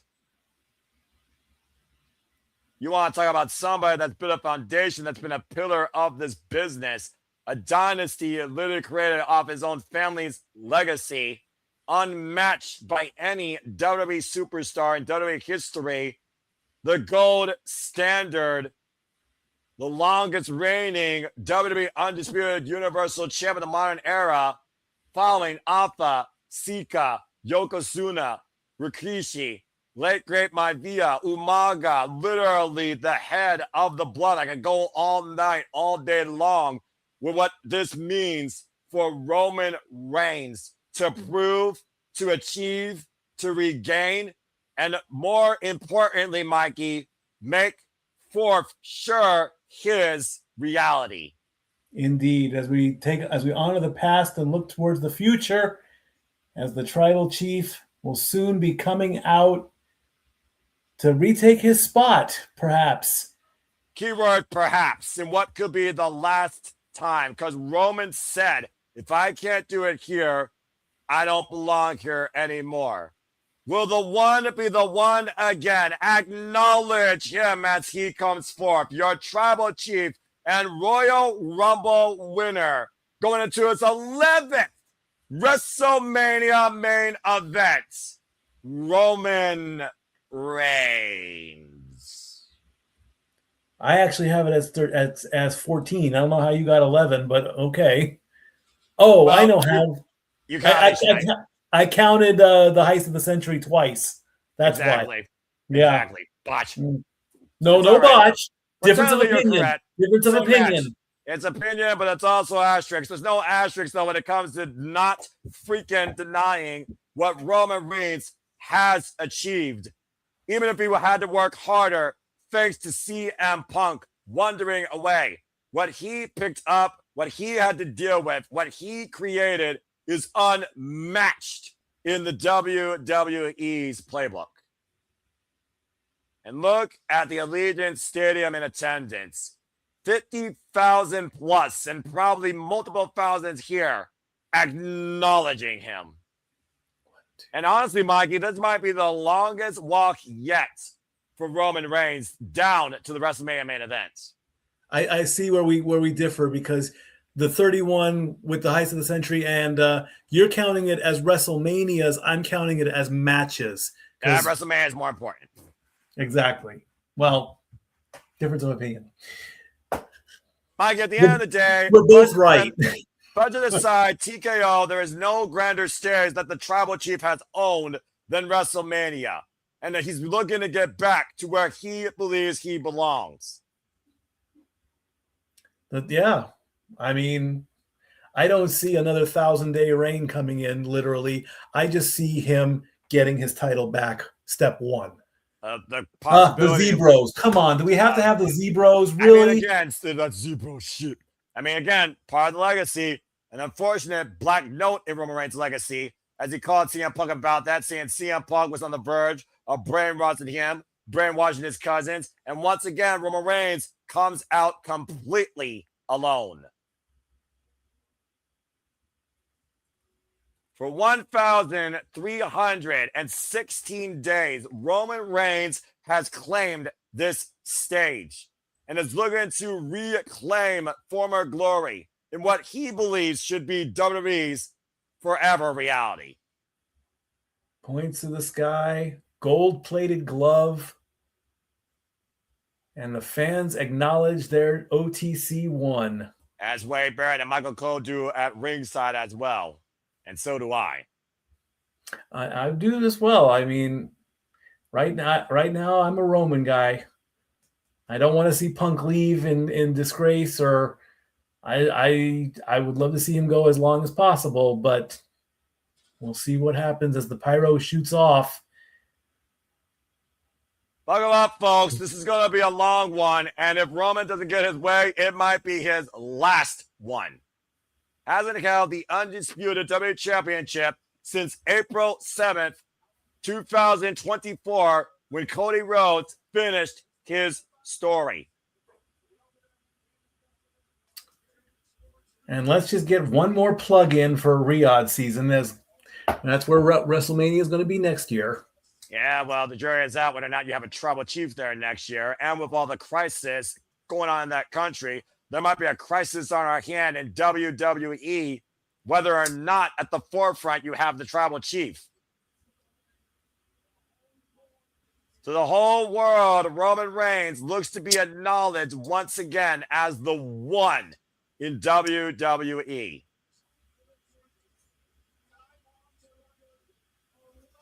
And again, we were talking about WrestleMania records. Think about those that had a ton of WrestleMania main events in the history of this stage, Mikey. Adam Copeland, Triple H, John Cena, Undertaker. In the main events alone, Roman Reigns has surpassed them all. Indeed, he has. He deserves it.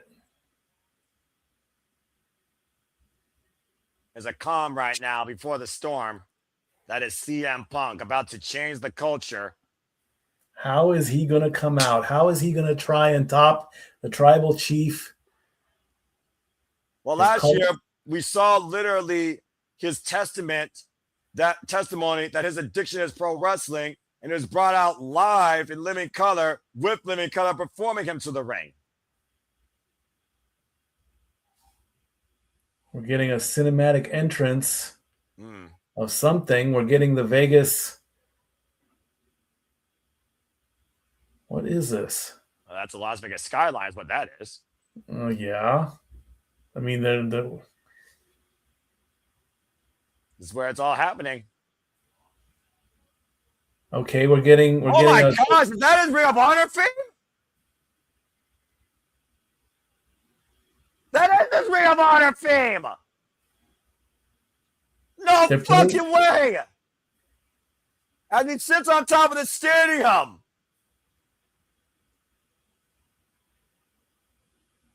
Okay, that's fucking epic.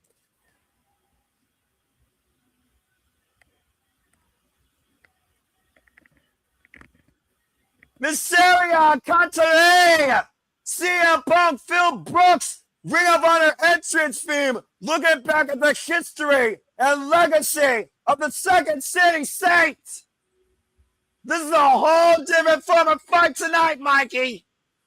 Very interesting, as I get to experience his ROH entrance music. Non-copyright, of course. Former multiple-time Money in the Bank consecutive Money in the Bank winner, former AEW World Champion, former Ring of Honor World Champion, former, of course, WWE Heavyweight Champion, current two-time WWE World Heavyweight Champion, Intercontinental, ECW, OVW, RCW, IWC, MAW, LWF, CM Punk is ready to clobber Roman Reigns tonight in a fight without honor, but with an honorable result and a humility to follow. That was so fucking epic. Look at this. And remember, Mikey, this was CM Punk's dream to achieve. And for the first time ever, he's finally made it there in his journey. He's coming out to no music. Let the crowd be his symphony. Let his family welcome him in. Shout out to Bo Luders, of course, on his jacket. And Larry. A man that wasn't born in a dynasty, but found his own family. Man, what is going through that man's mind?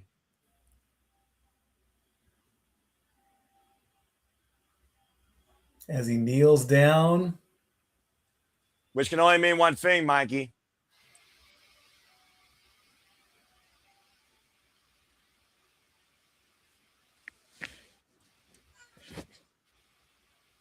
It's clobbering time! Let's fucking go!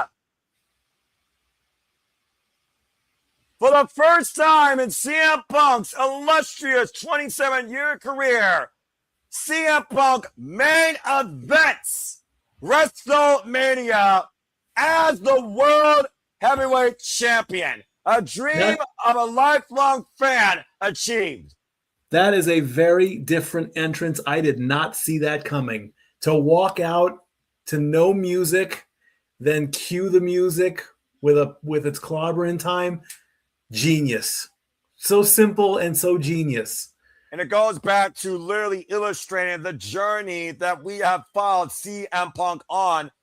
Honestly, not even during his wrestling career, for his life. Remember, he took a 10-year hiatus from a place that he thought was a sickness. And not just a place, but a business. When he came back at the first dance in All Elite Wrestling, there was a spark reunited him again. And freaking immaturity be damned. When CM Punk returned home in Chicago at Survivor Series 2023, it has been nothing but a comeback story for the Second City Saints. And of course, those names out to Jim Shea included, names that have passed away that have been influential in CM Punk's life, let alone his career in professional wrestling. Whether or not you look at Ace Steel, Danny Donovan, Dave Taylor, Fit Finley, Kevin Quinn, or Lord William Regal, amongst other mentors for this 6', 218-pound freelancer that literally carved his own way in this business, being a voice of the voiceless and changing the culture.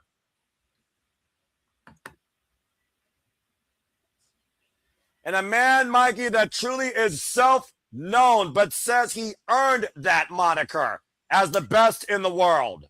Indeed, he did, and he proves it every night with his words, with his talent, with his wrestling ability, with his character, with his charisma. He puts it on the line and says what he means. And of course, every thought is stop him when he's telling lies. He will not stop because the truth is his biggest weapon. Not our truth, the truth. Well, that's definitely a solid truth. And once again, Mikey, it is the truth versus the reality. It is CM Punk versus Roman Reigns. It is the best in the world versus your tribal chief. Champion versus challenger. CM Punk versus Roman Reigns. Someone born in a dynasty versus someone who created a family. Someone who looked to achieve a dream, living it today, versus a man that has created this dream and lived it for over a decade. Alicia Taylor, take it away. This is our main event.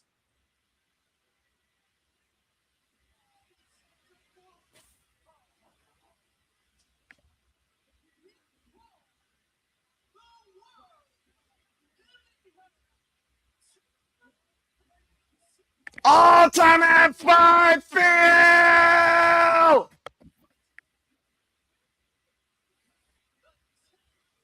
Good boy. That looks almost like AI, like a video, like he's right out of a video game. Like, seriously, that camera's got to be 8K at this point, but nonetheless, 8K, 4K, 2K, no K. You acknowledge and know him and see him clear as day. 40 years of age, 15 years involved in the game. Pensacola, Florida, 6'3", 264 pounds. Your tribal chief, Roman Reigns, longest reigning WWE Undisputed Universal Champion in the modern era of WWE history.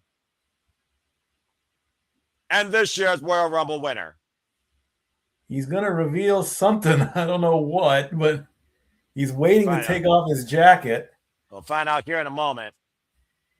Champion, the people's voice, the people's choice, the voice of the voiceless, 6 foot 218 pounds, 47 years of age, 27 years involved in the game, current WWE World Heavyweight Champion for 170 days, the Second City Saints, CM Punk.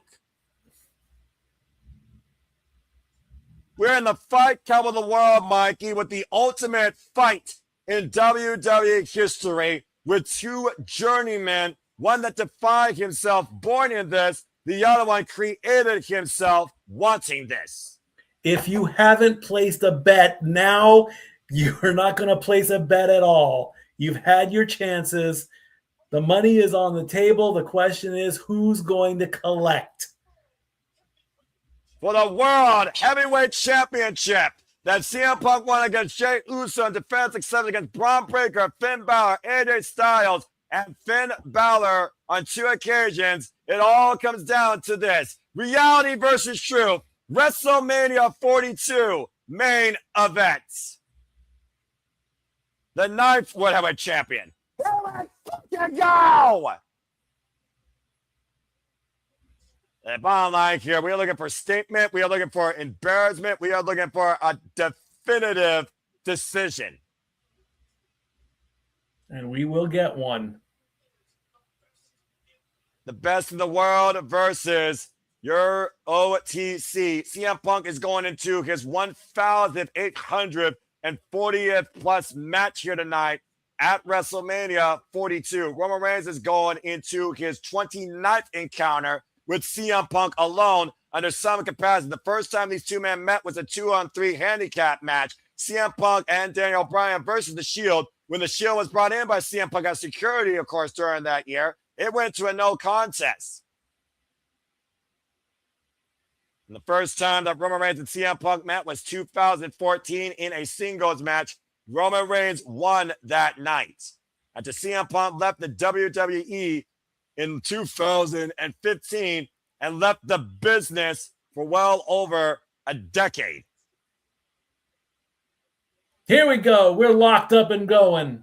I'm about to say, for two men that are old and who maybe might call it slow, Mikey, I don't think we're going to be going slow all night here, especially with the urgency of the situation and the importance right now that hangs in the balance, not just for these two men, but for WWE as we know it. Punk already laughing at Roman, saying that lockup was so sloppy and now I've got oil all over me, like you slipped right through.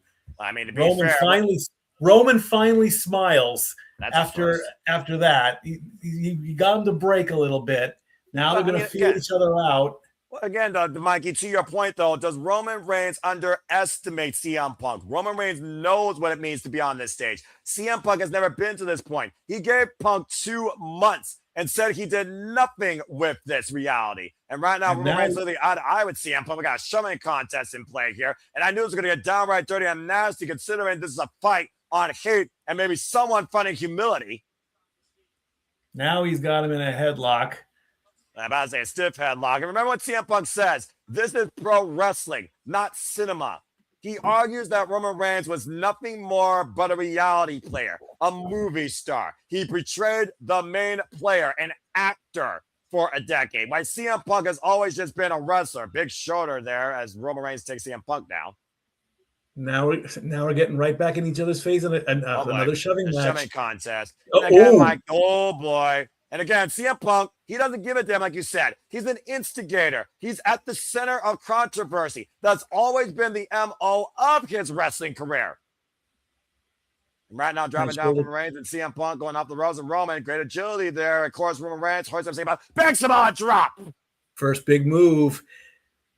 And again, Punk is, I don't know why Punk isn't taking this seriously. He's been laughing and smiling for at least the first 3 minutes of this match. Well, at the end of the day, again, what did CM Punk say Roman Reigns needs? You're the one that needs help. I don't. Does Roman Reigns still need help? And does CM Punk still believe that? And you know how much CM Punk loves this. He literally said last year, my addiction is pro wrestling. And he's living his dream. Of course he's going to smile in the moment.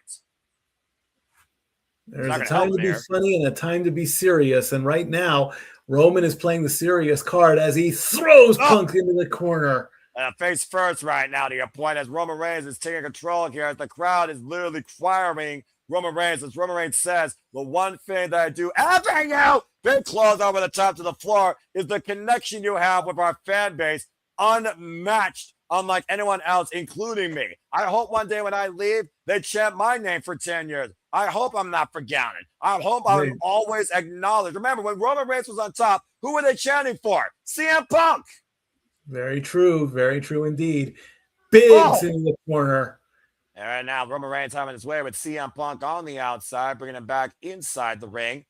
CM Punk, of course, who had his very first match professionally tracked in his wrestling career all the way back in 2010 at Roman Reigns having his last personal match tried in his career in FCW in 2010. You might remember that being the bygone name of what became NXT. My NXT, also known as Florida Championship Wrestling, of course, came in as Roman Liake before adopting the name Roman Reigns. Irish Whip and a CM Punk sent side first into the barricade. Gonna break the count. Of course, you're saying. Yeah, I was saying he's going to break the count to keep him out on the outside. Well, I mean, at the end of the day, strategy is going to come into play here. Roman Reigns is going to take his time. Let's just be honest here. Roman Reigns' style is slow. It's methodical. It's impactful. It's not cruiserweight speed lifting. It's not New Japan strong style. It is literally manipulative, and it is also dissective as he sends CM Punk into the WWE Universe. And right now, Roman Reigns, once again, going back inside to break the count. And the referee, I think that's Eddie Rango, is going to have a hell of a time here right now controlling this. Standing on the heels announced him. I'm not sure why he did that. He's going to jump. Again. What do you think he's going to do? Well, I think right now he just wants to be acknowledged. He wants to be on top of the world, above everybody here. As Punk right now just taking a seat. Shot the midsection there, and CM Punk trying to fight back here as we are amongst the WWE Universe. And CM Punk might take the fight to his family. It means Roman Reigns back inside the ring area. And CM Punk, of course, had his first match back in 1997, back in LWF Bloodbath for the LWF Intercontinental title. Of course, being Braun the Lumberjack that night. And now Punk mocking Roman, asking the crowd to acknowledge him. It's not the first time he's done that. I'm about to say, it's not the first time that CM Punk has done that, like I said. Again. And right now, Roman Reigns trying to pull him and a big bail to the floor. Grabbed him out of nowhere. Ref probably now telling him to get back in the ring. I would get back in the ring right now. Well, we want a clear result here. Let's just call it what it is. We want a clear result inside the ring. And the moxie right now by both champion and challenger is costing one another. CM Punk big time there. Indeed. I mean, freaking arrogance. Now the cover. Hold that 5 peppers of our leg and a 1 count. If they wanted to play on the outside, they would have made this no DQ, false count anywhere, any or no count, anything like that. But they didn't play that card. So you got to get him back in the ring at this point. And Roman Reigns jaw-jacking at CM Punk. That's also been his MO, jaw-jacking his opponents. I mean, look at the resume of Roman Reigns in WWE alone and what he did, why he held the gold. John Cena, Brock Lesnar, Kevin Owens, countless others could not have set the tribal chief for almost a decade. What a freaking boot to CM Punk, though. The cover hook of the first leg, near leg, and gets a 2 count. Excuse me. No, you're good. You're good. And again, I do wonder, Mikey, we were talking about Triple H rearranging the WrestleMania playbook, rearranging the blueprint. Let's not forget how CM Punk got to this spot. He got it through what people would call luck. It was literally a circumstance. To your point, the injury prone, Seth freaking Rollins got injured, and Punk took advantage at the expense of Roman's cousin. Yes, he did. I mean, there were two matches This was supposed to be Roman versus Seth for the title. Didn't happen. Or what people wanted, Roman versus Cody to complete the trifecta. Remember, Roman and Cody are 1-1. And there's still rumor that there's nowhere near done with each other. And also for the last 2 years, Punk and Cody teased facing one-on-one with each other. Now Roman clubbing CM Punk in the corner here with these short-range lariats. Just teeing off against the World Heavyweight Champion. And might I add, when Roman Reigns was champion, he held that title for 32 successful defenses. Lunging with the clothesline. Cover, near leg, hook the kick out of 2. That was a borderline Superman punch. That was very close. Yeah, to your point, lunging forward. And that was the forearm, my friend, underneath the jawline. Far leg hook side press for a 2 count, but he is wearing down CM Punk. And the thing that really instigated this was Roman Reigns calling Punk old. Have you looked at yourself in the mirror despite the fact you're chiseled? Uh-oh. He's got it locked and one in the chamber ready to fire. They're locked and loaded. The 3-point stance looking for the suit. CM Punk giving a side step, fixing the turnbuckle. Now Punk wiping Roman Reigns out with the clothesline. And CM Punk might be looking to challenge the all-time greats. A true student of the game, looking to pay homage to maybe the Model Air crossbody. And now teeing off against Roman Reigns here. And Roman's covering up. And again, CM Punk, the guy that nobody thought you would see at the top. He's proven his entire career, I could be better than the best of them. That's why I am the best in the world. Indeed. Irish whip, Roman Reigns center of the ropes, dropped down by CM Punk. Now Roman up the ropes, catching him with the side kick. And now he's got him locked on something. Doesn't know what it's going to be yet. It's amazing how much. It's amazing how much familiarity these two men have, and yet they still sometimes cannot. Oh, out wrestle each other. Yep, that running knee, vintage Punk in the corner, right underneath the Tribal Chief's jawline. And again, with the side headlock, running Bulldog connects center of the ring, and CM Punk is in his element. And he is calling to put Roman to bed with a GTS. Looking for the go to sleep to put literally Roman Reigns' career to bed. If CM Punk connects with this, will it be enough, though, to put down Roman Reigns at WrestleMania? Will it be enough to get the main event? Or will it be a statement that Roman Reigns can't recover from? Either way, it might be the end as we know it. Hoisted up in the fireman's carry right now, and Roman Reigns fighting back, elbows to the side of the head, able to escape, and driving CM Punk's shoulder first into the ring post. Roman's going to go in the corner again. Goes in the corner, right now. Running at him. Superman punch! Connects! And the cover! Hook to the near leg! Kick out to like CM Punk. Take a look at the replay here. Perfectly executed Superman punch and called by you, Mikey, but not enough as CM Punk might be Roman Reigns' kryptonite. It's going to take probably more than that to put down CM Punk. You might as well go all in. Yeah, you might as well go all in on this match where the World Heavyweight Championship hangs in the balance. Family versus legacy. Reality versus truth. OTC versus the BITW. And Roman Reigns once again getting the masses to acknowledge him. And right now, Roman Reigns, might be looking for that 3-point stance. Ooh! Punk runs in with the rising knee strike. And he's laughing at it again. He is laughing at it again. He should not be laughing. He should be attacking. Well, the bottom line, CM Punk, though, has Roman Reigns' number for the time being. Now looking to follow in again with another running knee strike. Now bringing Roman towards center, short-range clothesline. And Punk is in control. It's almost like Punk literally scouted Roman Reigns' MO, Roman Reigns' literal workbook. The assertive nature of the champion right now on full display here versus the Tribal Chief with the net breaker. At the end of the day, though, I still consider Punk an underdog because, again, he has not been here before. Oh, man! Up and over, Roman Reigns on the floor with the clothesline. And right now, CM Punk, we're going to fall through the top. And so it's Zayn driving Roman back first to the Spanish announce table.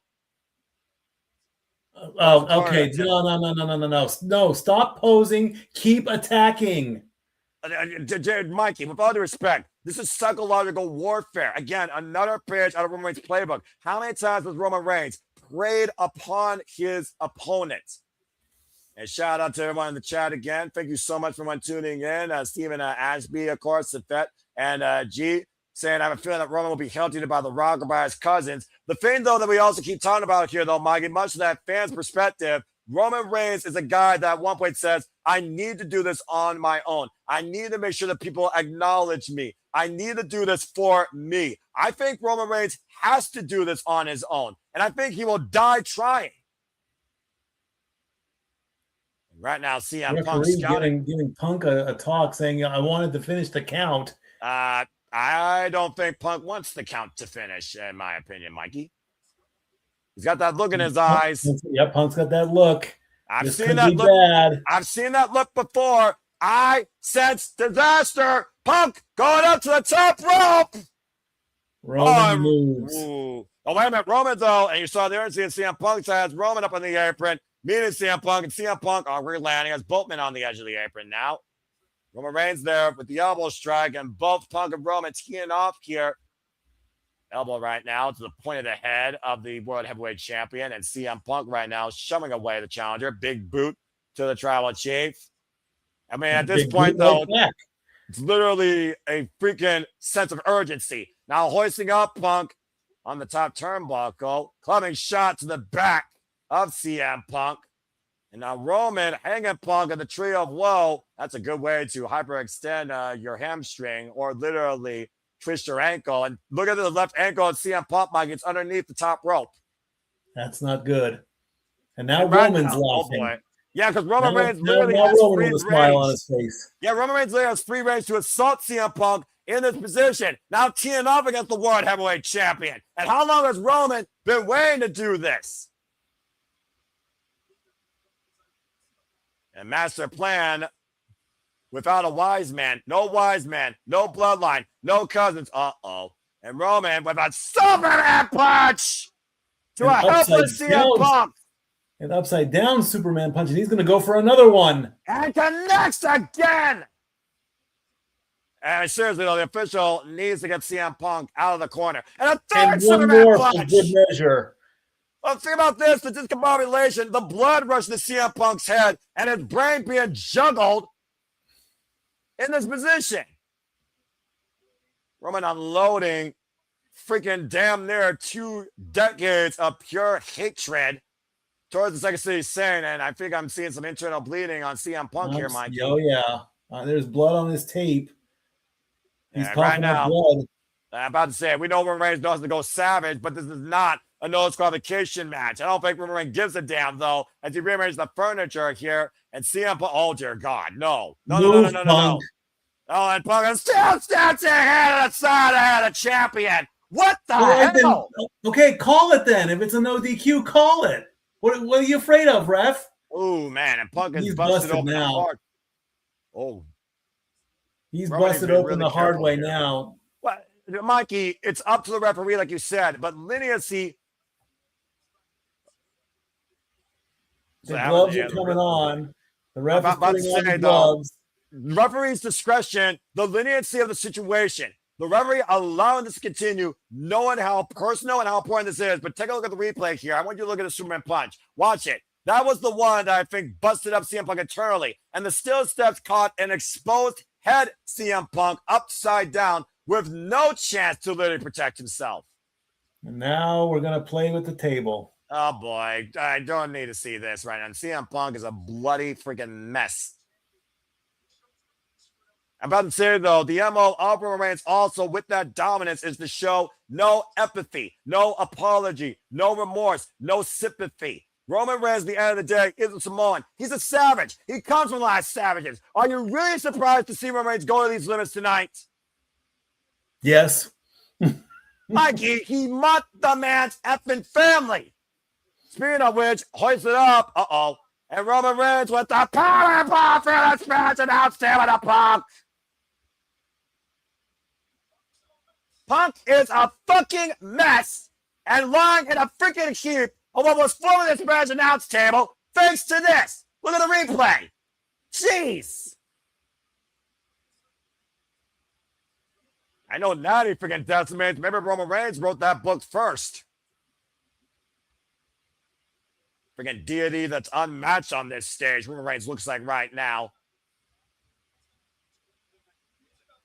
And right now, Roman Reigns is literally punishing CM Punk for all of his sins, for all of his controversy, for all the bad mouthing of his company and his family. Again, Roman Reigns blames CM Punk for the fact that I had to work even harder because your punk ass left, pun intended. Well said, yeah. And Punk sent into the ring, and Roman Reigns right now with the war cry again. And Mikey, you were trying to call for it earlier as Punk slowly staggers to his feet. And Punk gets Roman Reigns! GTS! And Punk and Roman pulls the cover to attack, kick out to it by Roman. GTS out of nowhere, out of desperation. Holy hell. The tribal chief down for 2. Take a look at the replay here, Mikey. I thought for sure you were about to call, but you were trying to call in the spear. And out of nowhere, CM Punk caught Roman Reigns, hit him with the GTS, fell body first into the cover with the arm draped over, and Roman's got the right shoulder up at 2.5. 55,000, allegedly, people inside Allegiant Stadium watching on WrestleMania Sunday tonight for the World Heavyweight Championship. And so much more than that, hanging in the balance for both these men to prove something tonight, emphatically. And once again right now, somehow CM Punk has regained control of this match physically and mentally. Of course, CM Punk again, up on the shoulders, and Roman able to escape, pushes Punk off the ropes, and Roman, spear! That could be it. Side press, hit the power leg, kick out 2.5 by Punk. Now what the hell we do? Now what the hell we do, Mikey? Off the rope, duck, clothesline, spear. Right in the middle of the ring. And somehow Punk got the left shoulder up. Take a look at the overhead shot here. Boom! Cut Punk in half, laid out like a body in shock. And somehow looking up at the lights, not dead yet. And the look of how did he kick out? About to say, CM Punk once had a theme, even through the darkest days, this fire burns always. And Roman Reigns is right now in utter disbelief. Can we see the tribal chief on top again? Now Roman Reigns looking to grab CM Punk, and now just driving and grinding CM Punk's head and slamming it into the canvas. Again, there's no remorse. There is no let up. Just literally beating and crushing the face of CM Punk. I mean, CM Punk, this fucking rad doll since his wars in Ring of Honor with Samoa Joe.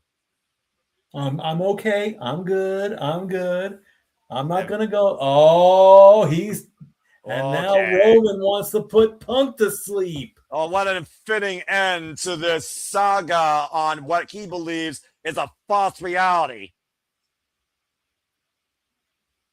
And right now, Roman Reigns literally with a smile on his face as CM Punk still teeing off from underneath. I'm about to say that chop had no effect, Mikey. Let's just call it what it is. Oh, gosh. Emphatic headbutt.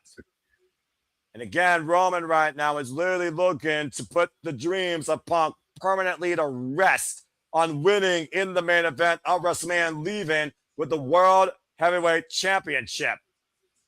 He's now got it up Punk on the shoulders, in position. Punk looks like a literal dead man, ragdolled, as he points up to the skies. Acknowledge him one more time. And Roman, whoop, Punk cut the leg. High kick connects. No, you're not going to get him with a high kick. With the new leg, and a kick out too by Roman. You're not going to get him with a high kick. A sudden impact though on the temple though, Mikey. Again, that sudden offense by CM Punk turns the tides in this match one more time. CM Punk, of course, career defined across multiple promotions, has not been seen in wrestling through 2015 through 2020 until he returned to the business that made him sick in the first place back at AEW, The First Dance, back in 2021. And right now, CM Punk is literally looking at a vulnerable tribal chief, but will he prey upon it? He's calling for... He's got him locked. I'm about to say there's a kryptonite. There's a kryptonite, Mikey. I'm about to say there's a kryptonite. Is he Lex Luthor? He hit him with a Superman punch. Fire leg to a tag. Kick out 2.5 by Roman. Can you imagine the Unbelievable that he hit it. Yeah, about to say, he emphatically hit it. And now the ground and pound of CM Punk is just emptying every reserve he has and what Roman Reigns used. Can you imagine the statement if CM Punk beats Roman Reigns with his own damn move? And we're gonna go out and get some toy. Oh, what is he stole the necklace. That's a WWE fans with a follow. And now this is really going to change here. The Ulafala, of course, the tribal right given to the head of the table, literally by the Wild Samoans, Alpha and Sika, to Roman Reigns. Now CM Punk bearing the family symbol and scouting Roman Reigns here. War cry. Reigns is not going to like this. Look at my smash. Got a guillotine. Got a guillotine. Guillotine reversal. Spear attempt into a guillotine. And CM Punk in a world of trouble as Roman Reigns is literally right on his back. CM Punk escapes. Schoolboy roll out 2. Kick out 2.5. Into the Anaconda Vice. Got the Anaconda Vice dropped in. With Roman Reigns tap. And Roman's got a long way for the ropes. Is Reigns going to tap? Is Reigns going to capitulate? Is Reigns going to submit? Is the truth in right now? Oh, man, and punching CM Punk, trying to break the grip. Bowser pointing the nose, pointing the forehead, trying to liberate Reigns, CM Punk's neck, and somehow forces away for the break and turns it back into the guillotine. And the blind grapevine. And now the squeeze on CM Punk. And again, all that blood loss from earlier, Mikey. Can he get out of this? Yeah, he's got that cinched in deep right now. And CM Punk has nowhere to go. Now trying to stand out vertically. Got out of it. And he does so. Now trying to step through. Can he lock it in? Nope, Roman Reigns won't allow it. Now Roman Reigns fighting from underneath with a shot to the forehead and a single boot to the upright. CM Punk and CM Punk falls. And Roman Reigns plays again and again. And Punk may be out here. Was that CM Punk's last chance, last gas, last breath, last ride, last chance? And right now, CM Punk again. And reverse the kick out 2.5 for Roman for the break. Oh man, both men collide in the middle of the ring. Both men are down. Holy, holy. Unbelievable. What a sequence. What a fucking match. Tried to go for the sharpshooter, could not lock it in. At this point, Mikey, does either man have anything left as the World Heavyweight Championship hangs in the balance? I don't know what more can be done. I really don't know. These two are putting it all on the line for the World Heavyweight Championship. We have hit 8,000 people, by the way. Thank you so much. Y'all are crazy. Right now, CM Punk, Roman Reigns, World Heavyweight Championship in the balance. This is our main event, WrestleMania Sunday. WrestleMania Vegas, a true first reality as Roman Reigns and CM Punk are still jaw-jacking each other. But whose words reign true? Whose lies are being known? Dueling chance here for CM Punk and Roman Reigns. Whether you acknowledge him or look at the best in the world as both men tee off one another here on their knees. Clubbing overhead shots here between CM Punk and the Tribal Chief. Roman answering in kind on a bloody and battered CM Punk. It's almost like CM Punk's been reignited by that blood. And we know how dangerous CM Punk can be when it comes to his addiction being professional wrestling. Is this wrestling or is it cinema? You be the judge right now. This is wrestling right now. This is not cinema. I fucking agree. Oh, man, what a knee. And another knee, this time from Roman. Someone's got to give here, though, Mike, and it might literally be one man's heartbeat. One knockout punch will do it, but who's going to get it and who's going to take it? Well, considering Roman Reigns, I don't know how headbutt a Samoan. Well, CM Punk, he was never born straight, even though he's straight edge. I'm just saying, all right.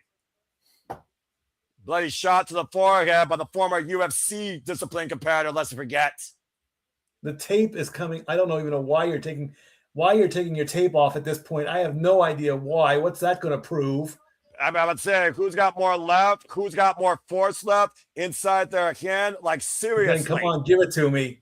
And you want to swing? Let's swing. CM Punk might be going bare knuckle here. We might be going full on. Oh! Oh!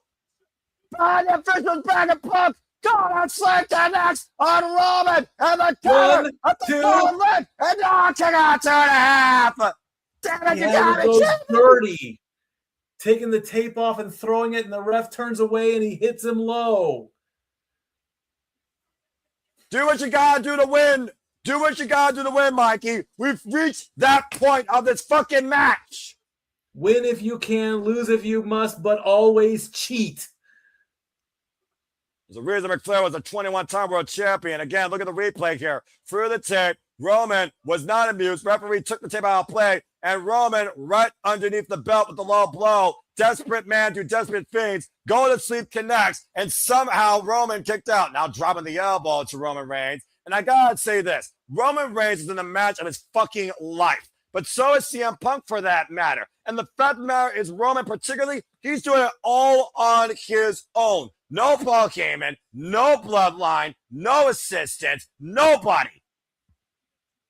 This is the damnedest match I've ever seen Roman Reigns in. CM Punk, the jury is out. This is the damnedest moment that CM Punk is trying to achieve in his career. And now we're on the outside again. The man that survived 60-minute Iron Man wars, dog collar matches in his career. Raven, Samoa Joe, Bryan Danielson, just name a few of his most lethal opponents. Bloody freaking no-holds-barred bouts with Eddie Kingston, Darby Allin and his insanity, John Moxley and his violence. And now Roman Reigns once again planted on the Eagles announce table. The only piece of furniture not broken yet. Yet being the operative word, because Punk has got him in his sights, and he is going to climb up top. And does he have anything left to do this? Is this the wise thing to do? Like you said, anything goes. Well, you're a sports guy. Title. It's WrestleMania. I get that, but you're a sports guy. You might as well say CM Punk is trying to hit a fucking Hail Mary. Punk literally looking to die for his moment tonight. It's win or go home for either of these men as Punk to the top rope. Oh, no. Dive it up for Roman to the announce table. Oh, my gosh.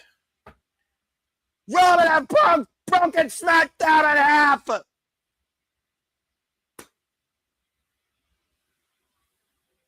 What more can happen? What more can a human being fucking take? Holy shit! Look at this! Tables broken, blood, low blows.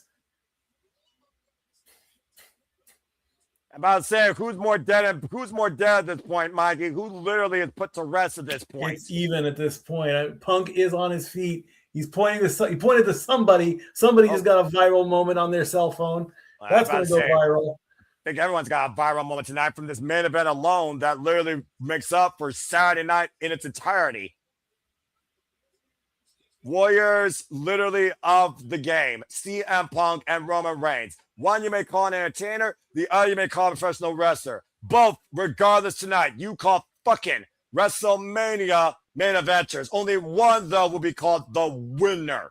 And right now, CM Punk crawling towards a literal broken, battered, bruised, fallen, vulnerable Roman Reigns, trying to hoist him up to his feet. Obviously looking to put the tribal chief to sleep. Does he have the strength left to execute on this stream? Up on the fireman's carry and Punk in center with Roman Reigns in position.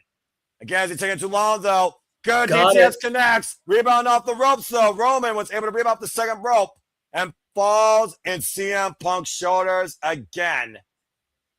Go with what you know. Do it again. The same way he beat Seth freaking Rollins on Monday Night Raw, a man that was always in his shadow. And Roman Reigns might be cast as well as Punk gives out. And Roman Punk has collapsed. Roman is down. Mikey, what we're looking at here is the literal limitation of a human being's well-being. CM Punk and Roman Reigns have gone beyond exhaustion at this point. And the tail of the tape shows right now here at WrestleMania 42. Punk is the first to his feet. Roman getting up, and he hits a spear. But Roman can't cover. And Punk took it, and he's not out. Yeah, look at Punk on his knees. Oh, he tried. Swinging for the fences and enough of an air. Punk, I think your truth is about to hit reality, and I think Punk is feeling it. And Punk and Roman both back up to the feet as Roman picks up speed from 0 to 1,000 to the opposite side. That's got to be it. That's it. And the cover by Roman Reigns, and Roman is once again the World Heavyweight Champion.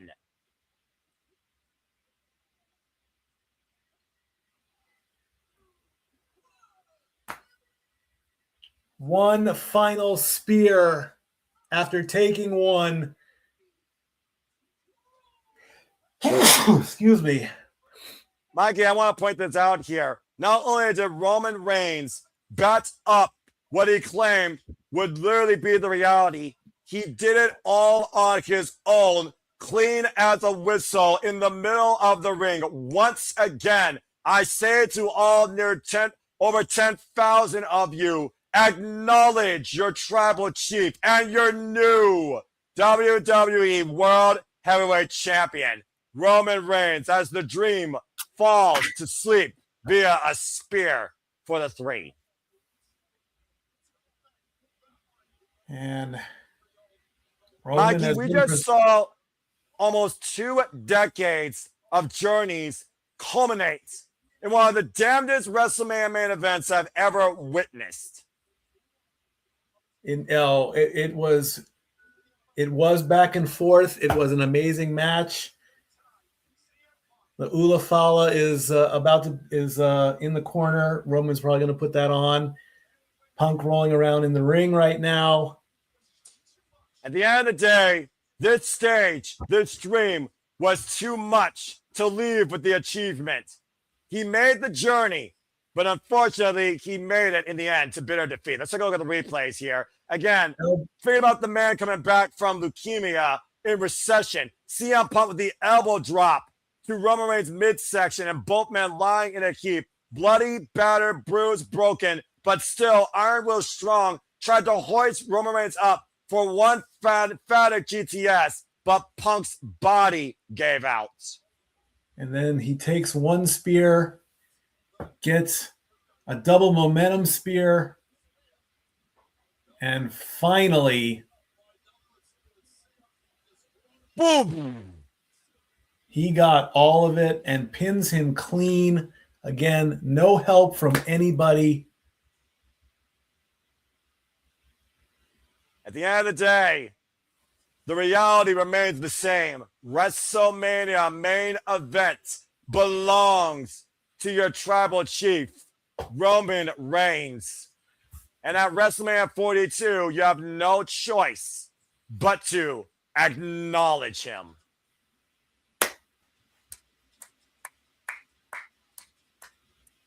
Whew. What a WrestleMania. At the end of the day, for Roman Reigns, things are back to the way they were, to the best the business had to offer for every top dollar. The reality restored. For CM Punk, the dream is still to be ignored. What does this mean for W going forward? What does this mean for Monday Night Raw? And how does the bloodline carry on even stronger than before with Roman Reigns back on top in the WWE?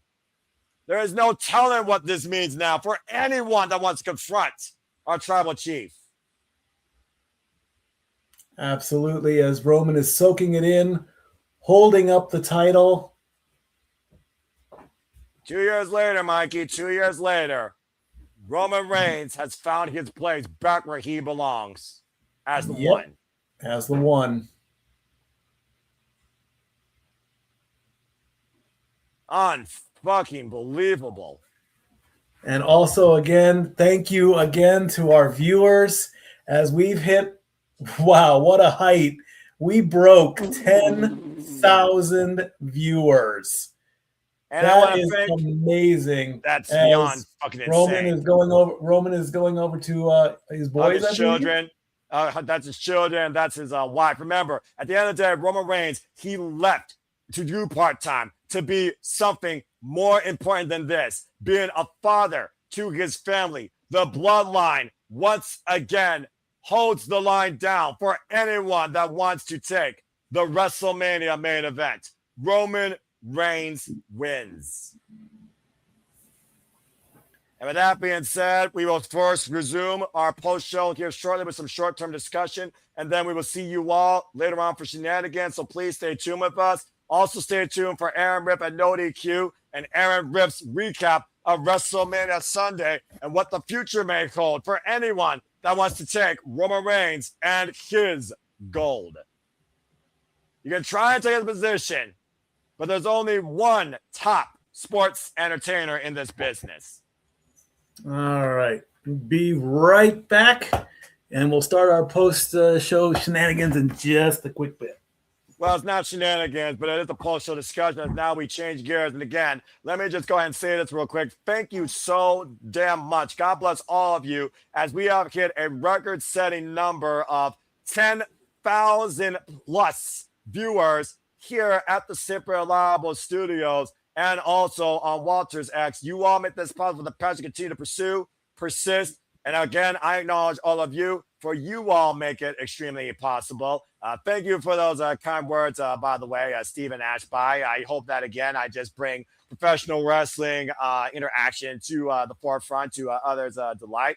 You're very kind. Again, all of you all are very kind. So that being said, I don't know if anyone necessarily in some of those studios hears my words, and I say their names, want to join in the festivities. We're supposed to have shenanigans, but Mikey, it's you and I. We just witnessed history on multiple fronts. I mean, where do we begin as we welcome you all into our post-show discussion for WrestleMania 42? Before we begin to discuss the conclusion of WrestleMania Sunday, I'm going to go ahead and bring I hear. Oh, wow.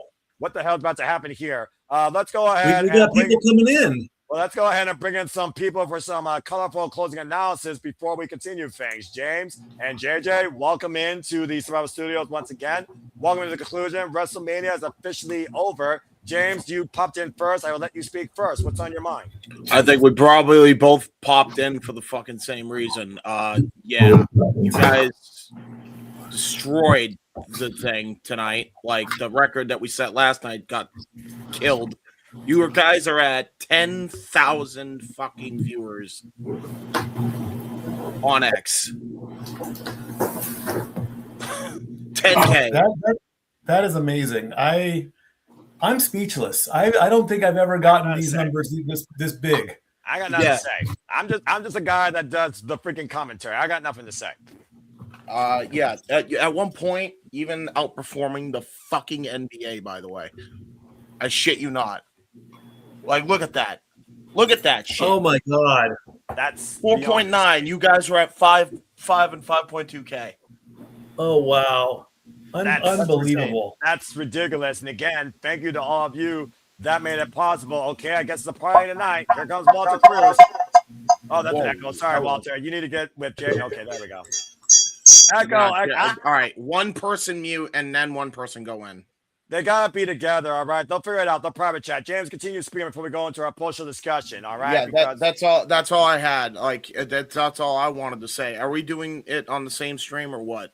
No, I mean, I'm doing what I did last night because I think we owe that to the audience that has engaged with us on this journey through WrestleMania Sunday. Again, if you all want to be part of shenanigans, that'll be at 11 p.m. Standard Time. This is simply put a WrestleMania Sunday post-show discussion. We witnessed history, we witnessed the return of reality, and we witnessed possibly the Beast Incarnate retiring. Now, JJ is unmuted, so I'm going to finally let him speak to see if he wants to share anything. Because I don't know if he watched the show or if he just wants to plug and promote.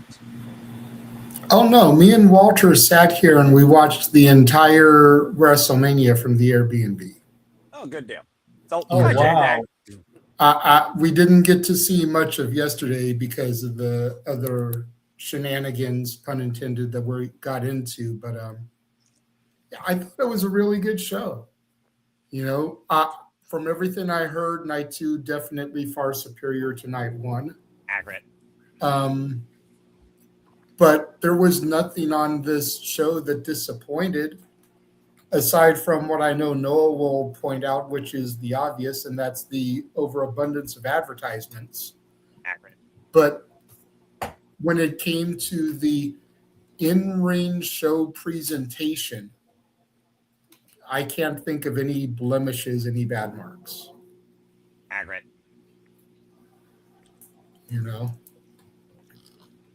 Since I'm unmuted, obviously you won't be able to see Walter, but why don't you go ahead and speak, Walter? About WrestleMania, you said it all. Just the commercials can be probably the only negative thing you could say, but top to bottom, they did it correct. But the most shocking thing is those numbers that we see for us. Like, the networking is working, so the was fact, awesome. the fact that we individually had more than double Denise Salcedo's numbers. God bless Denise Salcedo. And she's a giant in the space. Like, I don't want to take anything away from her. Go far and subscribe, folks. Like, hands down, the hardest working woman not signed by a major company in the professional wrestling space. Accurate. And individually, we had more than double her numbers. Combined, 5 times her numbers. God bless her. What the actual fuck is going on? I'm just doing my job. I'm just the guy looking at the monitor. You're the ones that are bringing in the analysis. I ain't doing anything. Yeah. And it's because James and I were basically doing the same thing the whole show. Like, every moment, every match change, every whatever, we're tweeting, we're hashtagging, we're tagging the performers that are coming out in the ring. Like, that's how we get noticed, because then those fans that are searching will see the posts. And they'll come to our streams. As long as they encourage Like, my eyes are blurry. James, you can probably confirm, but does that say 10,835 people right now watching us? That is correct. Across I'm looking all at that. platforms. Oh, bloody hell. Y'all are nuts. Okay.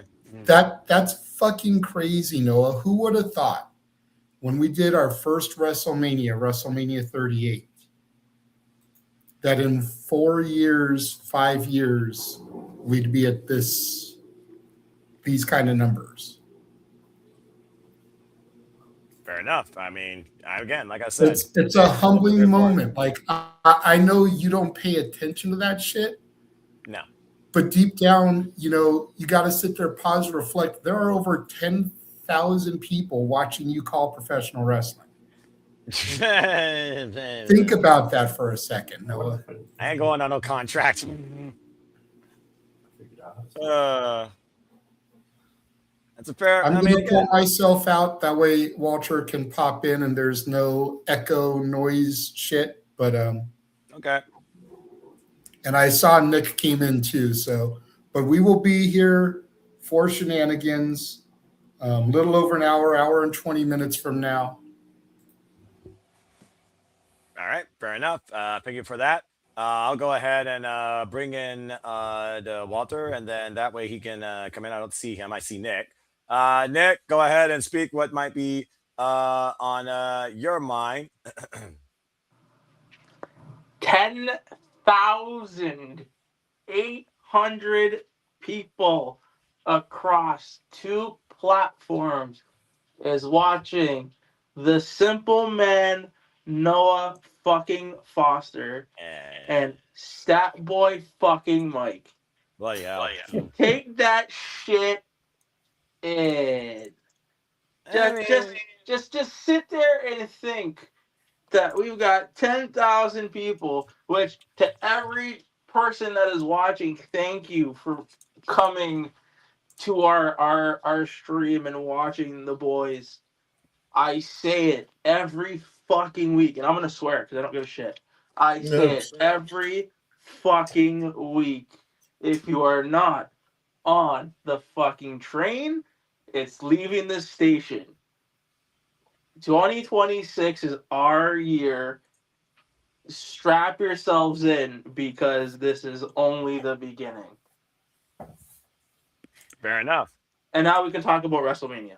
Okay, so now that we've acknowledged the 10,800 plus, let's go ahead and bring people into our post-show discussion again. To every single one that tune into us continually, over the first time ever, we are the Simple Apple Studios, hoping to be your reliable conduit towards the conversation, the introduction, the reaction, the commentary coverage towards all things professional wrestling, damn it. So thank you all for tuning in to Sapboy Mike and me. Again, I am just a simple man, lifelong fan of professional wrestling, damn it. But let's go ahead and break down what we saw tonight, because it was clear as night and day what we saw between yesterday and today from the wrestling almost across the board. So let's just go ahead and get right into it. I think first and foremost, it's only appropriate that we literally break into the idea that we may no longer have to say Brock Lesnar versus blank in a sense anymore.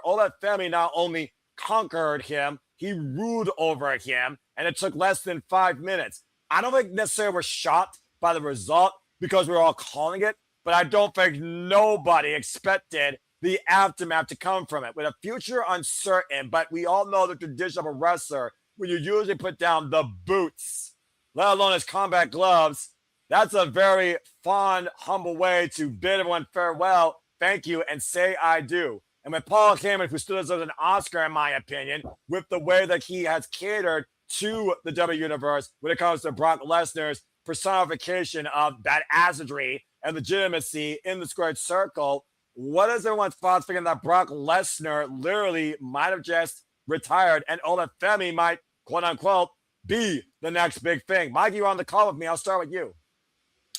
It was very surprising. It was, we thought that this was going to continue in until SummerSlam, his hometown, but nothing has been said, nothing has been spoken, but the moment is there, the actions took place. So, it's more than likely it's over and done with, and he can move on to other things. Right now on ESPN, the graphic is reading future uncertain. I will say I'll say this about Brock. I did not like him in the UFC. I did not like his attitude in the UFC. When he did win the UFC title, they literally fed him Randy Couture, who was on his way out. It was like the sacrificial lamb to the lions. And, he was more arrogant and cocky in the fighting world than in the wrestling world. In the ring, he was talented. He was energetic and powerful and strong and all that. And if this was his decision, he definitely deserved it. It was an honor to call it. It was a surprise to see it. If by some miracle, he does an autograph signing, because he has said that he does not like being around people one-on-one, I would love to tell him, I was part of a group of a family, and we called your retirement live. And I just want to say thank you. That's all I can say. Fair enough. James, what's your thoughts on Femi's WrestleMania debut and the moment that he left us with, bell to bell and post 2? Do you share a similar sentiment? And for Femi to beat Brock Lesnar is to beat basically somebody that rivals the best of the best in this business, recognition and accolades aside. What are your thoughts on Brock Lesnar possibly retiring and Femi being the guy to take that spotlight? Well, first of all, now that I have completely got my setup in order here, I am on camera. Okay, welcome to the camera. Yes. Man, first of all, and I guess I'll switch to camera 2 here. I really didn't think they were going to pull the trigger, because I'm so used to WWE disappointing me when they got such a great thing and they just never pulled the trigger on time. Right. They did it here. Brock, it's no secret how I fucking feel about him, because if you've read the suit, you know why. Of course. But you have to give him credit for bumping his ass off for this guy and making him look like $1 million. And he did so in very quick time. Phenomenal. And I mean phenomenal put over job there by Lesnar. I mean, it is big boy shit, to Walter's point. Fantastic show. Like, a fantastic, like, idea there. It was the right winner. They didn't, like, bore you with a long match, although I'm sure people would have wished that they could have had it, but I'm not sure if Brock could even do it anymore if he wanted to. Exactly. So this was the right outcome. You know, have a short match, Goldberg style, and put over the guy that you beat in that short match. You know, good shit. Like, Oba Femi looked awesome. Brock Lesnar retiring. Yeah, I'm not a fan. I'll say this much. I understand why they did it. I wish they gave Oba Femi a little bit longer to soak in the adulation before they had Brock steal the moment with the retirement. That's my only complaint. Otherwise, I think they did a bang-up job with it. Yeah, and again, it's interesting the approach to this, how he said, I am the one. Brock Lesnar was the one in 21-1. He brought it to fruition, much to the shock of the WWE Universe back at WrestleMania 30, breaking The Undertaker's undefeated streak, and of course collapsing and then going to the hospital. That's a whole different conversation. Nick, I don't know if you watched WrestleMania, because I know what your feeling was after last night, but again, for most of this, it was day and night. What are your thoughts, though, on the outlook of Oba Femi's future now with this incredible win? How does it continue to follow through with that momentum? How does WWE continue to carry that momentum with the ruler? Well, I mean, I will say, because I knew that we were going to have a big turnout tonight, I did watch the show. So, I mean, there's that. Yeah, man, respect to you. Okay, so it was a good match. I mean, it was, first of all, if this is Brock's last, if this is his last match, good on him for putting over Oba. I mean, that's huge, right? We're in the business to make new stars, and they did that tonight. Of course. For me, and this is just the way I perceive it. It was a standard Brock match. Like, it was just a standard. There wasn't anything overly complicated. There wasn't anything overly special. It was a paint by numbers Brock match. You had your German suplexes, you had your F5s, but I mean, at the end of the day, that's all you needed. Exactly. So I mean, it was fine. It was good for what it was, and I commemorate Brock for putting Oba over, because he didn't have to do that, right? But he did.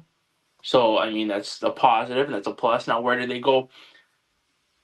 Where do they go from here? It's all, and we talked about this repeatedly in different situations. You know, where does it go from here? Of course. Where does this momentum take Oba? Because if this is going to take, like, it's not the fact that you beat Brock Lesnar. He did it handily. So, I mean, he must be the first person in line for Roman. Like, where you don't put him, I can't see him being in the mid card anymore. You got to keep him in the main event scene. So it's all about the follow up with this. Like, how are they going to keep Oba strong? And that's where the problem lies with the week to week television across wrestling in general. So happy for Brock. This is Brock's last match. Great. Thank you for what you did for Oba. And now let's see what creative has at the follow up. Yeah, it's just one of those things with Brock Lesnar being known only as the world champion his whole career. You got to imagine they're going to hold Oba Femi in that same echelon, despite the fact he started off his WWE career as a mid-champion, the NXT North American champion, on a dominant run. But beating Brock Lesnar on the grandest stage, there is no turning back on Obafemi. Now it's just a matter of how Obafemi follows through with that confidence and that pressure, and how WWE caters to that when it comes to his performance and his presentation. So congratulations to Obafemi. And if this is the case, indifferent or not, again, because I'm always a guy that looks forward, not look back. That's the only way you live a better life. Thank you, Brock Lesnar. And to Brock, to James's point, and to your point, it didn't need to be anything else, and that's fine. Again, it was about being Brock Lesnar. What do we know Brock Lesnar for? Suplexes, F5, short fights, game over. It was also the first time we saw Obafemi eat the F5. It only took one to drop him for a split second to show that Obafemi was not merely another opponent. It was in that moment that you knew, and Brock knew, that Obafemi was the guy to put over, was the next one to follow through, and was the last one Brock needed to be in the ring with too. Gunther does not need this. Obafemi is in his genesis. There is no telling where Obafemi can go. We've seen where Gunther can go. He does need to be back there again if he's going to be stagnated as a transitional champion on the grandest stage of them all. Obafemi, though, unlimited expectations. So congratulations to the ruler and to the conqueror. Thank you and farewell. All right, well, I'm going to let James kick this thing off because, James, you are, of course, the biggest Lucha Libre fanatic I know in Cinema Studios, and you got a fair amount of that with this human car wreck between Dragon Lee, Penta, Mysterio, and freaking Rey Mysterio at the forefront with bobblehead Jade McDonagh and your boy Bouncy Jalen Evans and the Bulgarian Brute Rusev. Thinking about the ladder matches in the history of the Intercontinental Championship of WrestleMania, going back to 31 and 32, of course, last time this title was in regards to a ladder match. What is this ladder match in the name of ladder matches in WrestleMania history for this title that's been synonymous under both gimmick and title circumstance? What did it mean to you and what did you think of it? And were you surprised by the winner? Yeah, I honestly was. I this is gonna surprise some people. You call me the the big lucha guy, but for me, I kind of wanted Seems like it. I don't know, man. Like I kind of wanted Javon to win. I thought it was Javon's time. I wish he had won. I think he's been on fucking fire. And I'll be honest, this isn't. I am happy for Penta. I love that Penta is the IC champion. Right. It was a good shocker. However, the reason why I think it was the wrong decision booking wise is because they really haven't done anything with the Lucha Brothers as singles at all, which is a crying shame, by the way. What do you mean? Penta's been on top so damn much down in Mexico and WWE. It's Ray Phoenix. I know, but I feel like they have such a like lightning in a bottle in Javon. I really do. Like, and honestly, maybe you're right. Maybe neither one of them. Maybe those are the two top picks, and like I'm splitting hairs with it. But I'm happy that at least he got a showcase in this. I thought he looked great. I thought Penta looked awesome. So overall, and by the way, that ladder match was brutal. Yeah, it was fucked up. That Canadian Destroyer on the ladder was insane. But overall, really good stuff. I enjoyed it. I'm happy for Penta. So there you go.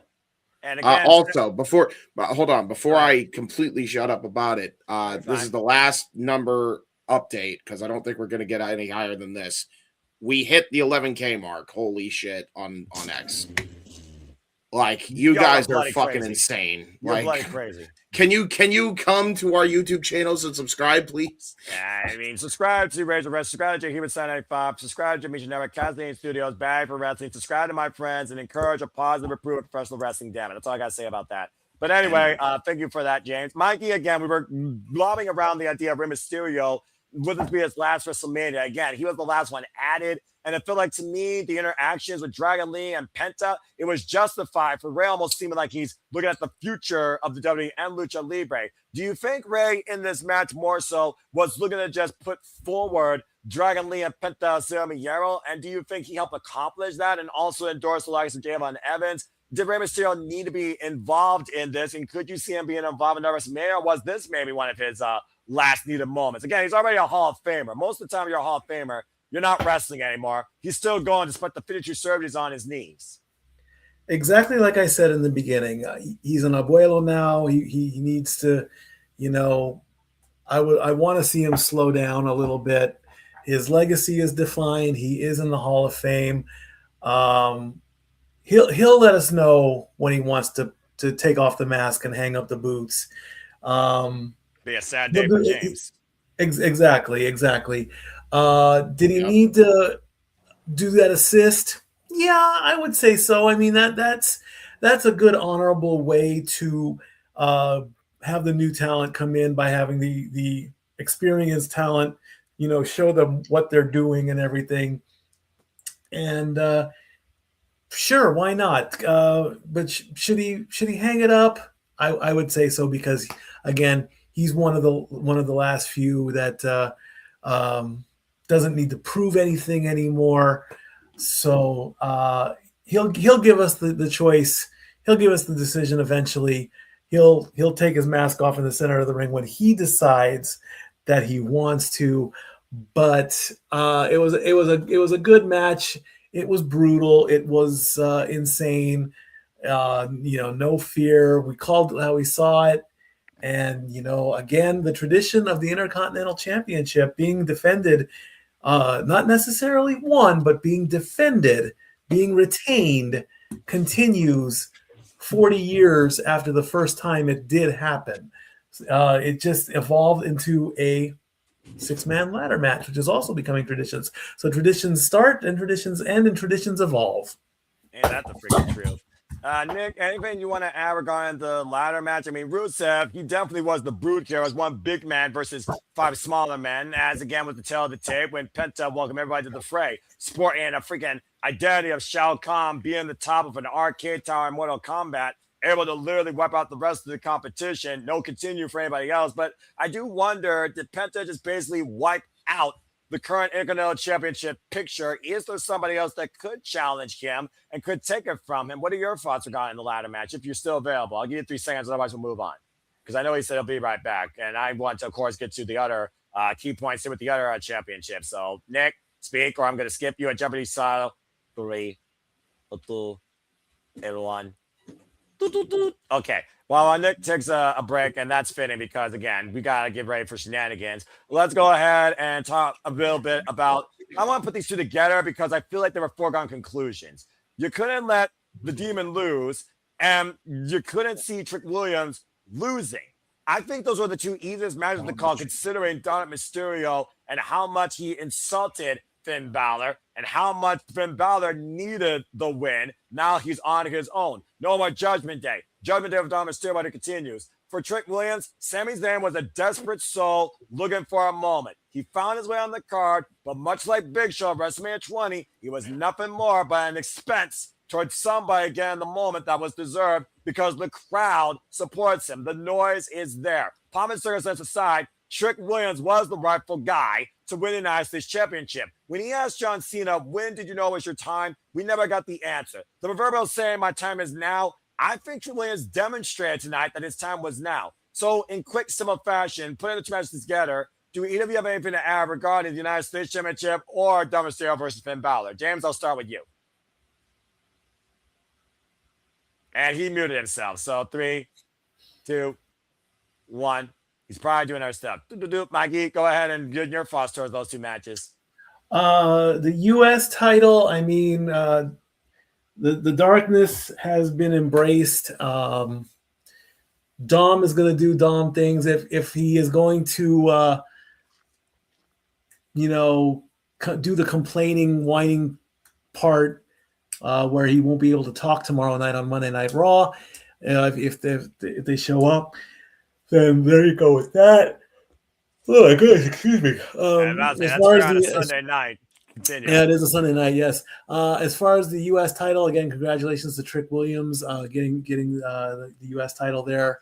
Sami is now probably going to go into his deep depression phase again. I hope that's not the case because he is very entertaining, and everybody put on a great show today. I mean, from one end to another. But again, it is very, very up in the air as to where everything is going to go.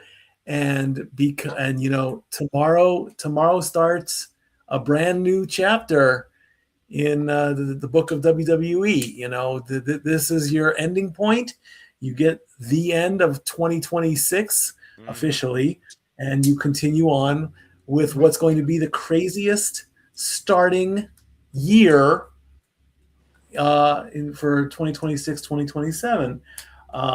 That's just tradition. That's just the way WWE works. So that could bring back, Kevin Owens finally. He has been out for quite some time. Maybe they could work something with him. It's like, hey, look what we did. Look what you did. I'm back now. Let's work on this. Where's Trick Williams going to go? I mean, he's now the champ. He now has a belt, a title to put around his waist. So again, it's all up in the air tonight. 1980s Phil Collins. That's about to say I respect that because the fan just Phil Collins. James, anything you want to add regarding the Demon Finn Balor giving judgment to Dominik Mysterio, finding him guilty, and now being a free man on his own, looking to fly solo, or Trick Williams rises to the occasion, much like John Cena does his first WrestleMania? Go ahead. I mean, it was definitely better than the so-called unsanctioned match between Drew McIntyre and Jacob, and that's no knock on them. It's just the booking of that match. Of course. I enjoyed this. I'm glad Finn got the win. Glad we got babyface Finn again. Hopefully, we get, now that he kind of, got rid of the nonsense that was Dominik Mysterio. Maybe he gets a shot at the world title because, I ain't even gonna lie. Finn versus Roman. Maybe Finn can be the one to dethrone Roman. If it's not Finn, I would think, fucking Sami, but I feel like you could have a title change in between the Roman title runs and, Sami winning the title. Could you put this name into the sense? Because thanks to our friend Zach in the chat, he just broke news on the post show. Femi just challenged the OTC.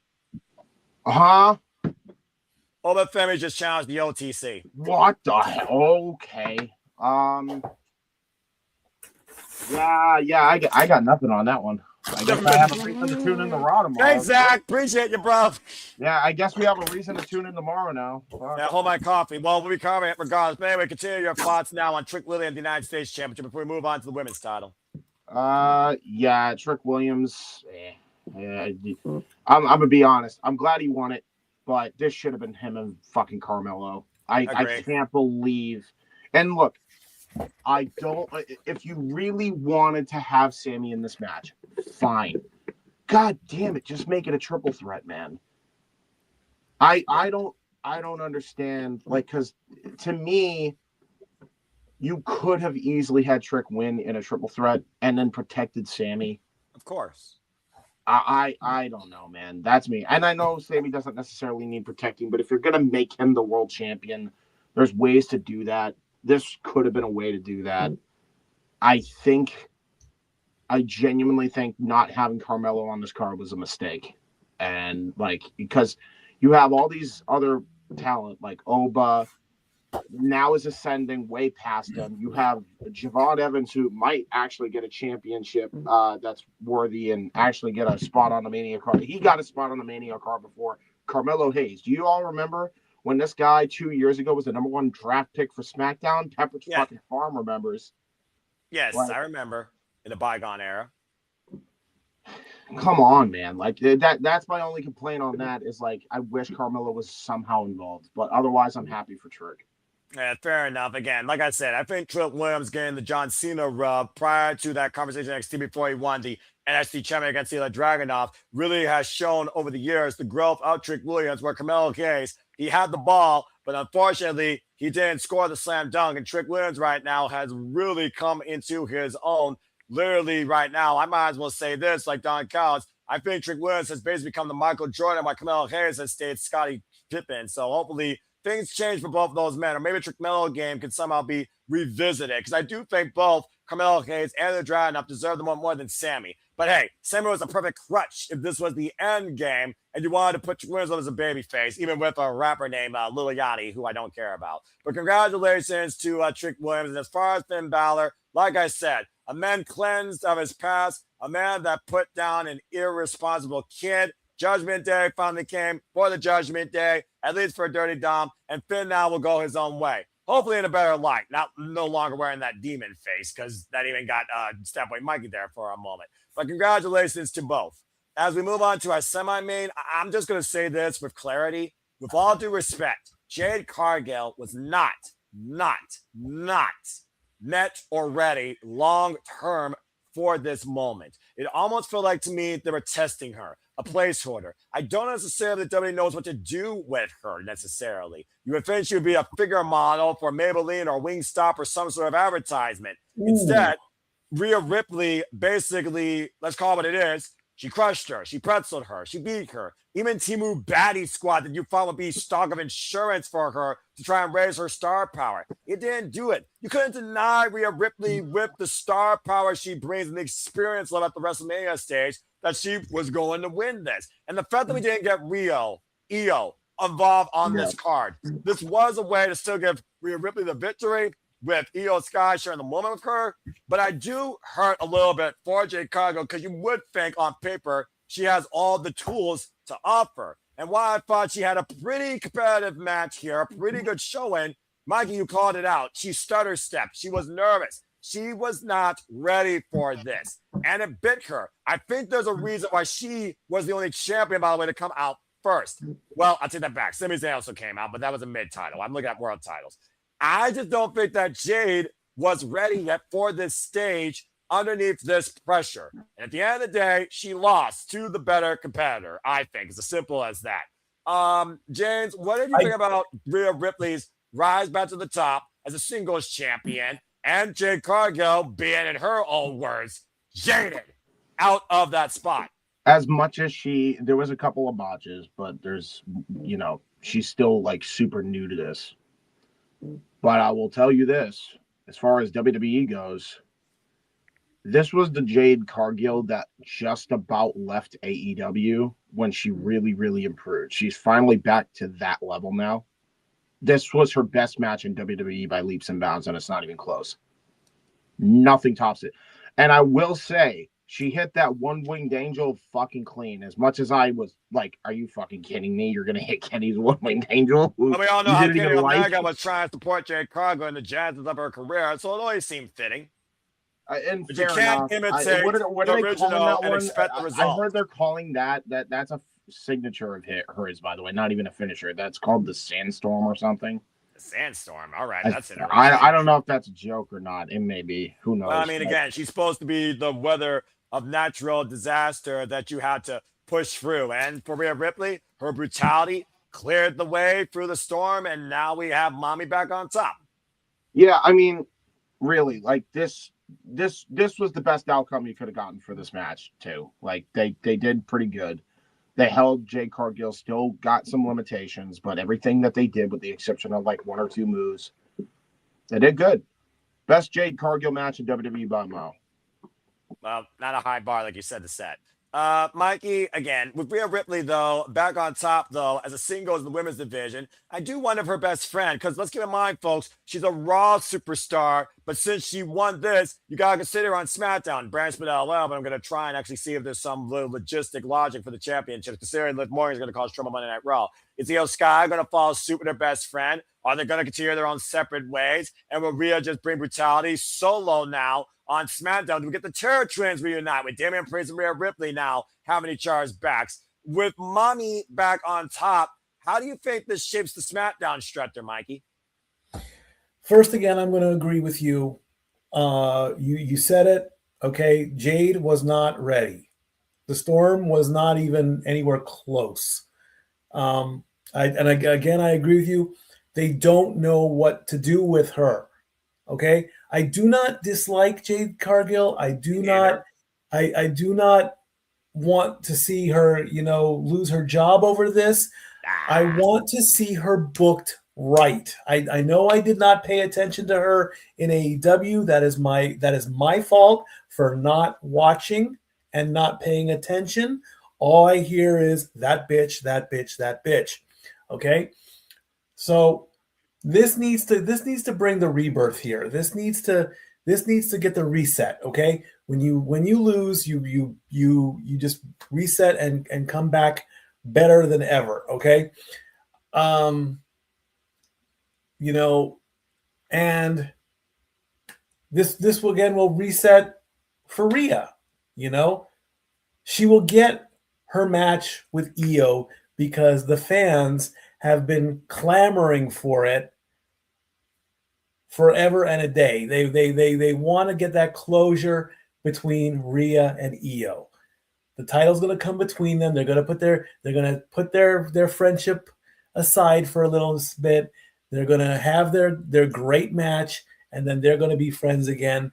And then Jade is going to come back into the picture, hopefully better than what she was.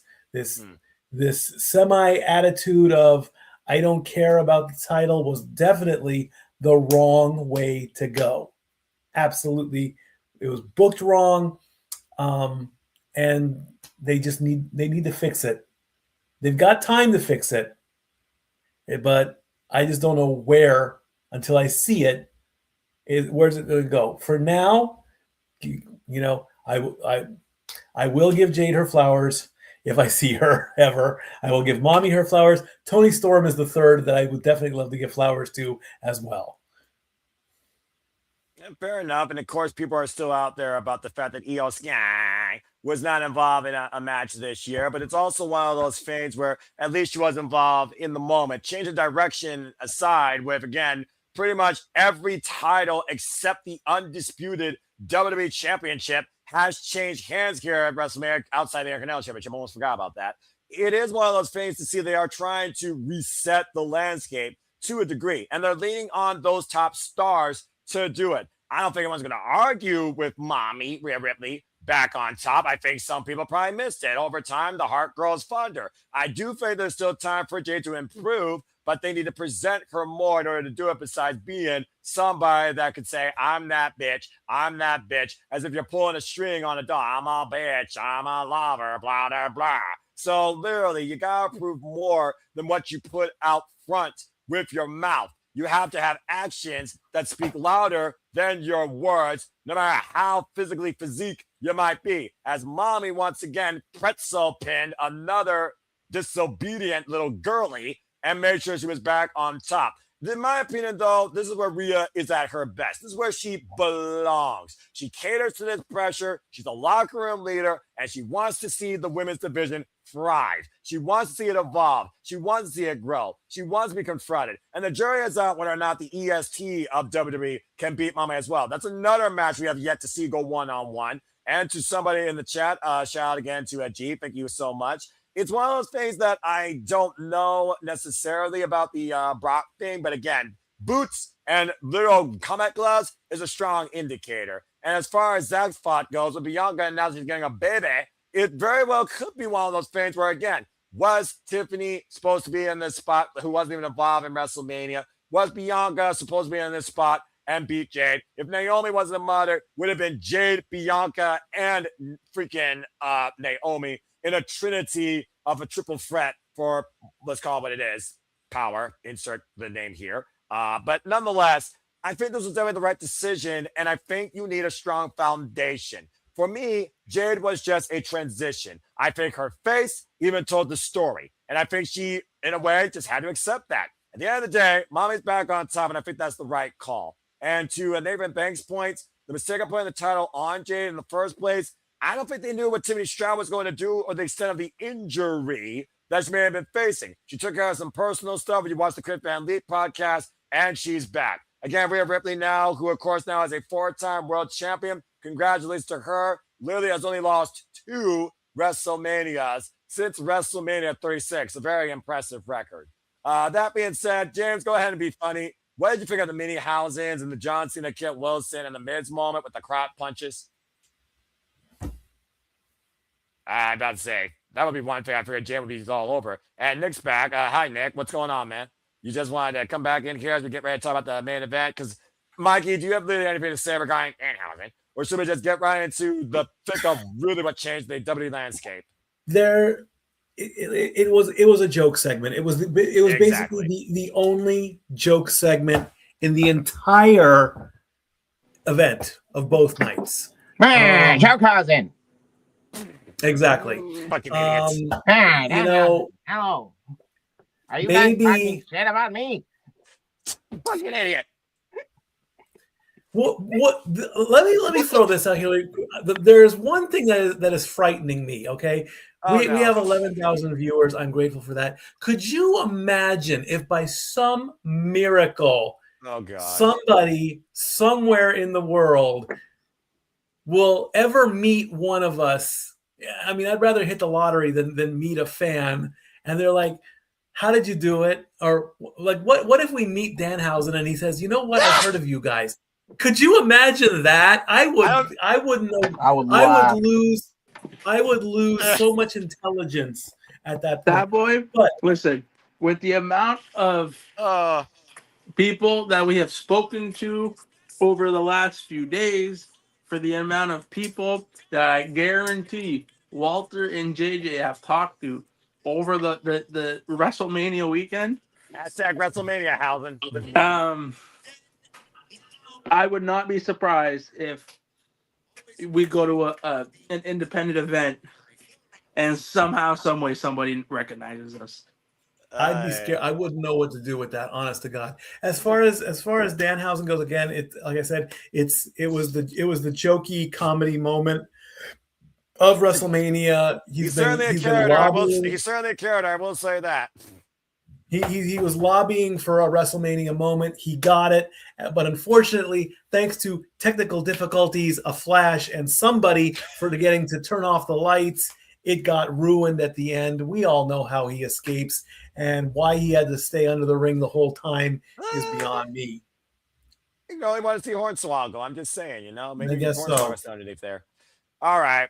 Well, let's go ahead and get right down to serious business. We wrap up our little post show here. Again, folks, acknowledge him if you choose. Your new WWE World Heavyweight Champion, clean as a whistle, all on his own, the Tribal Chief, Roman Reigns. As we saw, Roman Reigns and CM Punk unleash bitter animosity, frustration, a ferocity in one man's journey and both men's stories, the reality versus the truth, a legacy versus a dynasty, and it culminated with Roman Reigns once again restoring what he believes is the proper reality. Now Roman Reigns is back on top in WWE, and this time he's truly on his own. We can dissect this match all night if we wanted to. We can also look at what's next for Roman Reigns, but thanks to Zach, we might be seeing something here sooner rather than later. But simply put, especially because they went on the call.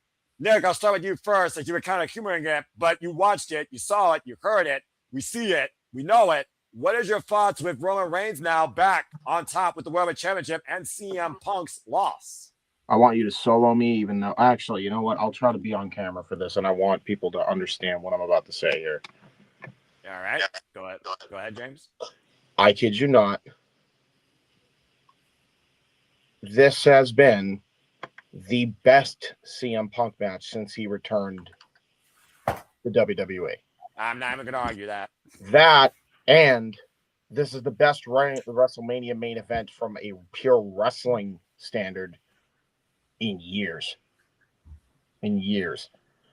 And it didn't take much.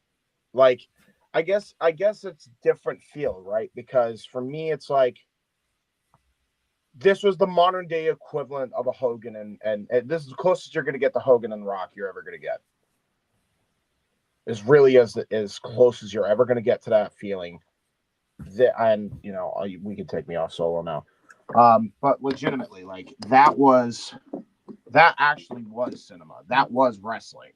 The storytelling, the emotion, the false finishes, the moves that they were doing, the innovation that these guys were pulling off, just doing some simple stuff like Tree of Woe. Punk's hung up on the top rope, does Superman punches. The elbow drop a la WrestleMania 29. The last Mania he did before he quit against The Undertaker, he pulled that bad boy back out through the table. And I love that he even had hesitation when he first went up that. Like, just little story beats like that.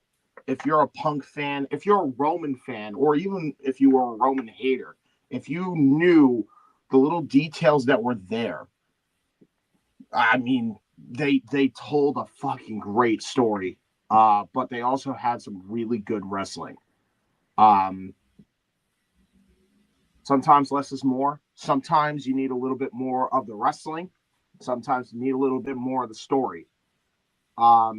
In this case, I think the story was more per se than the wrestling, but not by much.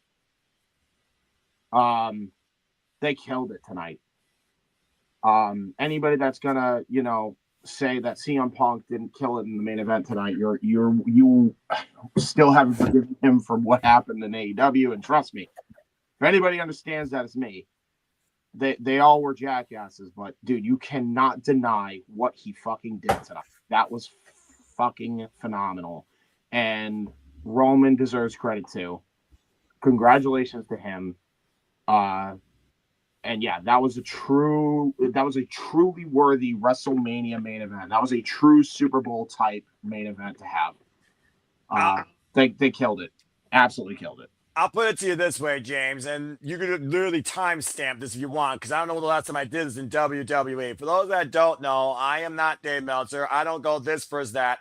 I don't rank. I don't rate. But there's a certain level of passion that comes out of me when a match delivers above and beyond expectations of what I look for in professional wrestling, as a professional wrestling fan. So without further ado, if those that know me want to type it in the chat, if those are on screen, know what I'm about to say it along with me once I start. For Roman Reigns and CM Punk for WrestleMania 42 Sunday, WrestleMania freaking 42 main event, WrestleMania Vegas main event for CM Punk and Roman Reigns for the World Heavyweight Championship. Simply put, that's professional wrestling! Damn it! Thank you for that outlook, James.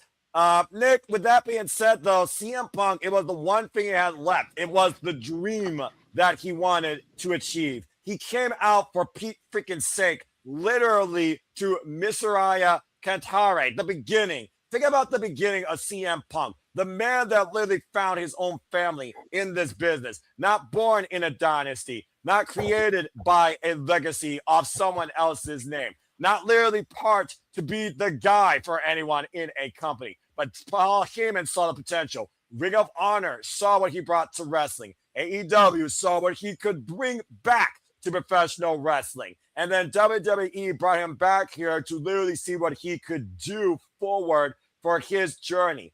He got his dream, but is his dream a nightmare? Considering it was his first. Again, Roman Reigns was no stranger to this stage. 11 main events at WrestleMania, and arguably his most important one than ever. And Roman Reigns prevailed. In a story, again, of truth versus reality, the reality is both men may hate each other, but I can't imagine neither man denying respect for one another. Nick, is there anything you want to say right now?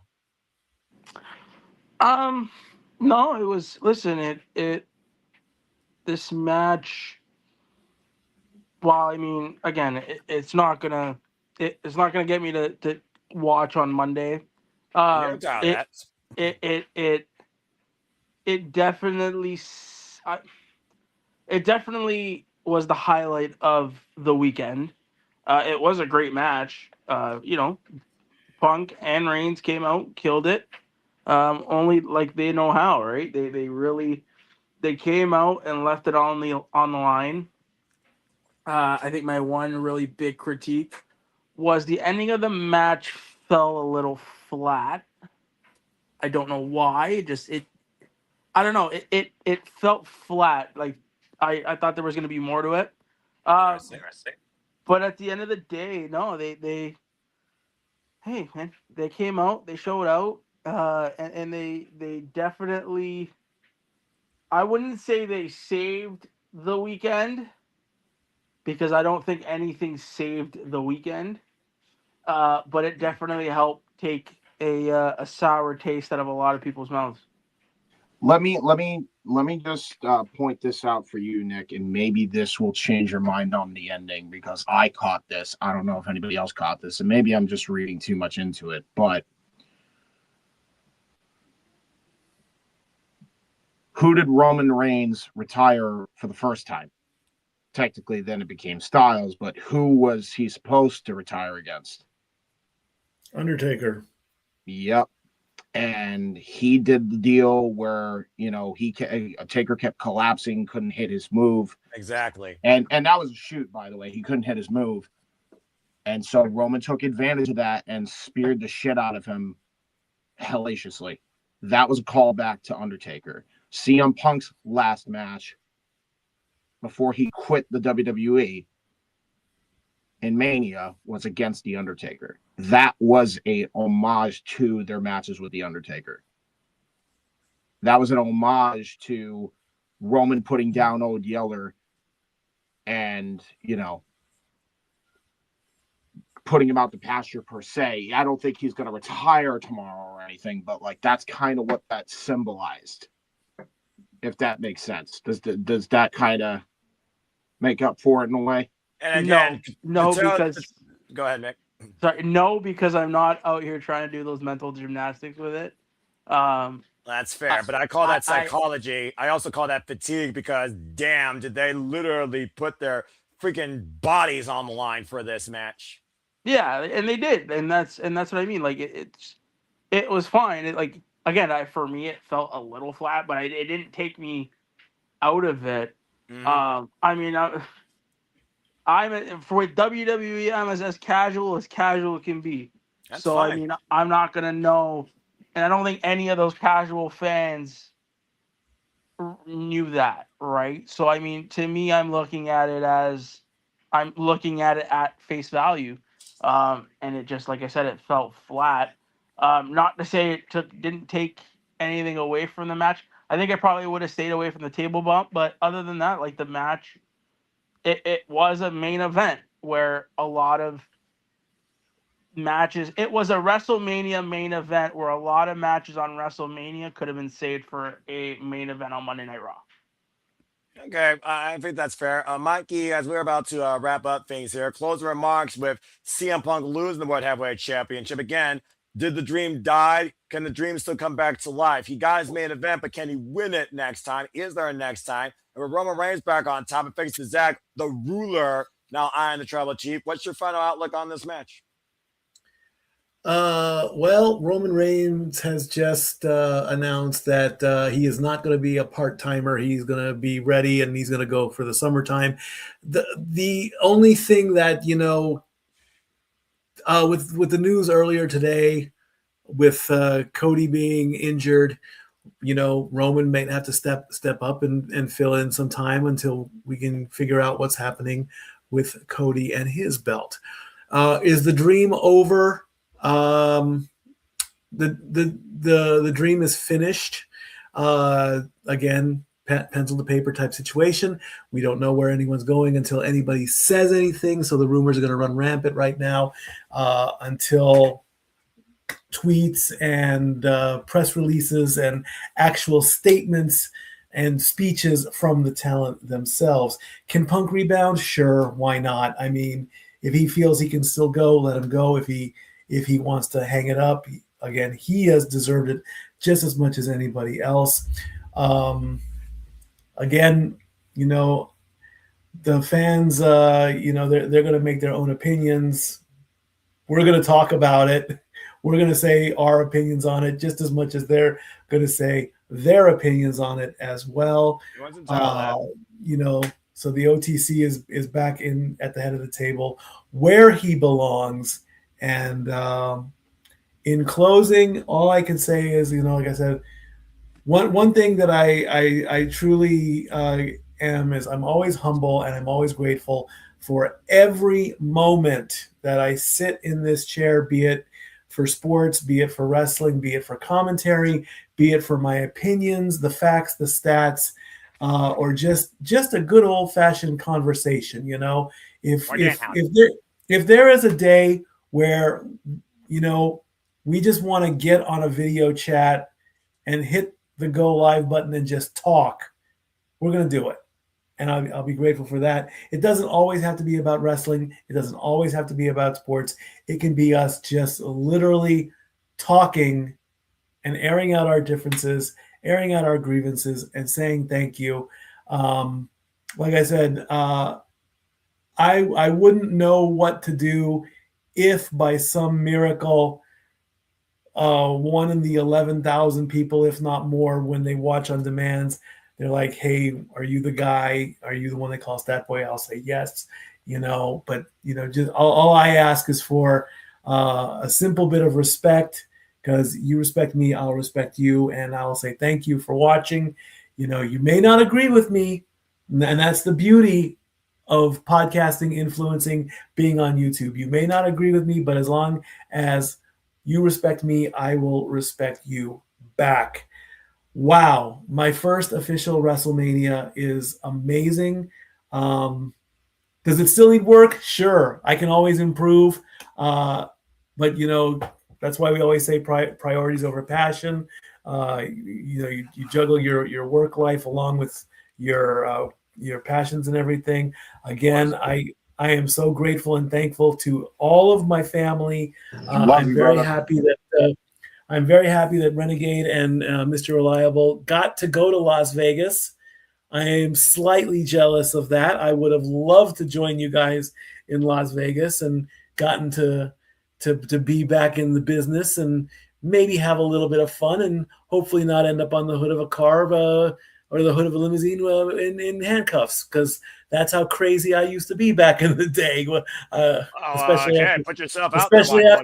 Especially after a few drinks in a casino, throwing it all out on red instead when I should have thrown it out on black. But this doesn't happen because we were all grown. Who knows what's next?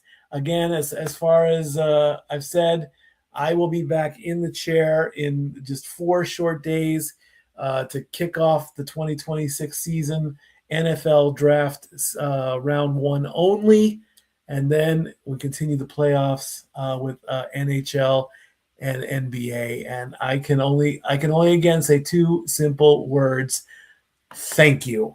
Along with, I have to say it because at this point I gotta get some sleep and get some rest. I have got a very, very busy car day tomorrow. I do not like these 4-wheeled vehicles that cause so much drama, but it needs to be taken care of. Thank you, family. Thank you, Noah Foster. Thank you, Renegade. Thank you, Walter. Thank you, Nick. Thank you, James. And to all 11,000 of you, I cannot say it enough. Clip this. You guys make us possible. I can say it from the bottom of my heart. Thank you. Stat Boy and Wrestlemania out. And that being said, as we conclude here and get ready for the shenanigans, let's go ahead and give our final thoughts as I run down the card here one more time. Again, congratulations to Oda Femi beating Brock Lesnar and possibly retiring him as he left the boots and gloves in the ring, beating him in about less than 5 minutes. We saw a wild Intercontinental Championship ladder match as Penta was able to rise above the field and defeat Jalen Evans, Dragon Lee, Jade, McDonagh, Rusev, and Rey Mysterio to hold on to the gold. We, of course, opened things up with the United States Championship as Sami Zayn got whooped by Trick Williams with a key trick shot that led to a brand new United States champion, a moment echoing John Cena's first WrestleMania moment, and we saw what that led to. Following that, we saw the Demon Finn Balor beat down Mysterio in a street fight with a coup de grace through the table as Dominik, vaya con Dios, amigo, as the Demon might be cleansed of his sins for all we know, brought back to life, but only needed. Let's get Nick back in here as his feet keeps on fixing out. And, of course, in our semi-main, that bitch didn't get jaded, but she got beaten with brutality as Rhea Ripley is back on top, and Rhea Ripley was able to beat Jade Cargill for the women's heavyweight WWE Women's Championship. And of course, in our main event, where reality faced truth, story, legacy, dynasty, and of course, an incredible professional wrestling main event story, unlike the likes I've seen since probably 26, honestly, with Undertaker and Shawn Michaels' last encounter for me as a fan. CM Punk lost, and Roman Reigns is the new WWE World Heavyweight Champion. As well, Femi has already called his shot to challenge the Tribal Chief. As Emmanuel says, night 2 is overall better than night 1, by the way. Not even close. I completely agree, my friend. Well, that being said, folks, thank you so much for tuning in to us across all of our watch-alongs and across everything here at Cinema Studios for everything we have done across all watch-along specials, especially during WrestleMania Live. We hope to see you within the next half hour for the shenanigans to continue here. Final thoughts on WrestleMania week in its entirety with our watch-alongs, our content coverage, WrestleMania matches and moments, as well as, of course, the live stories and escapades of the Renegade Wrestling JJ Williams and Walter. Stay tuned tomorrow as I will be back here, of course, bringing you further wrestling coverage for Spark Josie. Unfortunately, I had to do it as a retro watch-along due to other priorities, but yes, I will be covering Spark Josie tomorrow. That'll be at 2 p.m. Eastern Standard Time. I also will be doing predictions post-mortem with Papa Gino at 6 p.m. Eastern Standard Time, discussing the stats, the results, and the outcomes of WrestleMania week before we cover the Raw after WrestleMania to conclude everything. To the 11,000 plus of you, I can't say it more than enough on behalf of everyone here at Cinema Studios. God bless you, and thank you to all of you for tuning in. Follow us if you haven't already. Please continue to follow us if you can. SR Studios 2024. It's not about me, it's about wrestling. But if you want to further engage with me, my personality, my passion, because it seems to be some sort of conduit of encouragement, you know what? Find me and Foster 916 on the X and on YouTube. I only wish to remind you just to love into professional wrestling too. I hope that you all continue to be along with us for continued development to bring you simply reliable, honest wrestling coverage and outlooks. For James, for Nick, for Stat Boy, for each 11,000 plus of you, I am the Cement Noel Foster, bidding you all a short-term adieu. And if this is done for the night, I thank you all once again for tuning in for the entire time as we board the train out of Allegiant Stadium and bid Las Vegas farewell. So make a positive impact in life and have a good night. If we don't see you for the shenanigans, thank you once again for tuning into everything, especially for our coverage for WrestleMania. Have a good night, folks. And we'll see you next time here at the Simply Reliable Studios. Take care. James, cut the fucking feed. Cut it, James. Cut it. I can't cut it. All right, I'll do it. Mess, I do everything. Cut the feed. I'm cutting the feed. God bless professional wrestling. Bye, guys.